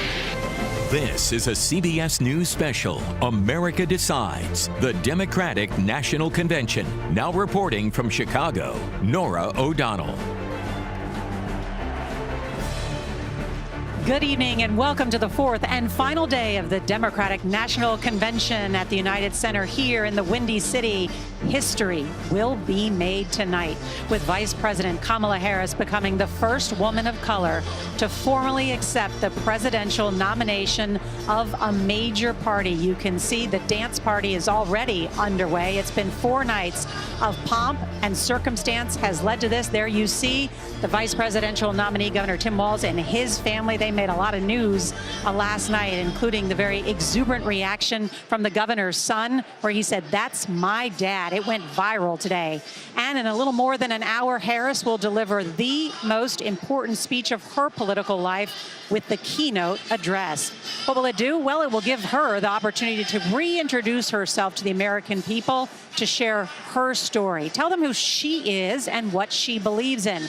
And we are told Harris will say this in part: with this election, our nation has a precious, fleeting opportunity to move past the bitterness, cynicism, and divisive battles of the past, a chance to chart a new way forward, not as members of one party or faction, but as Americans. A unifying message there, and I want to bring in our amazing team here in Chicago. CBS Mornings anchor Gayle King. Hi, Gayle. Hi, Nora. Chief political analyst John Dickerson and Nancy Cordes from the White House. And Gayle, we've seen in the CBS polling that a third of voters say they don't know a lot about Kamala Harris. We do keep hearing that. It's one of those things, it's interesting because she's been VP for the past 4 years, but most people say she's famous, but they don't know her. So tonight is a night, we know her resume, but tonight is a night to say, who are you really? You know, that question that all of us get asked at some point. Who are you really? What makes you tick? How did you become who you became? What do you like? What do you not like? And what are you going to do for the country? And she's going to say, Gayle, that she's going to reach out to the other side. In fact, according to the excerpts we've just gotten, she's going to say, I know there are people of various political views watching tonight, and I want you to know I promise to be a president for all Americans. I will be a president who unites us around our highest aspirations. So really putting out a lofty vision and extending an olive branch to the other side in very partisan, divided times. The other thing what we will hear tonight is about why she became a prosecutor, a very personal story about a high school friend who was sexually abused. It's a very personal type of this speech. But for now, we are going to be listening to the national anthem. Tonight, the national anthem is being performed by the Chicks, the American country band from Texas. Let's listen.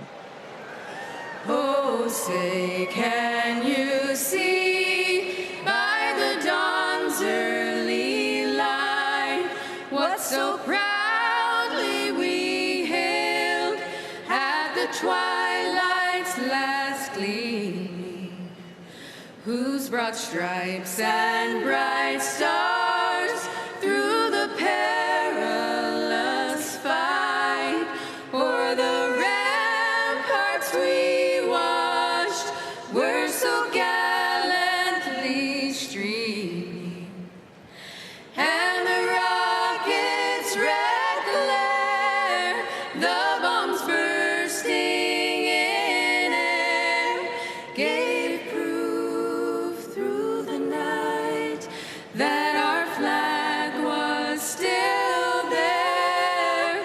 Oh, say, does that star-spangled banner yet wave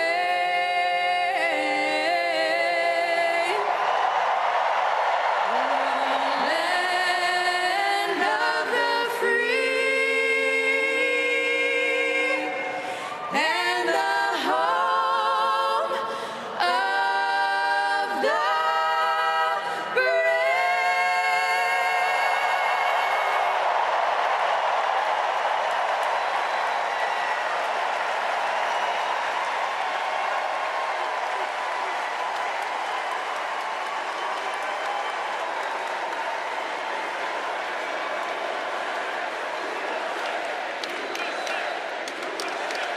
And now we're going to hear from Kerry Washington, very popular actress, most well known for her starring role in Scandal as the political fixer Olivia Pope.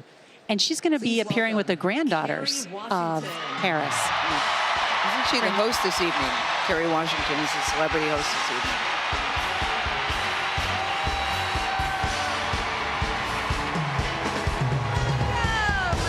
Welcome to the final night of the Democratic National Convention. The last 3 nights have been extraordinary, and tonight we hear from our next president, Kamala Harris.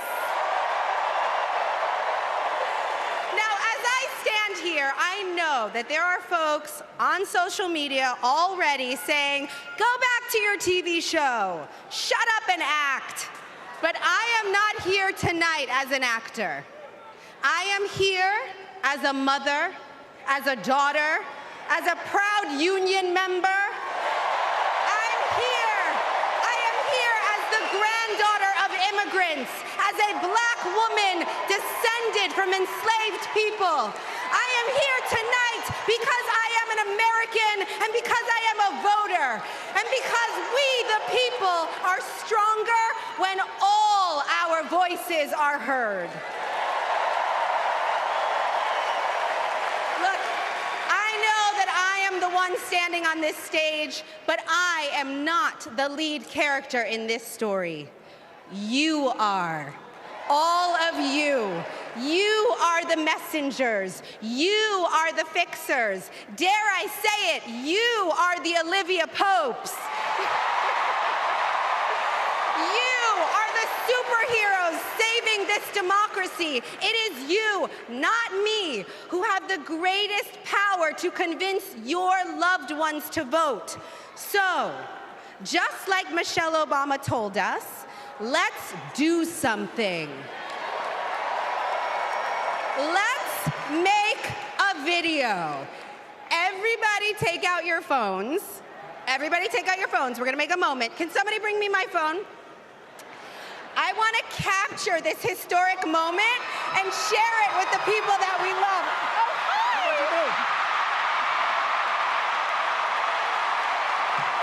Come on over here.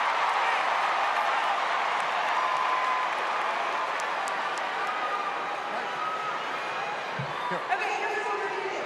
We're going to take this video go, guys. We're all going to take it together. We're going to post it to social media, text your friends, send this message out into the world. When I say when we fight, you're going to say?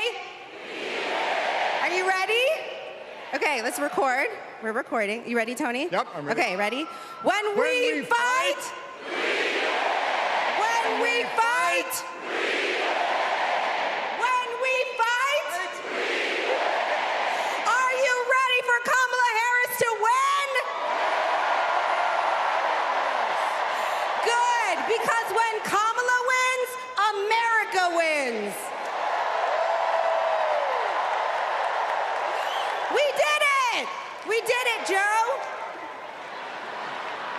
Thank you, Tony. I don't get to stay? No, you gotta go. Bye, everybody. Tony Goldwyn, ladies and gentlemen. Okay, so listen. It's come to my attention that there are some folks who struggle or pretend to struggle with the proper pronunciation of our future president's name. So, hear me out. Confusion is understandable. Disrespect is not. So tonight, we are going to help everyone get it right. Here to help me are some very special guests.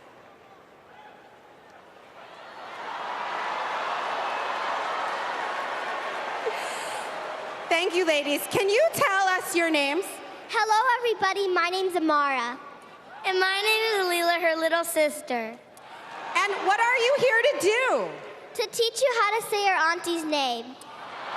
Okay, so how do you pronounce it? First you say comma like a comma in a sentence. Then you say la like la la la la la. Put it together and it's 1, 2, 3, Kamala. All right, so let's practice, Everybody over here say comma. Everybody over here say la. Together.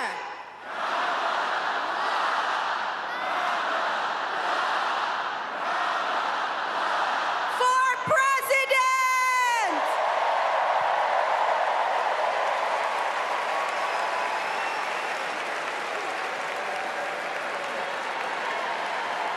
San Francisco last week.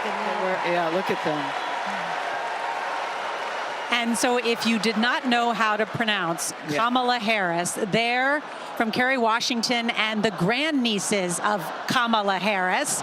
They have taught everyone here how to correctly pronounce her name. Thing about that to me, Nora, is that I've known her for a long time and I know the correct pronunciation, but we've heard so many bad pronunciations. I now in my mind say it like that. That's right.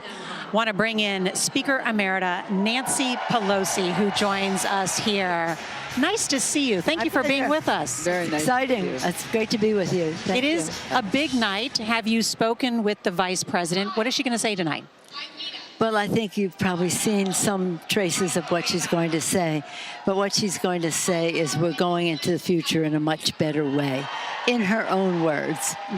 In her own words. It's pretty exciting. And have you spoken with her since this convention began? How's she feeling? No, I haven't spoken to her since the convention began. I've spoken to her since she was endorsed by Joe Biden, yes. It has and been we had her in San Francisco just last weekend, yes. It has been an electric convention. These last couple of big speakers that we heard from, certainly the Obamas, the Clintons, Great. You. Yes, you. We heard from the running mate, Governor Walz, last night. He is viewed as a progressive. How does he appeal to independents in some of these battleground states? Well, I guess it depends on your perspective. I served with him for 12 years in the Congress, and he knows that governing is down the middle. He came there representing a very, very red district, joined Democrats, Republicans, independents together for victory, and came to Congress and voted for the Affordable Care Act. Took that risk in his very first term, went back, won, came back to be a champion for America's veterans, doing more for veterans, working with Chet Edwards from Texas. The two of them did more for veterans than had been done since World War II. So I don't know how people paint one another. It's a question of the issue. It's a question of the issue. He teaches us a lot about farm, about agriculture policy, and we all learned a lot from him. I don't think in the House of Representatives people considered him a liberal. Madam Speaker, are you amazed? You know, every time they pointed out that it's only been a month that this whole ticket has changed. Are you amazed by how quickly she has seemingly galvanized the party to stand behind her? What is it you think she needs to do to keep her foot on the pedal? But are you surprised first how quickly things have turned around in a month's time? Look at this crowd tonight. Yeah, it's pretty exciting. But as I've said, politically, Kamala Harris is very astute. She won hard races all the way up the line. And it was her own view of how she would do that that made her successful. So I'm not surprised. But I think it's important for people to know that, because she's not just going to win herself. She and Tim, she's going to lead the Democrats to victory. Madam Speaker, what is the astute way to win in this election in the specific battleground states? What does she have to do? You're an organizer. You started out on the ground. How do they have to run it? Well, here's the thing. She has to be herself with her vision for America, which is very different from the other side, her values that have motivated her, and her priorities. The rest of us have to be on the ground, mobilizing, getting out every possible vote, working to translate the message so that it's unifying and not menacing. Progressive, bold, not menacing, unifying, and to have the resources, the intellectual, the political, the financial resources to win. And we have to say to everyone, when we leave here, we have to be getting to work. The euphoria is wonderful, but only as an engine to do the work that needs to be done. Let me ask you then about the House races. If there is a contested election, it's going to matter who has control of the House. How has her nomination changed the map for those members you know so well in those districts that are tight? Well, our members have been very pleased in the last few weeks with the increased volunteerism that has emerged in their district, the small donor contributions, just the willingness to vote. Young people weren't even interested in, some of them weren't even interested in voting. So all of that is very upbeat, and the members can quantify it. It just translates into success. We will win the House. We only need to win 4 seats. We will win the House. But your question is the right one, because on January 6th, Hakeem Jeffries must be the Speaker of the House. I say that from experience. Thank God I was the Speaker of the House on January 6th last time. Yes. You know, your book is out now, the Art of Power. I really enjoyed the book, and there's a line that stands out to me where you said, sometimes in politics, you have to take a punch, and sometimes you have to throw a punch. So my question to you is, how many punches do you think the Democrats need to throw to make sure that Kamala Harris is elected? Do you think that's going to be necessary? Let's finish the sentence. To take a punch, throw a punch. For the children. Yeah. And so I think that Democrats are ready. Elections are about the future. They're not, everything we've done is important to say, to prove that we can be effective. But really, people want to know how it translates to their kitchen table discussion on the cost of housing and health care and education, their jobs, their pensions, their freedom of expression, their freedom to have a family if they wish and when. You did not mention the economy or immigration. Those two issues are top of mind for voters, and those are ones that President Trump is saying that the Biden-Harris administration has failed on. Well, when I talk about the cost of housing, the cost of health care, the stability of their pension and their job, I'm talking about the economy, how it translates at the kitchen table. And the fact is that that's how people are interested in the economy, how it affects them, in my view. It's not the boardroom table, it's not the cabinet table, it's their kitchen table. In terms of immigration, I think it's very clear. There is a path there was a path. Say that again. What's his name? The former president said to the Republicans, don't give them a victory. So there is a substantive policy pass on how to deal with that. And we can even do better, probably, as people know more about it, to go forward. So what people have to know is a decision was made to win, a path to victory, and a fair and clear discussion of the issues, all of them. Madam Speaker, you made history as the first female Speaker of the House. Kamala Harris is on the verge of making history. How hard is it to campaign and while you have the burden of making history at the same time? How hard is it to do the job, also campaign, and the burden of all eyes on you? Well, I say it another way. I can bake the pie or I can sell the pie, but it's hard to sell the pie while you're baking it. And by the way, Kamala's a very good cook. But, it's just what you have to do. And people ask, is this a long time or a short time, 75 days?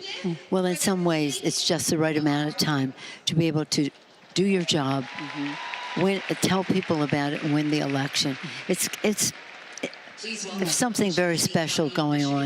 It's very exciting, but we can't mistake that for an electoral victory. We just have to just win, baby. Well, we all like a good pie here, no doubt. Apple pie is my favorite. Speaker Pelosi, always good to have you. My pleasure. Thank you. Nice to see you. Thank you. Thank you. Nice to see you again. And let's go now to the convention floor where CBS Morning's co-host Tony DeCopel is there. Good evening, Tony. Hey, good evening, Nora. You know, multiple times this evening and past evenings, I've talked about the energy in the room here and how remarkable it is. It's very easy to forget that just last month, Joe Biden was saying, I'm the president, I'm the nominee, and I'm running in 2024. And so I've made a point over the last few days to ask the delegates here 3 particular questions. The first one is, when exactly did you throw your support behind Kamala Harris for president as opposed to something else? And the answer is right away on that Sunday. The moment that Joe Biden dropped out, it was like he uncorked something spectacular, and that support immediately went and unconditionally went to Kamala Harris. The second question I ask is one that a lot of people have been asking. Is it not unusual to have a candidate first, and now we're waiting on what the policies will be in their specifics? And people do acknowledge, yeah, that's a little bit unusual, but guess what, Tony? We're living through unusual times. And then finally, I asked the question, are you not concerned that she will go in a direction that is different from the Biden administration and maybe doesn't align perfectly with your values, maybe on marijuana legalization, maybe on energy, maybe on immigration? And people say, they are, in some respects, concerned, but overall, they know all they need to know on reproductive rights and on the alternative. On character and values, the people in this room support Kamala Harris, regardless of what policies may come down the line. So that's something that's in the air tonight, those 3 questions, and I just wanted to give our viewers a little insight into what the thinking is in the room on those points. And I'll send it back to you on that note. Tony DeCopel, thank you so much. And our senior White House and political correspondent, Ed O'Keefe, is also on the convention floor. Good evening, Ed. Good evening, Nora. We are down here near the front row, and you may be asking yourself, who gets a front row seat at the Democratic Convention? Well, you got to be a member of the California delegation, and you got to be a constitutional officer so California's Secretary of State, Insurance Commissioner, the Attorney General, the longest-serving member of the House of Representatives, Lofgren, that's who gets the front row seat if you're in the California delegation. One thing about tonight, we've been talking a little about the history, the obvious history, that Kamala Harris is about to be nominated by the Democratic Party. Her speech tonight coincides with the 60th anniversary of the 1964 Democratic Convention. And Fannie Lou Hamer, a woman from Mississippi, came to the Democratic Convention and denounced her party for not letting her sit with an integrated delegation from her home state of Mississippi. Several speakers this week have called out that speech as an example of the progress made by the country and by the Democratic Party. Another example of the progress, I'm joined now by Dion Foss, who is a city councilwoman in Inglewood, California. You're also wearing a color that we're going to see a lot in the crowd tonight, pink and green. What does that mean? So this is our sorority colors. We are a member of Alpha Kappa Alpha Sorority Incorporated, and our colors are salmon pink and apple green, and so it represents our sorority. And the Vice President is a member. Vice President of the United States, Kamala Harris. We're so excited to see her come into the President's office. I mean, this is a very big deal for your organization now, because this is an organization, a sisterhood, a sorority all over the country, at all levels of politics, corporate leadership, education, but now to think that one of your members might become president. No, that is amazing. It means so much to our sorority. We are the first African-American college-educated sorority, and we were founded in 1908, and we strive on excellence, and Kamala Harris represents excellence for our sorority, and we were so proud to see her become the Vice President of the United States in November 2020, and now to see her be nominated to be the first African-American president for the United States is just amazing. Our sorority is elated.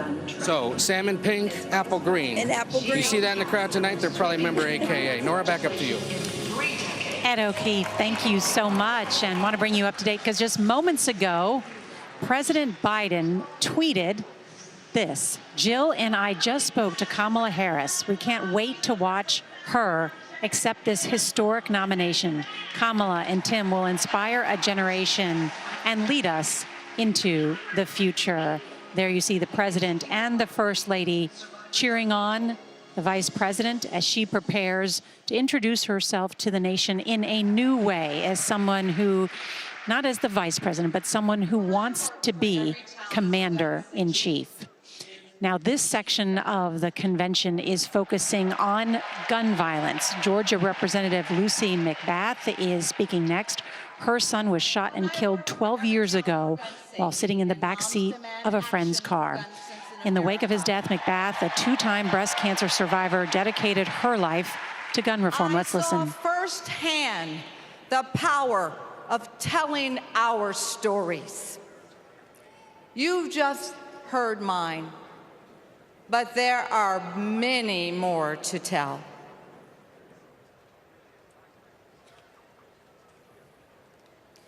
On December 14th, 2012, I walked into Sandy Hook School. I stopped at the office, chatted with my principal, then started my day with my second graders. Suddenly, a loud crash, like metal folding chairs falling. 154 gunshots blaring. Hiding in the coats, trying to sing with my students, trying to read to them, trying to drown out the sounds. Terror, crying, running. I carry that horrific day with me. 20 beautiful first grade children and 6 of my beautiful colleagues were killed. They should still be here.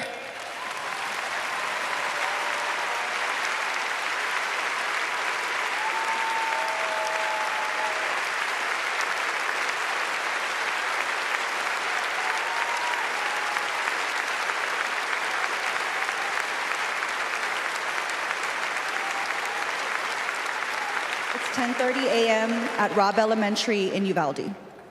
The school is recognizing my 10-year-old daughter, Lexi, for receiving all A's. She receives a Good Citizen Award, and we pose for photos. She wears a St. Mary's sweatshirt and a smile that lights up the room. 30 minutes later, a gunman murders her, 18 classmates, and 2 teachers. We are taken to a private room where police tell us she isn't coming home. Uvalde is national news. Parents everywhere reach for their children. I reach out for the daughter I will never hold again.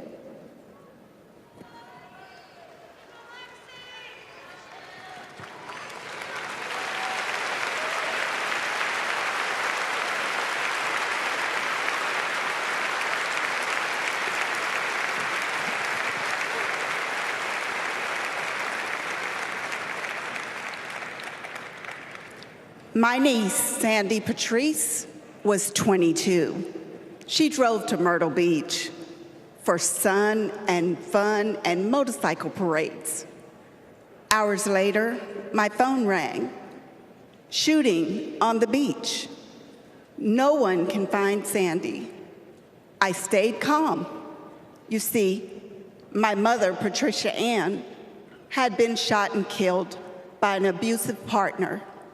I was calm then too. I got to handling business. I called relatives, the police, hospitals, and I kept calling, voice steady, heartbeat pulsing. Then I was connected to the coroner. 10 years of waiting, and Sandy's murder is still unsolved. I'll keep calling, and I'll keep fighting.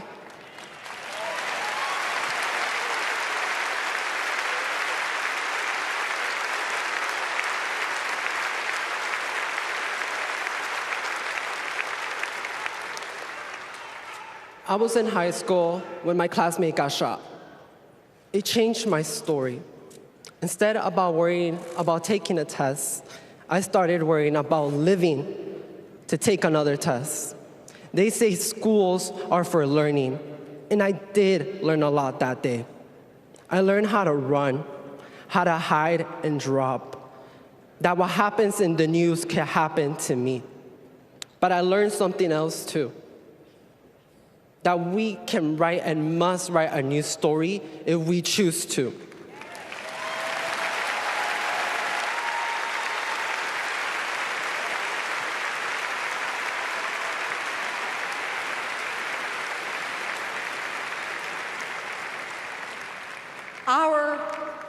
Are stories of loss. But make no mistake, our losses do not weaken us. They strengthen our resolve. We will secure safer futures that we all deserve. We will organize. We will advocate. We will run for office.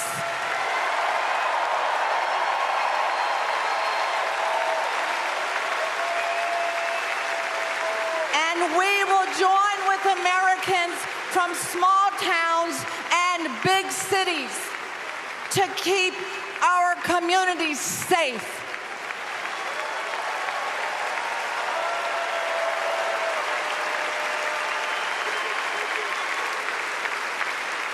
And we will elect leaders like Kamala Harris, who won't just empathize, but will act.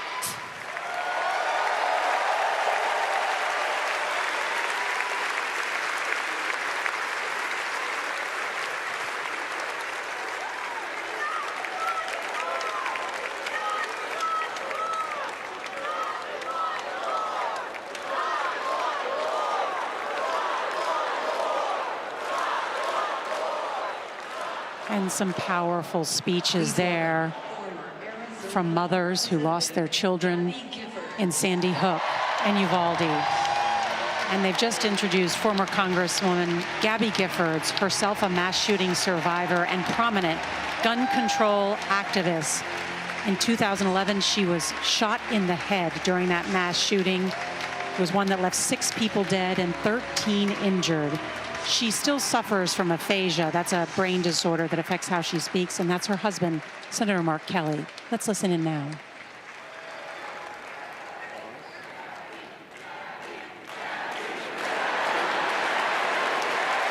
Hello, fellow Americans! I'm Gabby Giffords. I was born in the great state of Arizona. I was born with grit. I grew up racing motorcycles, mucking stalls, and exploring the beautiful desert. I fell for an astronaut.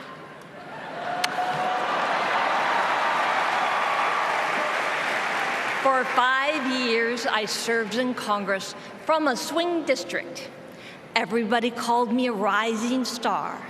Then on January 8th, 2011, a man tried to assassinate me. He shot 19 people. He killed 6. Terrible, terrible day. I almost died, but I fought for my life and I survived.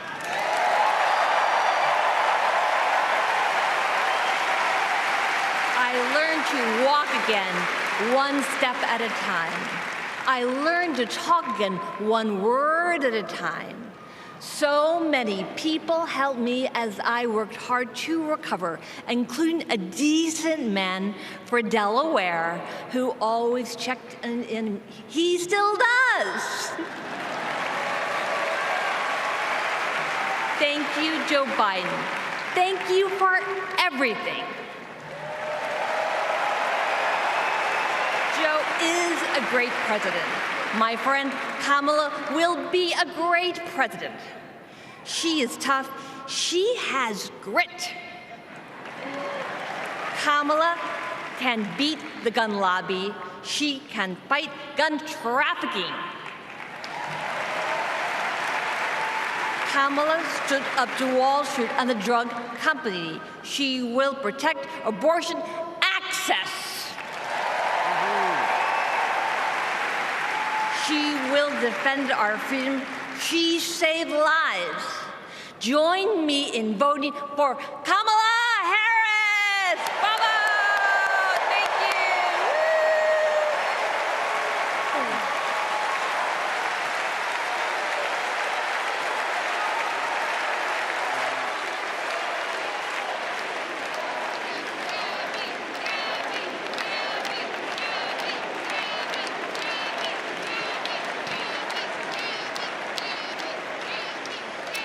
And Gabby Giffords, one of the most prominent gun control activists in the country, speaks out all of the time and has developed quite a following. And her husband, Senator Mark Kelly, the astronaut from Arizona, who was on the short list to become Vice President Harris's choice to be the #2 pick. Can we just take a second and acknowledge Gabby Gifford, what she just did? I remember, we all remember when that shooting happened. And at first it was reported that she didn't make it, and then they quickly had to reverse the story. But I remember when she was first recovering, she couldn't really walk, she couldn't really talk. So to see her walking and talking and being as enthusiastic as she is, just really fills you up. Yeah, and that she's now using, talk about turning her pain into purpose. That is exactly what she's doing. It's really amazing to hear her give a speech like that, because Nancy. I remember in the beginning for years, she would just speak in very short sentences. She could get some words out and not others. And so it's really impressive to see how far she's come. And also to hear from a number of the mothers right before then, from Sandy Hook, Gail, you and I were there, to Uvalde, the pain that is still so raw for all of these families. And that's why I think it's so important to hear the mothers and hear these stories, because for so many people it's a news story and everybody moves on, and these people are still living with this. Looks like Pink is about to take the stage. We're about to hear from Pink and her daughter, Willow. We're searchlights we can see in the dark. We're rockets pointed up at the stars. We are billions of beautiful hearts. You sold us down the river too far. What about us? What about all the times you said you had the answer? What about us? What about all the broken happy ever afters? Oh, what about us? What about all the plans that ended in disaster? What about love? What about trust? What about us? We're problems that want to be solved. We are children to be loved. We were willing, we came when you called, but man, you fooled us.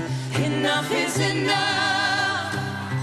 Oh, what about us? What about all the times you said you had the answer? What about us? What about all the broken happy ever afters? What about us? What about all the plans that ended in disaster? What about love? What about trust? What about us? Sticks and stones, they may break these bones, but then I'll be ready. Are you ready? I don't want control, I want to let go. I'll be ready. 'Cause now it's time to let them know. What about us? What about all the times you said you had the answers? So what about us? What about all the broken happy ever afters? What about us? What about all the plans that ended in disaster? What about love? What about trust? What about us? What about us? What about us? What about us?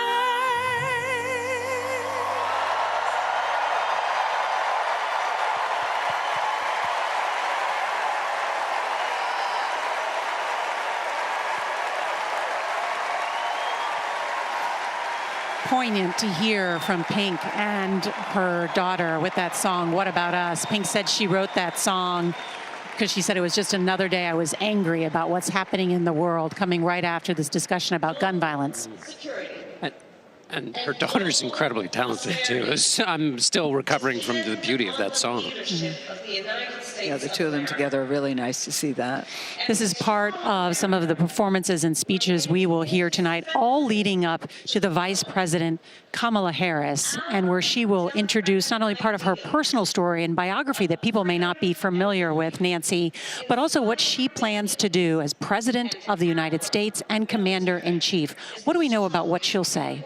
She is going to lay out her approach to leadership. She wants to make it clear to the country that while she has been a partner to Joe Biden for the last 3.5 years, that she has her own style, her own vision. She is going to walk the country through her biography, growing up in Oakland, California, and then developing a dream of becoming a prosecutor because she had a good friend who was 14 years old who was being abused, and that set her down the path that has brought her here to Chicago, night 4 of the Democratic National Convention. Let's listen now to Arizona Senator Mark Kelly. Hello, Democrats.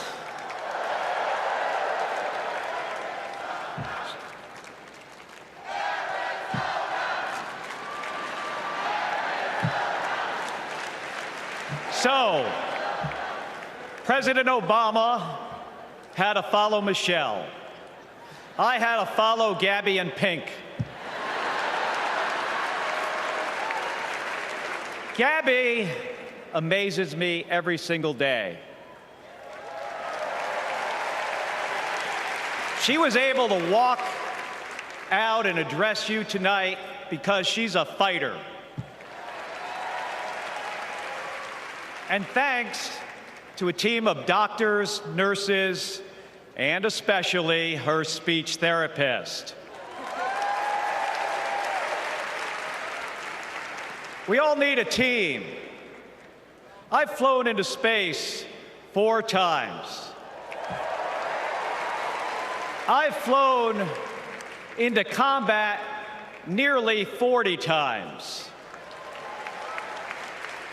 Not once did I do that by myself. It took a team to accomplish a mission. It always does. I flew in the Navy during the first Gulf War. America rallied our allies to kick out a tyrant who invaded a neighbor. Today, Vladimir Putin is testing whether we're still that strong. Iran, North Korea, and especially China watch closely. What's Trump's answer? He invited Russia to do, and these are his words, not mine, whatever the hell they want. Vice President Harris has always championed America's support for NATO, for Ukraine, and for the Ukrainian people. On the Senate Intelligence Committee, she investigated Russian interference in our election. She defends free and fair elections everywhere. You already know how Trump feels about those. Donald Trump skipped his intelligence briefings. He was too busy sucking up to dictators and dreaming of becoming one himself. Trump thinks that Americans who have made the ultimate sacrifice are suckers and losers. If we fall for that again and make him the commander-in-chief, the only suckers would be us. Kamala Harris knows that standing with our allies means standing up for Americans. She'll keep modernizing our military to support our troops and to support our veterans like our next Vice President, Tim Walz.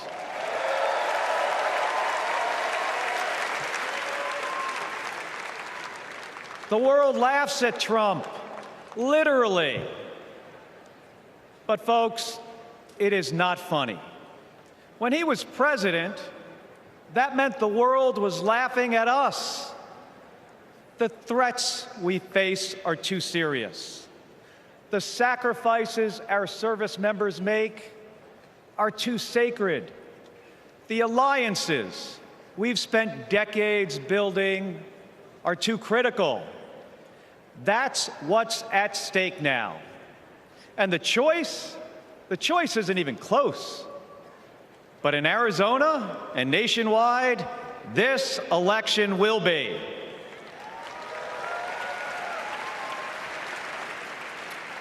We'll win in the same way we launch rockets into space and land fighter jets on an aircraft carrier as one team on one mission. State by state, voter by voter, coming together. No country is better than ours at solving big problems.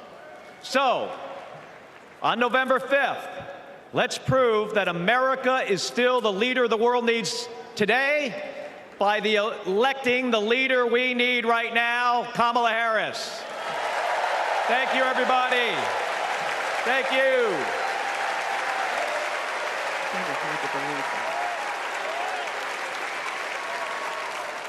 Coming up, Governor Gretchen Whitmer, and later, Kamala Harris accepts the presidential nomination. You're watching CBS News coverage of the Democratic National Convention.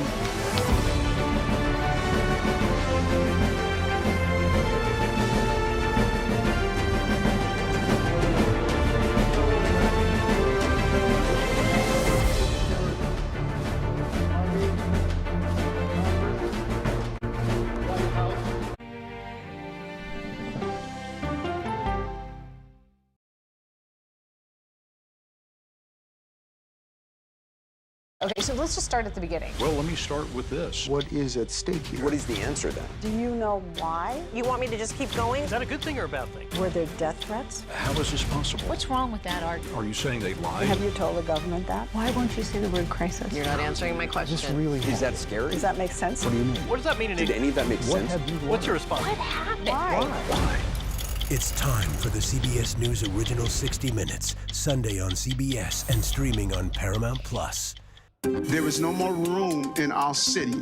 New York City is receiving record numbers of migrants. Today, we're going to have more than 500 adults and children come through that door. Tensions rise as shelters reach max capacity. We don't have to take care of them. CBS Reports goes inside a crisis cities and families are facing as they fight to survive. The United States still has a glimmer of hope for people to come here. Fighting for a future. Now streaming on the free CBS News app. This case. It's like a screenplay, something straight out of Hollywood. But it's not fiction. It's 48 hours. Human remains found this week. 4 families shattered. There's no physical evidence. The mystery would haunt investigators for years. There's some questions that have to be asked and need to be answered. Like a John Grisham novel. A gripping true crime original. 48 hours. Now streaming on the free CBS News app.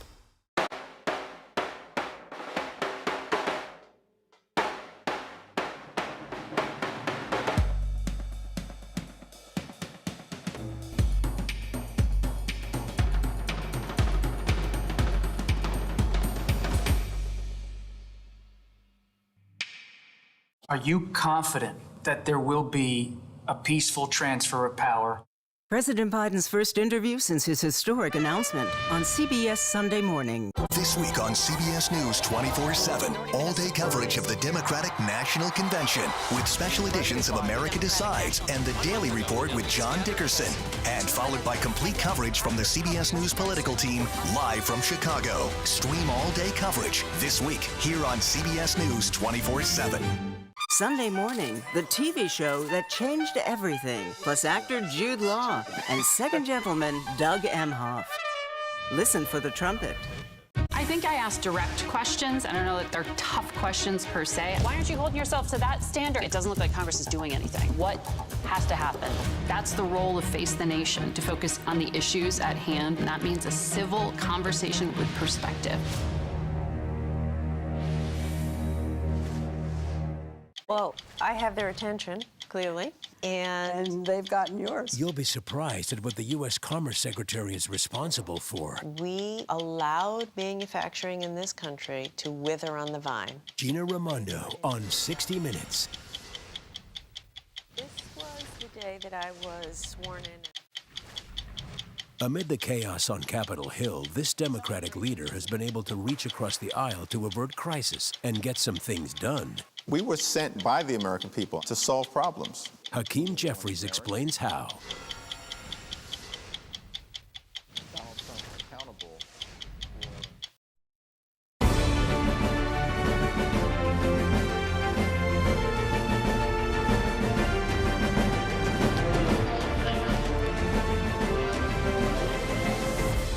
Welcome back to CBS News coverage of the Democratic National Convention, where we will hear tonight from Vice President Kamala Harris. And want to go now to our senior White House correspondent, Weijia Jiang, because she is right near the stage where we will hear from the Vice President. It's called the podium position. And Weijia, you have a bird's eye view of everything that's happening there, center stage. And Nora, when I look out, I see a sea of white. And that is because these women have chosen to wear it to honor the legacy of the suffragettes, those who fought so hard to give women the right to vote. And tonight, 104 years after the 19th Amendment gave women that right, it also represents what tonight means, how much progress women have made with its first ever Black and South Asian woman to become the presidential nominee in any major party. Of course, the theme of tonight is for the future.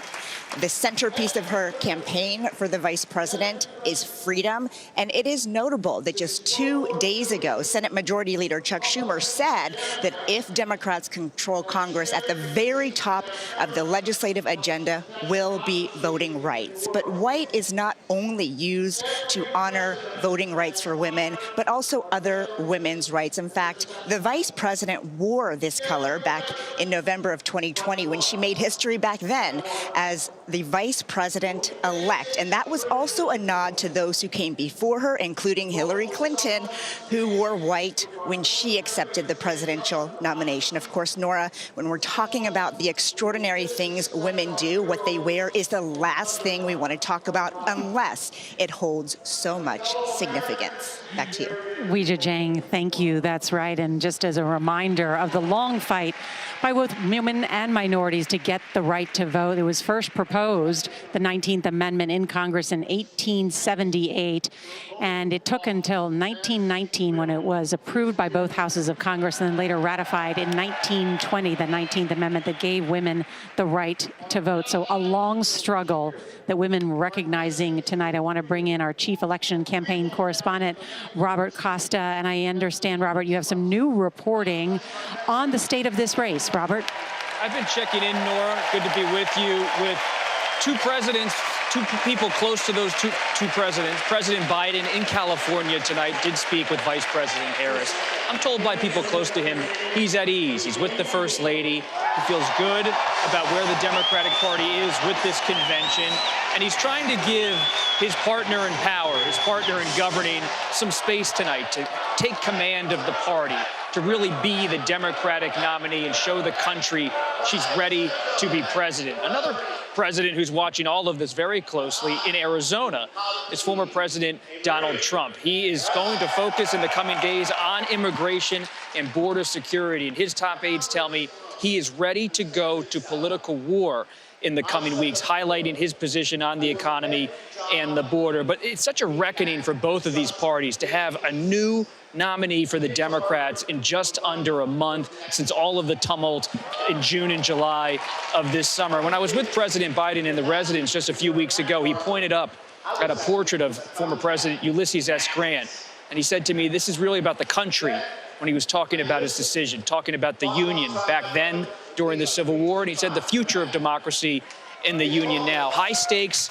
in the eyes of both of these presidents, former President Trump, President Biden, and a possible future president on stage tonight, but she sure has quite a campaign ahead.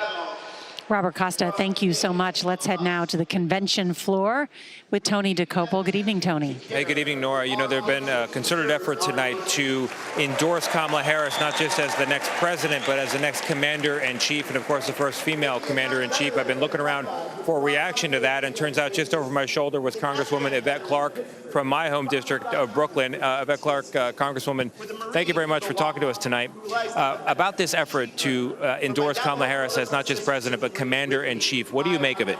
I think it's important. It's important for our nation to know that we have someone poised to become president of the United States who understands the need to defend our nation against, foreign entities, whether that be through deploying troops, setting up a military structure that is vigilant, or on the internet, where we know we're constantly under threat from foreign entities.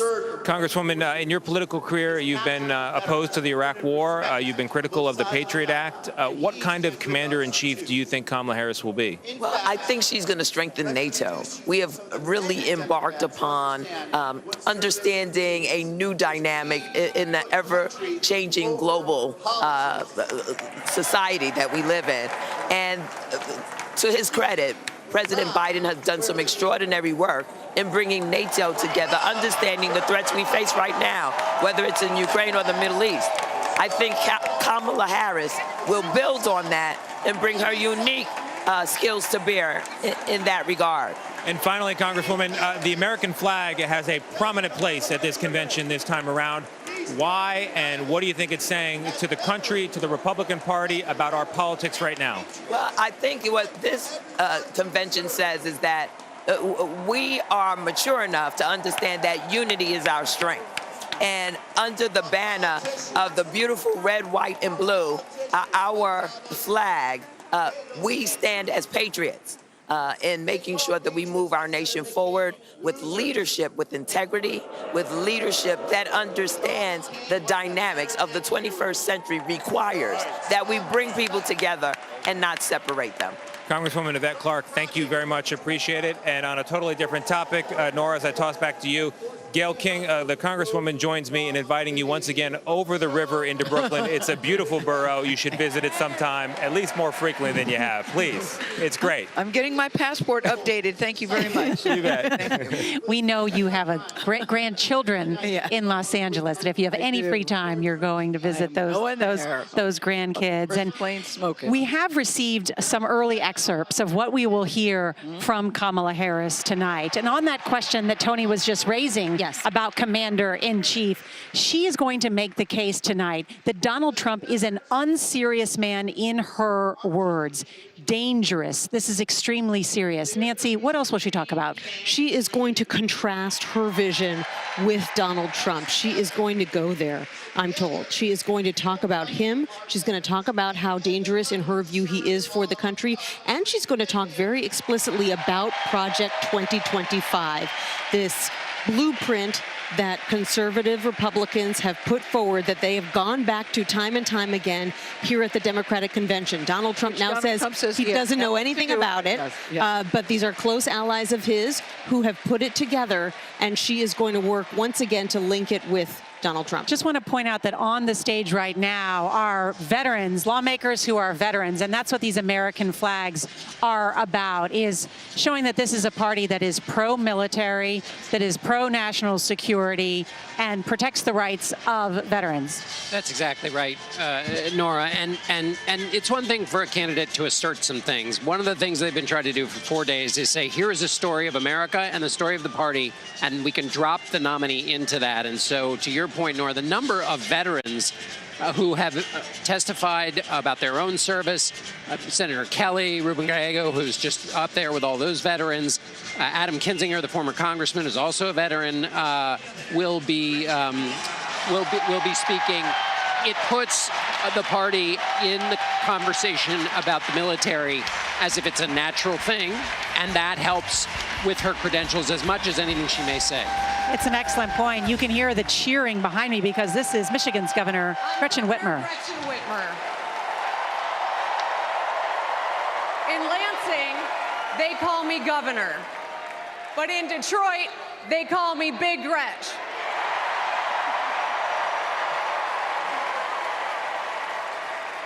Donald Trump called me that woman from Michigan as an insult. Being a woman from Michigan is a badge of honor.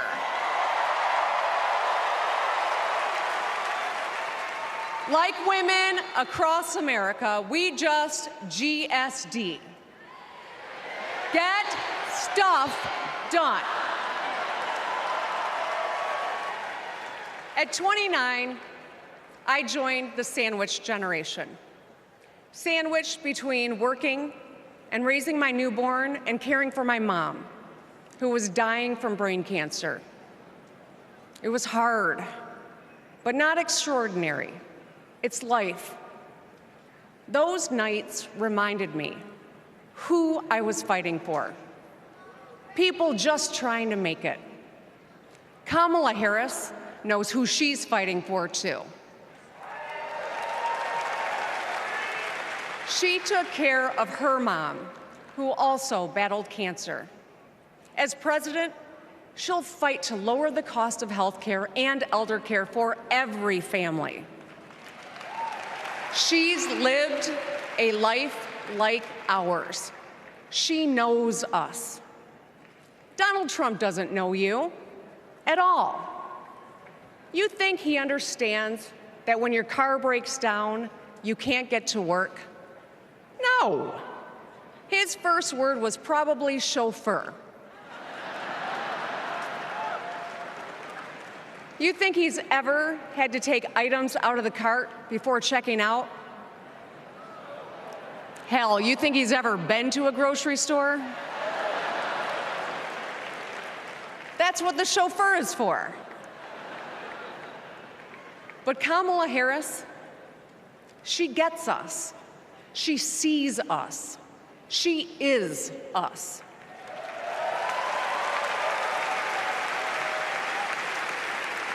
Look, we've all lived through a lot of history over the past few years. Floods and fires, an attempted coup, a plot, and a pandemic. It's exhausting. We don't know what the next 4 years will bring, but what we do know is this. Through it all, your life won't stop. You're gonna have to get to work, pick up the kids, and pay your bills. And then one day, when you're just trying to get everyone out the door, a news alert goes off. Something happened. Something hit the fan. You'll ask, is my family gonna be okay? And then you'll ask, who the hell is in charge? What if it's him? What if it's that man from Mar-a-Lago?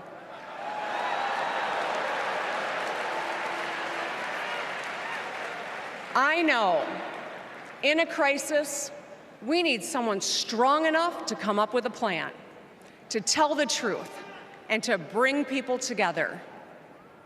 Right now, before the crisis, is when we get to choose. Why wouldn't we choose the leader who's tough, tested, and a total badass?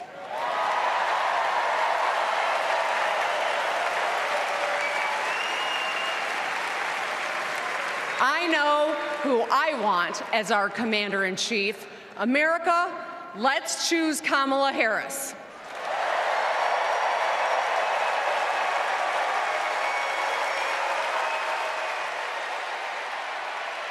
And that was Michigan's Governor Gretchen Whitmer ahead. Presidential nominee Kamala Harris takes the stage. We'll be right back.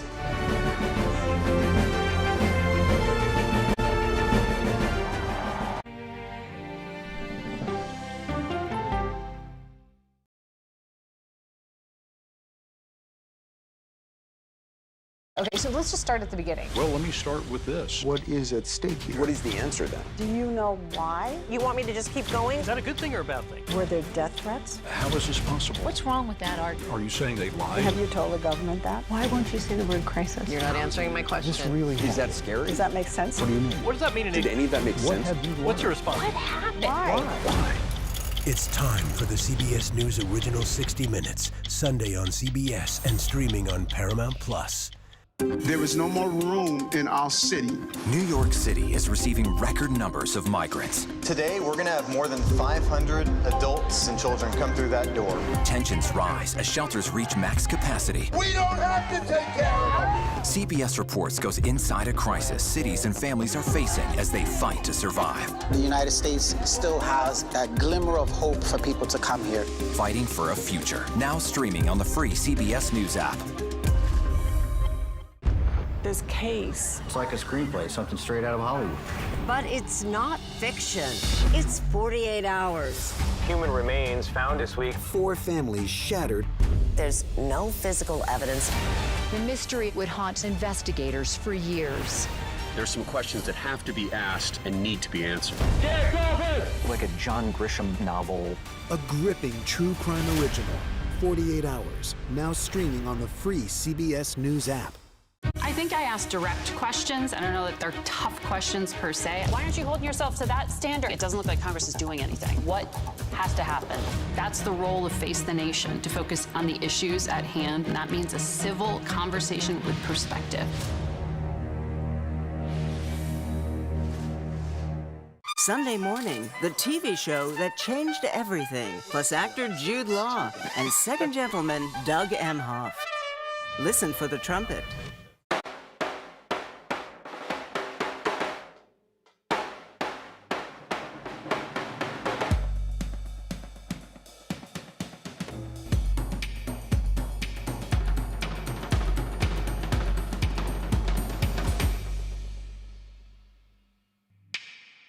Well, I have their attention, clearly, and they've gotten yours. You'll be surprised at what the U.S. Commerce Secretary is responsible for. We allowed manufacturing in this country to wither on the vine. Gina Raimondo on 60 Minutes.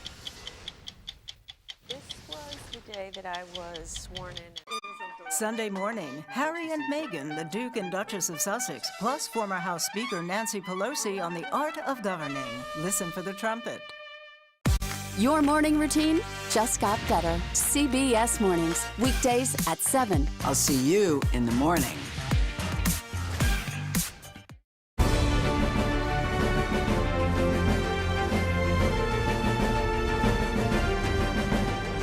Welcome back to CBS News coverage of the Democratic National Convention. And now we're going to hear from the former Republican Congressman Adam Kinzinger, representing Illinois. You might remember in the wake of the 2020 election, Kinzinger became known for his criticism of Trump's attempts to overturn the election. Let's listen in now. Thank you. I'm Adam Kinzinger, and I am proud to be in the trenches with you as part of this sometimes awkward alliance that we have to defend truth, defend democracy, and decency. I was just a kid when I was drawn to the party of Ronald Reagan, to his vision of a strong America, the shining city on a hill. I was a Republican for 12 years in Congress, and I still hold on to the label. I never thought I'd be here, but listen, you never thought you'd see me here, did you? But I've learned something about the Democratic Party, and I want to let my fellow Republicans in on the secret. The Democrats are as patriotic as us.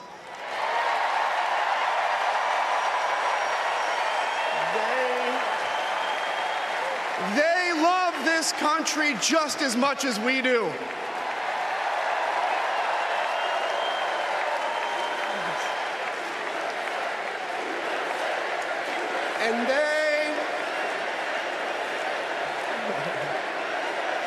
And they are as eager to defend American values at home and abroad as we conservatives have ever been. I was relieved to discover that because I've learned something about my party too, something I couldn't ignore. The Republican Party is no longer conservative. It has switched its allegiance from the principles that gave it purpose to a man whose only purpose is himself. Donald Trump is a weak man pretending to be strong. He is a small man pretending to be big. He's a faithless man pretending to be righteous. He's a perpetrator who can't stop playing the victim. He puts on, listen, he puts on quite a show, but there is no real strength there. As a conservative and a veteran, I believe true strength lies in defending the vulnerable. It's in protecting your family. It's in standing up for our Constitution and our democracy. That is the soul of being a conservative. It used to be the soul of being a Republican, but Donald Trump has suffocated the soul of the Republican Party. His fundamental weakness has coursed through my party like an illness, sapping our strength, softening our spine, whipping us into a fever that has untethered us from our values. Our democracy was frayed by the events of January 6th, as Donald Trump's deceit and dishonor led to a siege on the United States Capitol. That day, I stood witness to a profound sorrow, the desecration of our sacred tradition of peaceful transition of power, tarnished by a man too fragile, too vain, and too weak to accept defeat.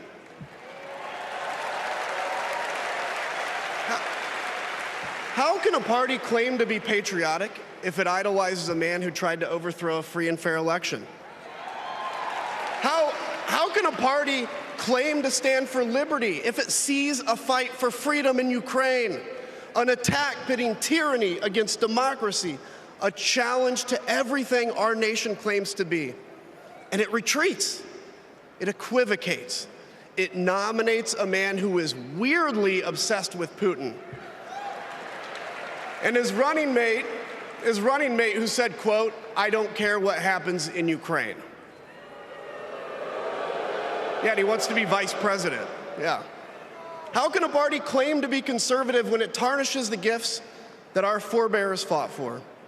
Men like my grandfather, who served in World War II, who believed in a cause bigger than himself, and he risked his life for it behind enemy lines. To preserve American democracy, his generation found the courage to face down armies.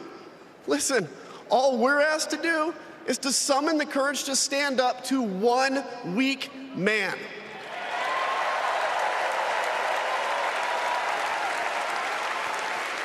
Some have questioned why I've taken the stand I have. The answer is really simple, ladies and gentlemen. We must put country first. And tonight, as a Republican speaking before you, I'm putting our country first.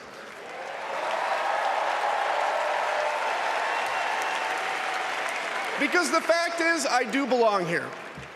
I know Kamala Harris shares my allegiance to the rule of law, the Constitution, and democracy. And she is dedicated to upholding all three in service to our country. Whatever policies we disagree on pale in comparison with those fundamental matters of principle, of decency, and of fidelity to this nation.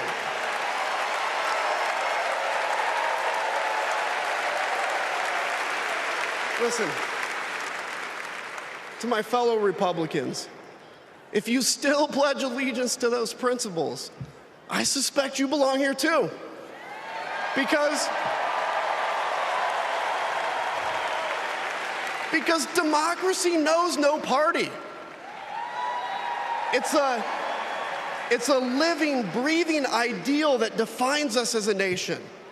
It's the bedrock that separates us from tyranny, and when that foundation is fractured, we must all stand together, united, to strengthen it.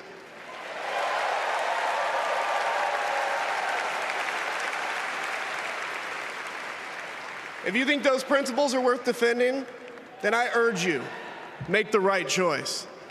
Vote for our bedrock values, and vote for Kamala Harris. God bless you.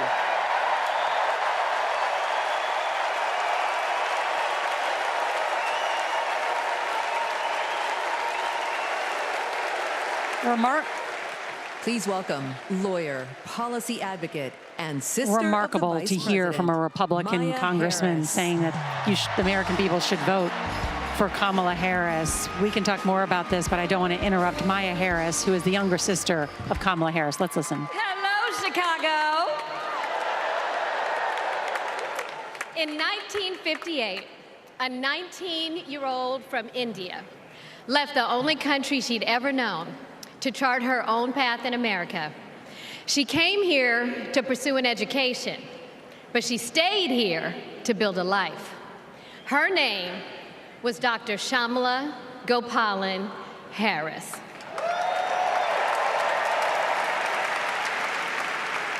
But we called her Mommy. Mommy was so many things to so many people. A civil rights activist, a scientist, a devoted mother to her two little girls. But most of all, Mommy was a trailblazer who defied the odds and defined herself. And when it came to Kamala and me, Mommy had great expectations for us, but she had even greater expectations of us. She raised us to believe that we could be and do anything. And we believed her. You see, Mommy understood the power and the possibility that come with knowing and showing who you truly are. She knew we could be the authors of our own stories, just as she'd been the author of her own. Mommy's journey and the opportunity that she wanted for Kamala and me, that's a distinctly American story. We may all have different histories, different struggles, or different perspectives, but what binds us together is the fervent desire to be free, to fulfill our God-given potential. Kamala's entire life has been about fighting for each of us to have that freedom.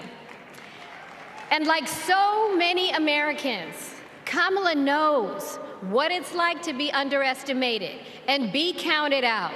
She knows what it's like to be the underdog and yet still beat the odds.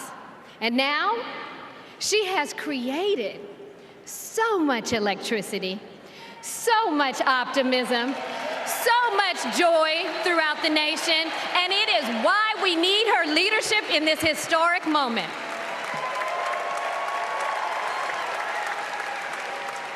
We are living in a time when some are trying to divide us, to separate us in ways that make it difficult for us to come together. Well, look, my sister rejects that view. Where others push darkness, Kamala sees promise. Where others feel detachment, Kamala fosters connection.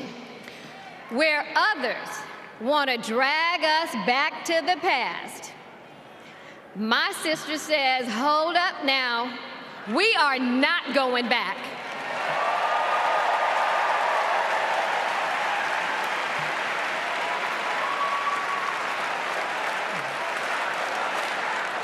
Because Kamala understands we have so much more in common than what separates us.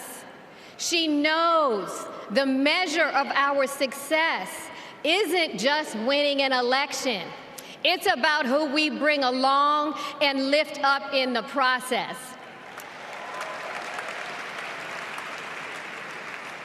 And so as I look out at all of you today and take in this incredible moment, I so wish that Mommy could be here tonight.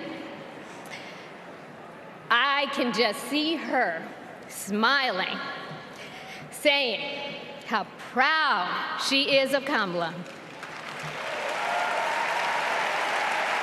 And then, without missing a beat, she'd say, that's enough, you got work to do. She would tell all of us to roll up our sleeves and get to work, to elect a leader who sees the potential in each of us, a leader who cares for all of us, a leader who fights for every one of us.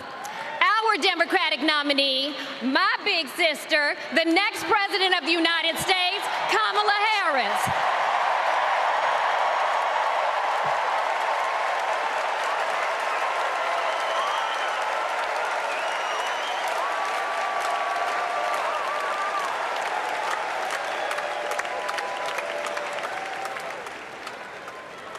Please welcome North Carolina Governor Roy Cooper.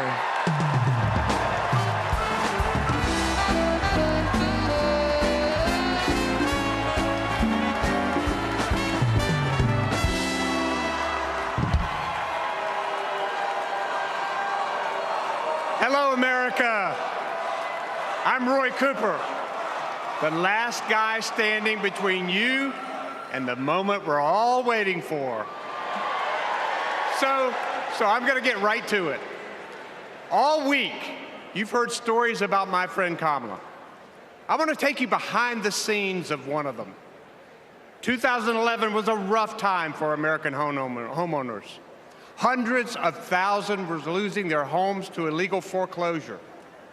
I was Attorney General in North Carolina, while Kamala had just become California's.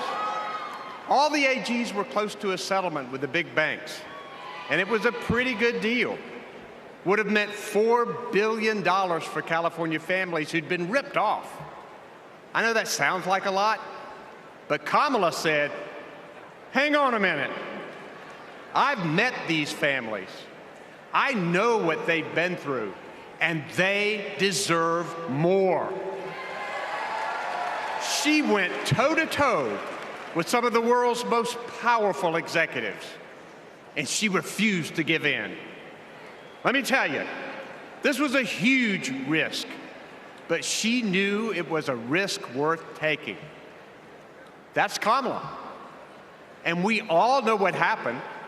The banks caved. That $4 billion for California families became $20 billion. That was the first time I witnessed Kamala in action. And what I saw was a leader who does exactly what she says she's going to do, who never will settle for less. America, we got a lot of big fights ahead of us, and we've got one hell of a fighter ready to take them on. I know that because I know her. And tonight, I want the American people to know, even if you don't agree with her on everything, Kamala Harris will fight for you to the very end. For families who need better health care or a safer place to live, Kamala will fight for you. For parents who want better schools for their kids, for workers worried about a secure retirement for themselves, Kamala will fight for you. For any one of our allies, anywhere in the world, wondering if America still has your back, remember this: Kamala will fight for you. And when she fights, we win. Kamala's ready. Kamala's ready. The question is, are we?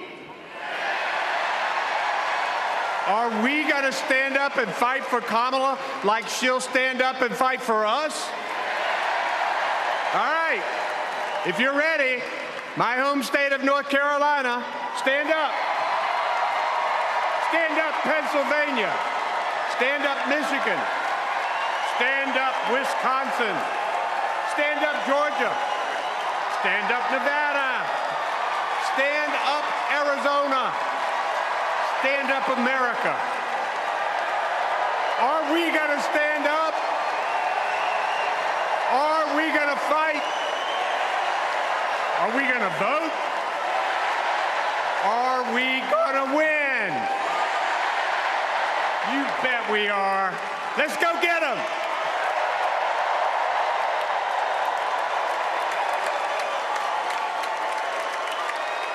We are moments away from hearing Vice President Kamala Harris and the speaking slot before her given to North Carolina's governor. The reason that's one of those 7 battleground states, probably the toughest of all 7 for a Democrat to win, but an electorally rich state in terms of electoral votes. And you heard the governor there shouting out all of those important states that the Democrats need for victory. Do you think that was on purpose, Nora?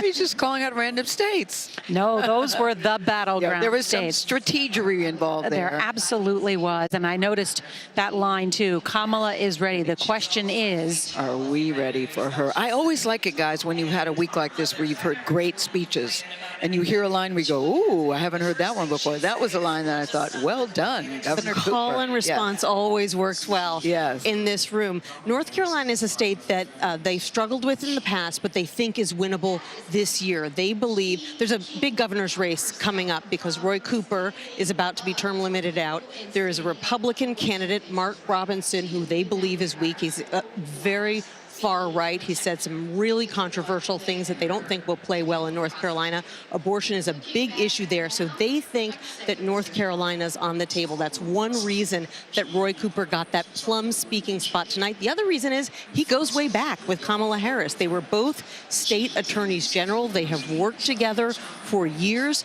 She has visited North Carolina again and again throughout her vice presidency. I think it's the 16th or 17th time that she's gone to North Carolina to visit him, and he was on the short list for vice president. Then he pulled out, didn't he? Didn't he remove himself from consideration? He pulled out, and he said that he needed to stay in North Carolina because this controversial lieutenant governor, who we were just talking about, he thought that he would, try to take over when he was out of the state. And North Carolina has that rule when he's out of the state that he actually, I believe, power shifts to the lieutenant governor. So it wasn't just.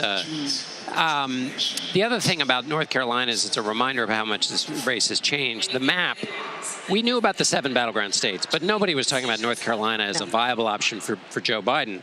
Also, not really, also slipping away were Arizona, Georgia, and Nevada, other Sunbelt states, fast-growing states with a new population, younger population. Those are now in play with her in a way that they weren't with Joe Biden. And why is that important? She may or may not get those states, but it forces her opponent to spend time in those states. He can't just sit in a limited number of states. He's now got to play in all 7. And that is it's a drain on resources, which include his time and his money. It's an excellent point. I want to check in now with Robert Costa, who has some new reporting. Robert?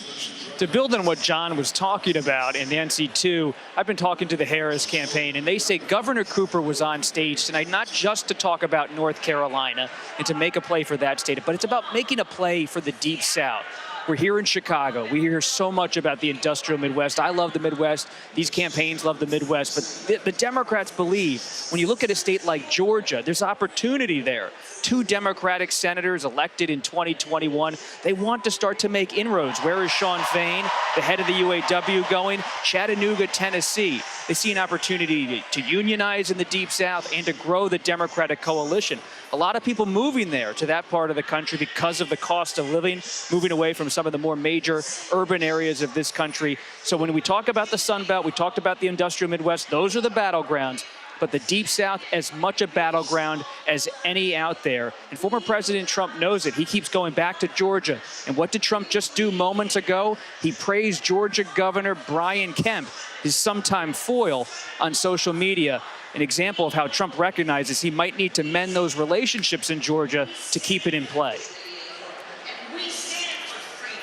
It's an excellent point and a sign that the Trump campaign may be worried, as Robert points out, that Donald Trump trying to mend some fences. Let's go now to Ed O'Keefe, who is in the midst of the California delegation, the home state of Kamala Harris. Ed? Nor they have handed out these placards with her name on them for her arrival. Her husband, Doug Emhoff, the second gentleman, their children are in the front row with her brother-in-law and her young nieces. Just behind them, the California governor, the former Speaker of the House, Nancy Pelosi, and this crowd watching a biographical video about her. Remember, the thought was they might all be attending a funeral, the Democrats, if Joe Biden had stayed in. Instead, it's a wedding, many have said.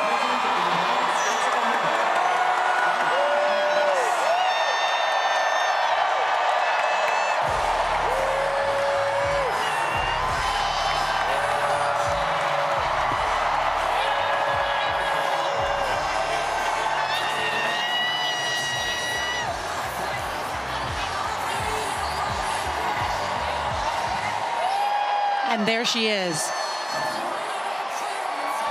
to Beyonce's Freedom.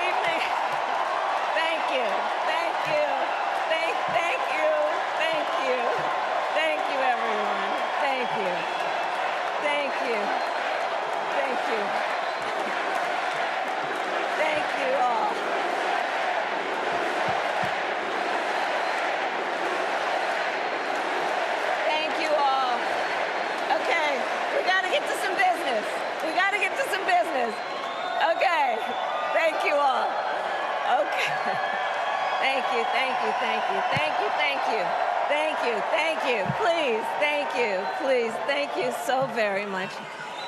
Thank you, everyone. Thank you, everyone. Thank you. Okay, let's get to business. Let's get to business. All right. So let me start by thanking my most incredible husband, Doug, for being an incredible partner to me, an incredible father to Cole and Ella, and happy anniversary, Dougie. I love you so very much. To our President Joe Biden, when I think about the path that we have traveled together, Joe, I am filled with gratitude. Your record is extraordinary, as history will show, and your character is inspiring. And Doug and I love you and Jill and are forever thankful to you both.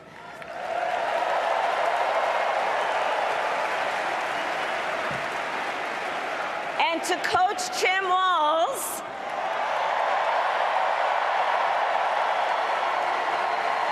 you are going to be an incredible vice president.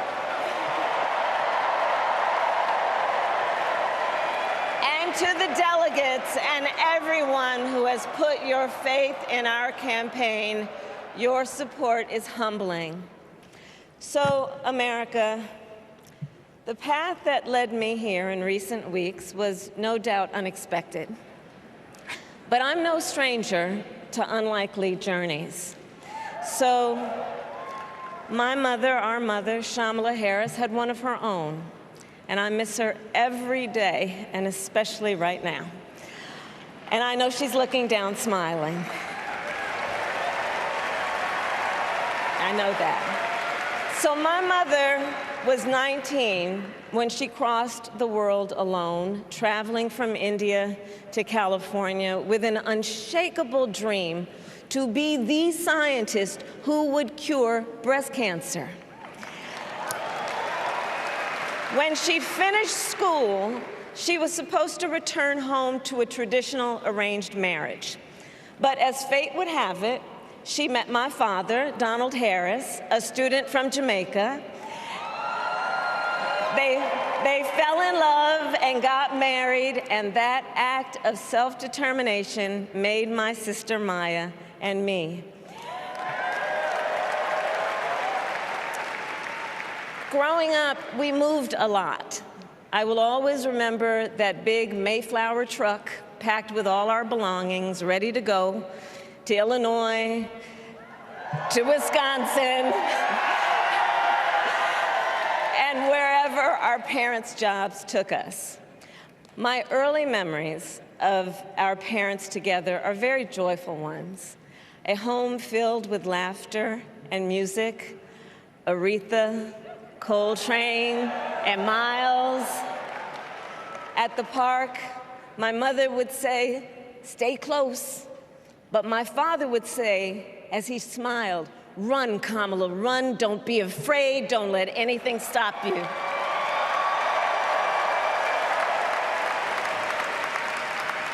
From my earliest years, he taught me to be fearless. But the harmony between my parents did not last. When I was in elementary school, they split up. And it was mostly my mother who raised us. Before she could finally afford to buy a home, she rented a small apartment in the East Bay. In the Bay, you either live in the hills or the flatlands. We lived in the flats. A beautiful working-class neighborhood of firefighters, nurses, and construction workers, all who tended their lawns with pride. My mother, she worked long hours, and like many working parents, she leaned on a trusted circle to help raise us. Mrs. Shelton, who ran the daycare below us and became a second mother. Uncle Sherman, Aunt Mary, Uncle Freddie, Auntie Chris. none of them family by blood, and all of them family by love.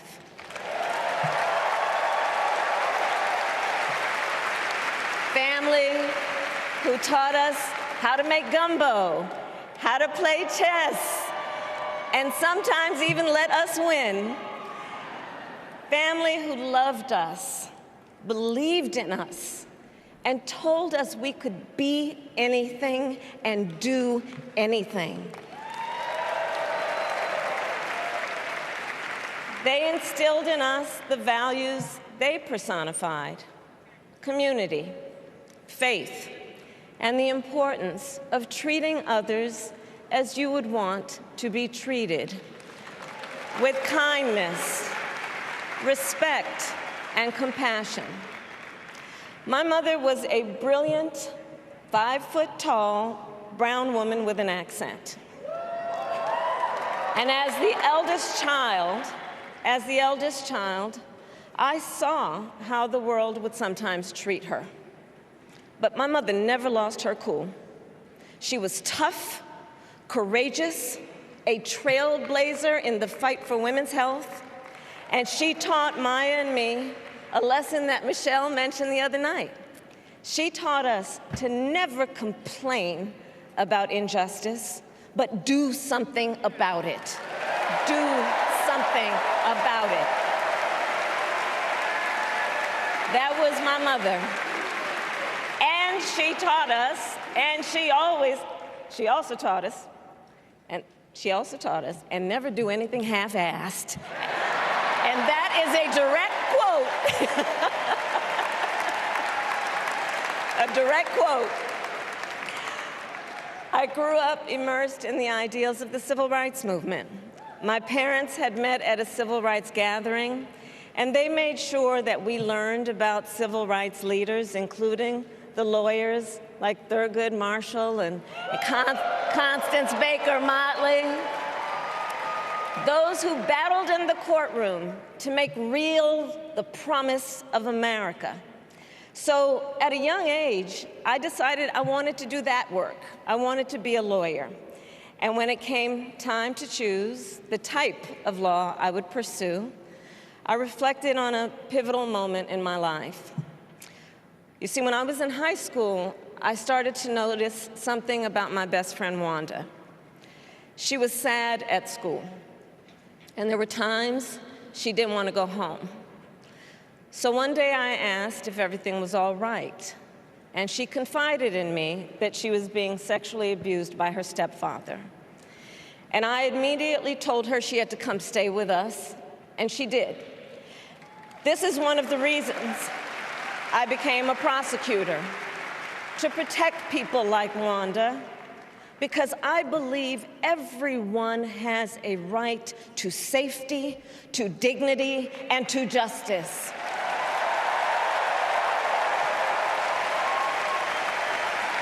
As a prosecutor, when I had a case, I charged it not in the name of the victim, but in the name of the people. For a simple reason. In our system of justice, a harm against any one of us is a harm against all of us.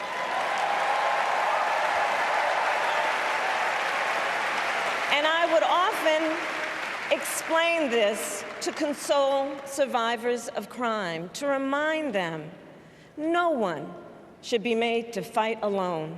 We are all in this together. And every day in the courtroom, I stood proudly before a judge and I said 5 words: Kamala Harris for the people.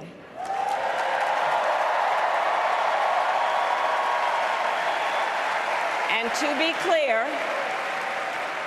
to be clear, my entire career, I've only had one client, the people. And so, on behalf of the people, on behalf of every American, regardless of party, race, gender, or the language your grandmother speaks, on behalf of my mother and everyone who has ever set out on their own unlikely journey, on behalf of Americans like the people I grew up with, people who work hard, chase their dreams, and look out for one another, on behalf of everyone whose story could only be written in the greatest nation on earth, I accept your nomination to be President of the United States of America.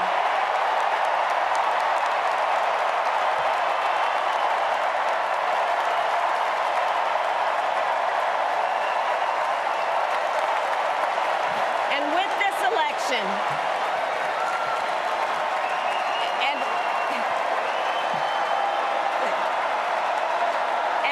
this election, our nation with this election has a precious, fleeting opportunity to move past the bitterness, cynicism, and divisive battles of the past, a chance to chart a new way forward. Not as members of any one party or faction, but as Americans. And let me say, I know there are people of various political views watching tonight, and I want you to know, I promise to be a president for all Americans. You can always trust me to put country above party and self, to hold sacred America's fundamental principles, from the rule of law to free and fair elections to the peaceful transfer of power.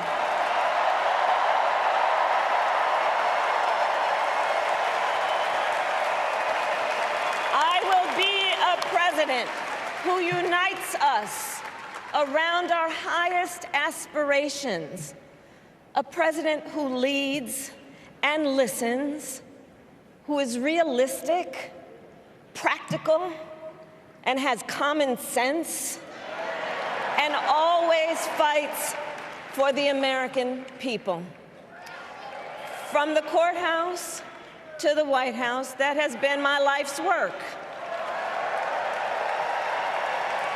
As a young courtroom prosecutor in Oakland, California, I stood up for women and children against predators who abuse them.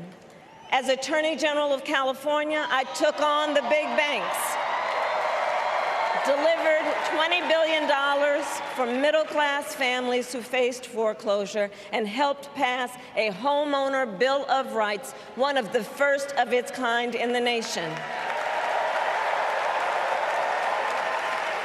I stood up for veterans and students being scammed by big for-profit colleges, for workers who are being cheated out of their wages, the wages they were due, for seniors facing elder abuse. I fought against the cartels who traffic in guns and drugs and human beings, who threaten the security of our border and the safety of our communities. And I will tell you, these fights were not easy, and neither were the elections that put me in those offices. We were underestimated at practically every turn, but we never gave up, because the future is always worth fighting for.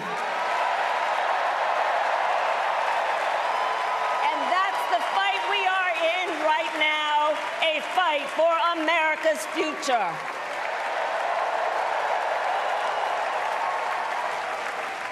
Fellow Americans, this election is not only the most important of our lives, it is one of the most important in the life of our nation. In many ways, Donald Trump is an unserious man. But the consequences of putting Donald Trump back in the White House are extremely serious. Consider not only the chaos and calamity when he was in office, but also the gravity of what has happened since he lost the last election. Donald Trump tried to throw away your votes. When he failed, he sent an armed mob to the United States Capitol, where they assaulted law enforcement officers. When politicians in his own party begged him to call off the mob and send help, he did the opposite. He fanned the flames. And now, for an entirely different set of crimes, he was found guilty of fraud by a jury of everyday Americans and separately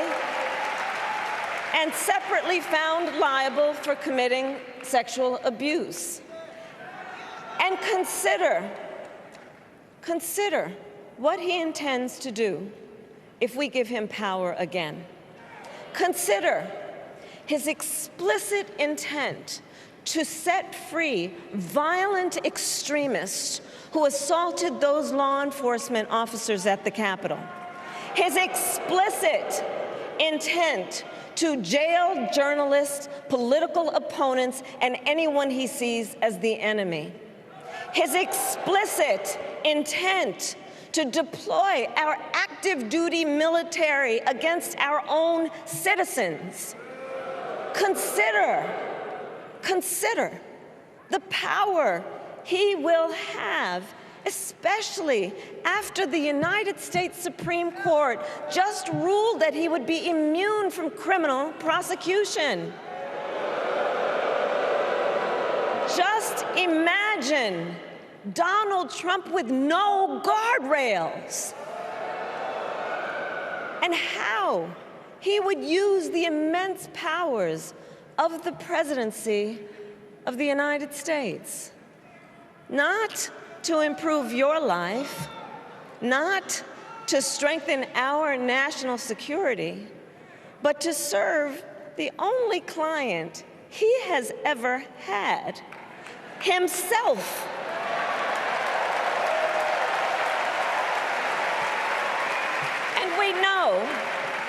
And we know what a second Trump term would look like. It's all laid out in Project 2025, written by his closest advisors, and its sum total is to pull our country back to the past. But America, we are not going back. We are not going back. We are not going back. We are not going back to when Donald Trump tried to cut Social Security and Medicare.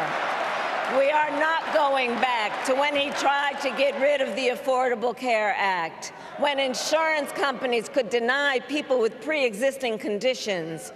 We are not going to let him eliminate the Department of Education that funds our public schools. We are not going to let him end programs like Head Start that provide preschool and child care for our children. America, we are not going back.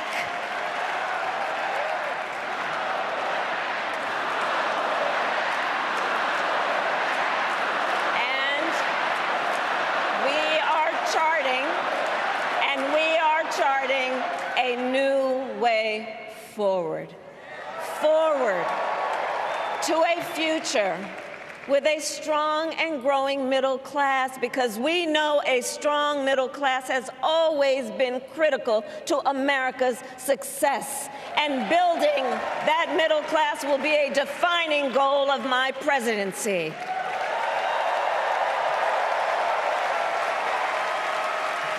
And I'll tell you, this is personal for me. The middle class is where I come from. My mother kept a strict budget. We lived within our means, yet we wanted for little. And she expected us to make the most of the opportunities that were available to us and to be grateful for them. Because, as she taught us, opportunity is not available to everyone. That's why we will create what I call an opportunity economy where everyone has the chance to compete and a chance to succeed. Whether you live in a rural area, small town, or big city. And as president, I will bring together labor and workers and small business owners and entrepreneurs and American companies to create jobs, to grow our economy, and to lower the cost of everyday needs like health care and housing and groceries. We will provide access to capital for small business owners and entrepreneurs and founders. And we will end America's housing shortage and protect Social Security and Medicare. Now compare that to Donald Trump, because I think everyone here knows he doesn't actually fight for the middle class. He doesn't actually fight for the middle class. Instead, he fights for himself and his billionaire friends. And he will give them another round of tax breaks that will add up to $5 trillion to the national debt. And all the while, he intends to enact what in effect is a national sales tax, call it a Trump tax, that would raise prices on middle-class families by almost $4,000 a year. Well, instead of a Trump tax hike, we will pass a middle-class tax cut that will benefit more than 100 million Americans.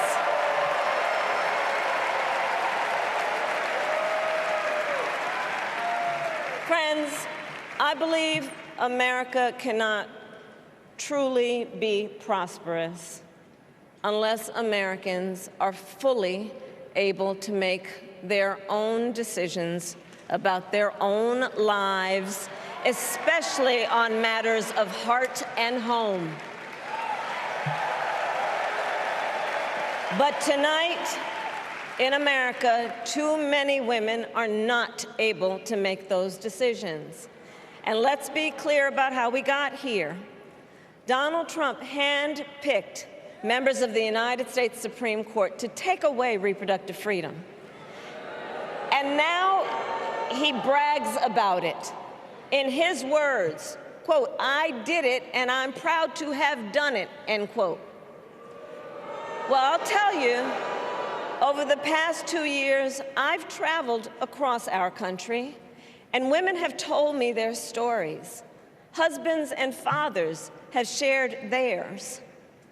Stories of women miscarrying in a parking lot, developing sepsis, losing the ability to ever again have children, all because doctors are afraid they may go to jail for caring for their patients. Couples just trying to grow their family, cut off in the middle of IVF treatments. Children who have survived sexual assault, potentially being forced to carry a pregnancy to term. This is what's happening in our country because of Donald Trump. And understand, he is not done. As a part of his agenda, he and his allies would limit access to birth control, ban medication abortion, and enact a nationwide abortion ban with or without Congress. And get this, he plans to create a national anti-abortion coordinator and force states to report on women's miscarriages and abortions. Simply put, they are out of their minds.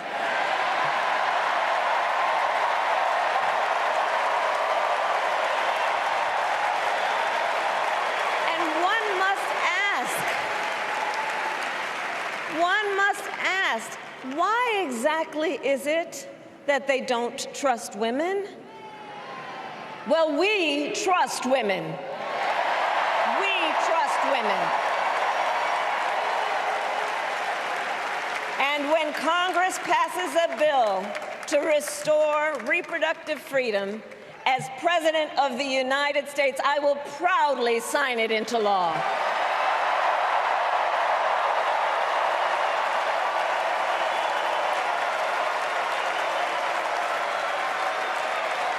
In this election, many other fundamental freedoms are at stake. The freedom to live safe from gun violence in our schools, communities, and places of worship. The freedom to love who you love openly and with pride. The freedom to breathe clean air and drink clean water and live free from the pollution that fuels the climate crisis. And the freedom that unlocks all the others, the freedom to vote. With this election, we finally have the opportunity to pass the John Lewis Voting Rights Act and the Freedom to Vote Act.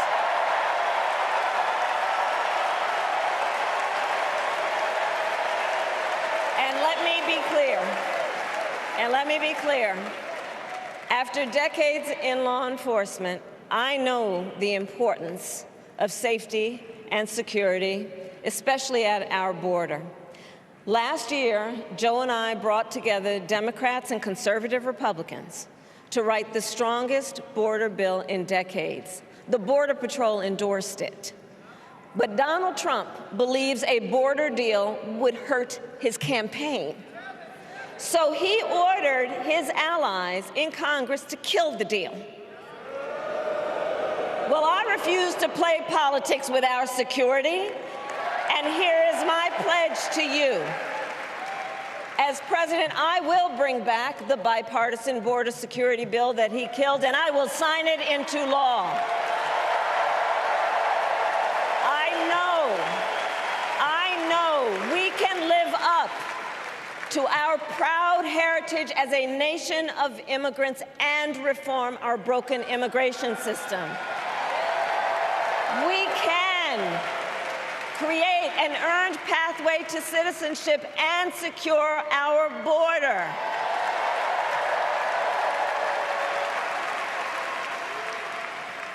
And America, we must also be steadfast in advancing our security and values abroad. As Vice President, I have confronted threats to our security, negotiated with foreign leaders, strengthened our alliances, and engaged with our brave troops overseas. As Commander-in-Chief, I will ensure America always has the strongest, most lethal fighting force in the world. And I will fulfill our sacred obligation to care for our troops and their families, and I will always honor and never disparage their service and their sacrifice.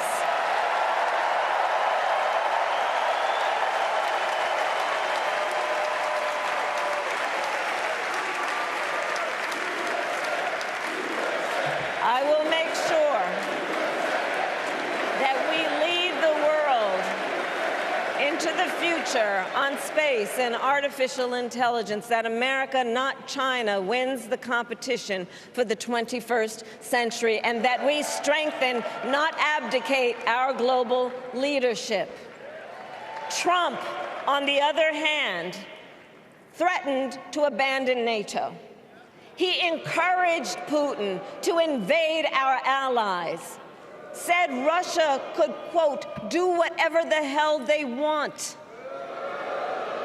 5 days before Russia attacked Ukraine, I met with President Zelensky to warn him about Russia's plan to invade. I helped mobilize a global response, over 50 countries, to defend against Putin's aggression. And as president, President, I will stand strong with Ukraine and our NATO allies.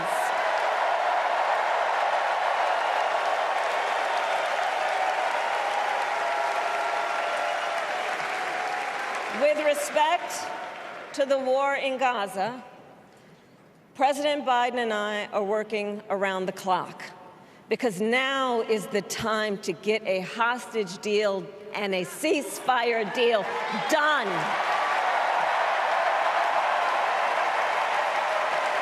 And let me be clear, I will always stand up for Israel's right to defend itself, and I will always ensure Israel has the ability to defend itself, because the people of Israel must never again face the horror that a terrorist organization called Hamas caused on October 7, including unspeakable sexual violence and the massacre of young people at a music festival. At the same time, what has happened in Gaza over the past 10 months is devastating. So many innocent lives lost. Desperate, hungry people fleeing for safety over and over again. The scale of suffering is heartbreaking. President Biden and I are working to end this war such that Israel is secure, the hostages are released, the suffering in Gaza ends, and the Palestinian people can realize their right to dignity, security, freedom, and self-determination.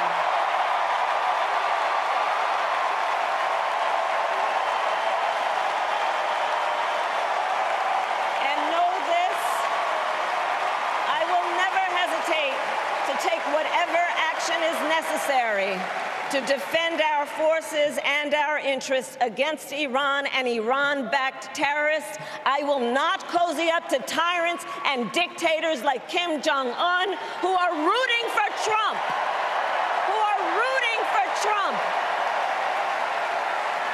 Because, you know, they know he is easy to manipulate with flattery and favors. They know Trump won't hold autocrats accountable because he wants to be an autocrat himself. And as president, I will never waver in defense of America's security and ideals, because in the enduring struggle between democracy and tyranny, I know where I stand and I know where the United States belongs.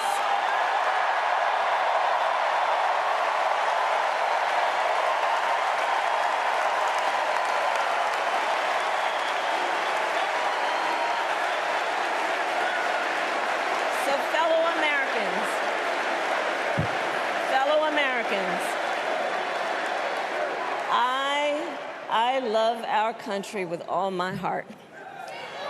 Everywhere I go, in everyone I meet, I see a nation that is ready to move forward, ready for the next step in the incredible journey that is America. I see an America where we hold fast to the fearless belief that built our nation and inspired the world, that here in this country, anything is possible, that nothing is out of reach. An America where we care for one another, look out for one another, and recognize that we have so much more in common than what separates us. That none of us has to fail for all of us to succeed. And that in unity there is strength. You know, our opponents in this race are out there every day denigrating America, talking about how terrible everything is. Well, my mother had another lesson she used to teach. Never let anyone tell you who you are. You show them who you are. America, let us show each other and the world who we are and what we stand for. Freedom, opportunity, compassion, dignity, fairness, and endless possibilities.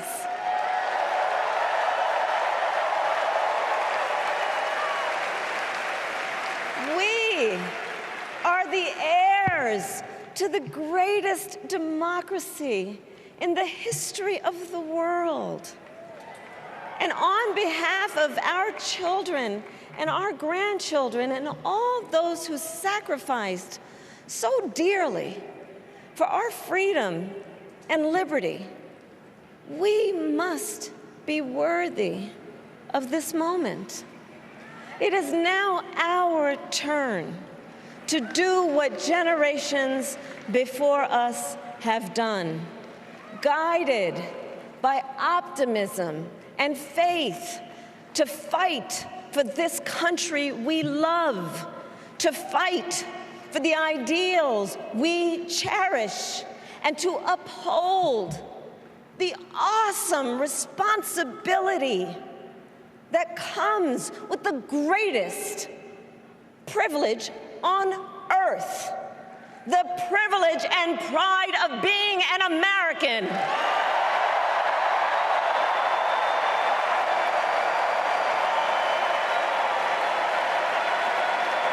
So let's get out there, let's fight for it, let's get out there, let's vote for it, and together let us write the next great chapter in the most extraordinary story ever told. Thank you. God bless you, and may God bless the United States of America. Thank you all.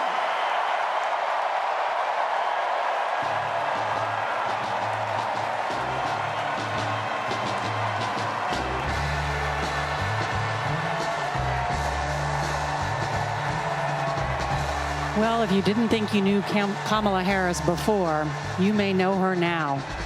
This was a powerful, strong speech.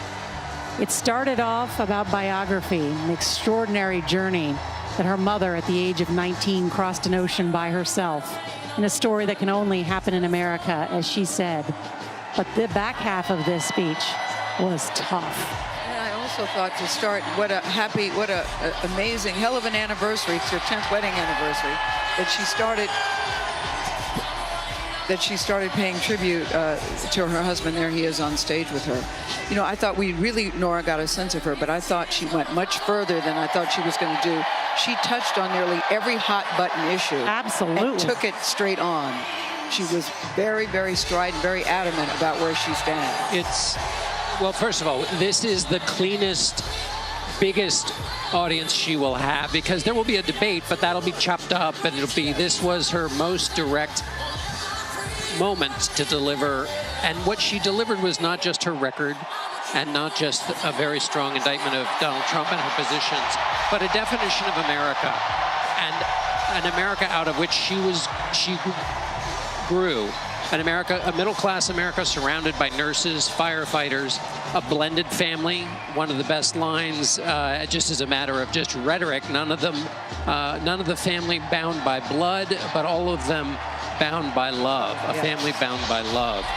She defined the America she came out of, and then is basically prosecuting the case to defend that America.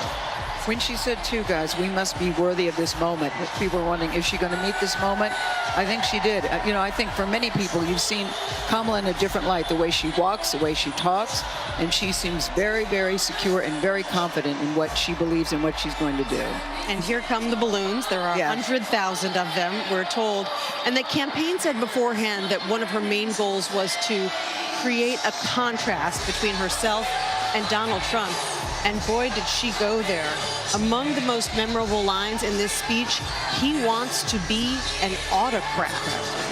She said that autocrats know that he is easy to manipulate with flattery and favors.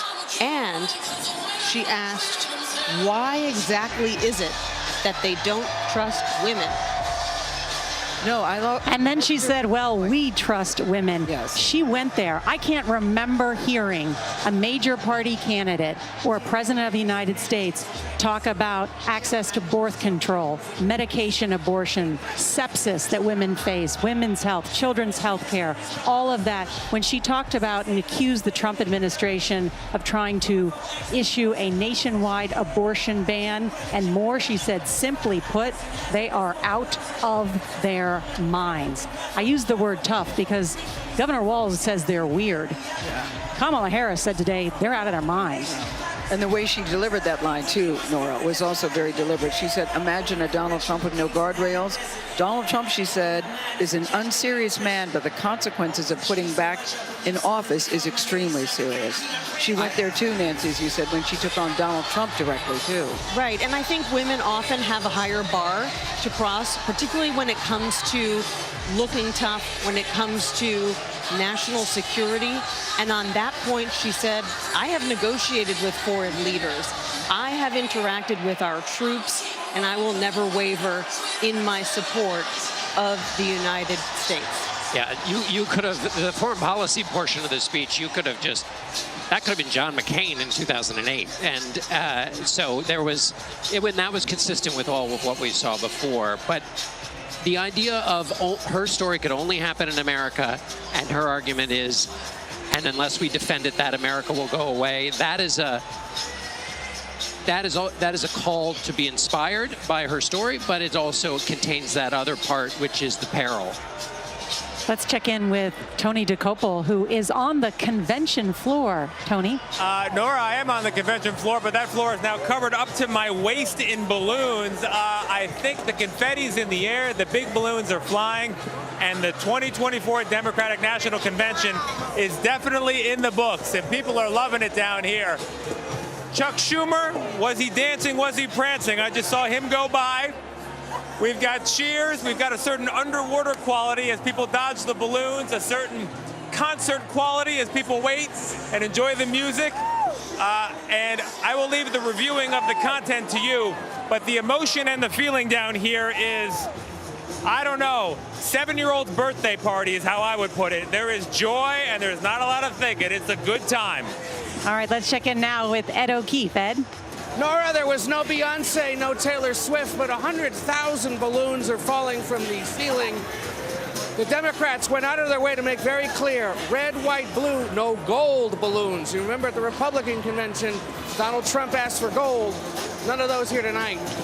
The crowd wrapped in attention throughout this speech, listening as the vice president described her life story and laid out pretty quickly what she'd do domestically and on foreign policy, especially loving those lines about how this is the greatest country in the world, how she loves this country, how it was only possible here for her parents to meet.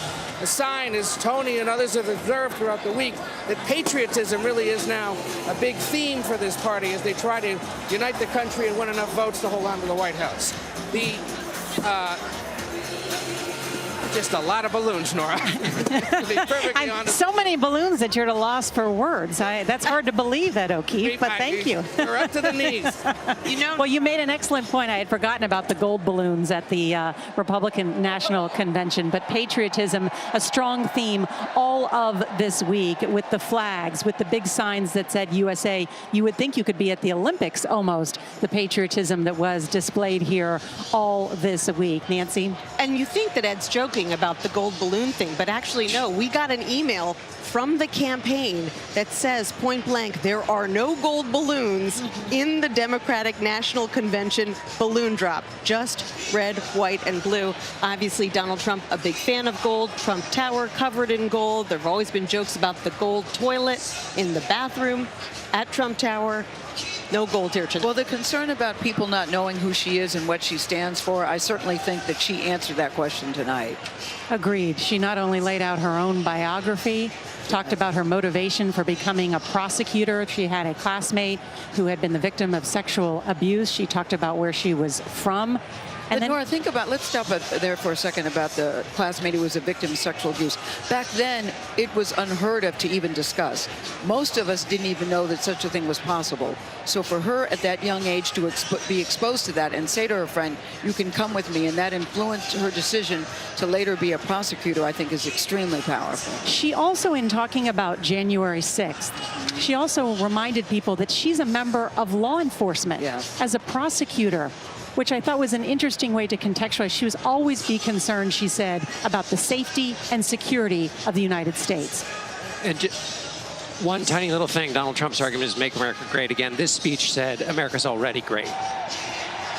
Robert Costa is on the floor as well. Robert? As we watch the balloons fall, we are all also witnessing something dramatic in real time, the beginning of a tug of war of the nation's civic fabric. You have a former president who told me earlier this week over the phone that he sees the Democrats as a corrupt party, a party that's a disaster in power. He casts them as a party that would bring the country further into darkness. Here at this convention, you had a nominee introducing herself to the country, but also warning the country that in her view, Donald Trump is a threat fundamentally to American democracy. This is not a red versus blue ideological battle. This is not a typical campaign. This is a new chapter, as she said, in the American story. But we're looking ahead to something that could be tumultuous for the country as it deals with two parties truly pulling at the definition of what it means to be an American. Robert Costa, thank you. And history made here tonight in Chicago. Vice President Kamala Harris is now the first Black and South Asian woman to officially be the presidential nominee for a major political party in the United States. Just take that in. We just witnessed that.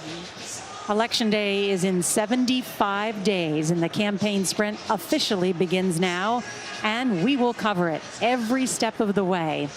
And that is the close of this year's Democratic National Convention. A big thank you to our correspondents, analysts, and contributors and crew. And for all of us here at CBS News, thank you for joining us. I'm Nora O'Donnell. Good night.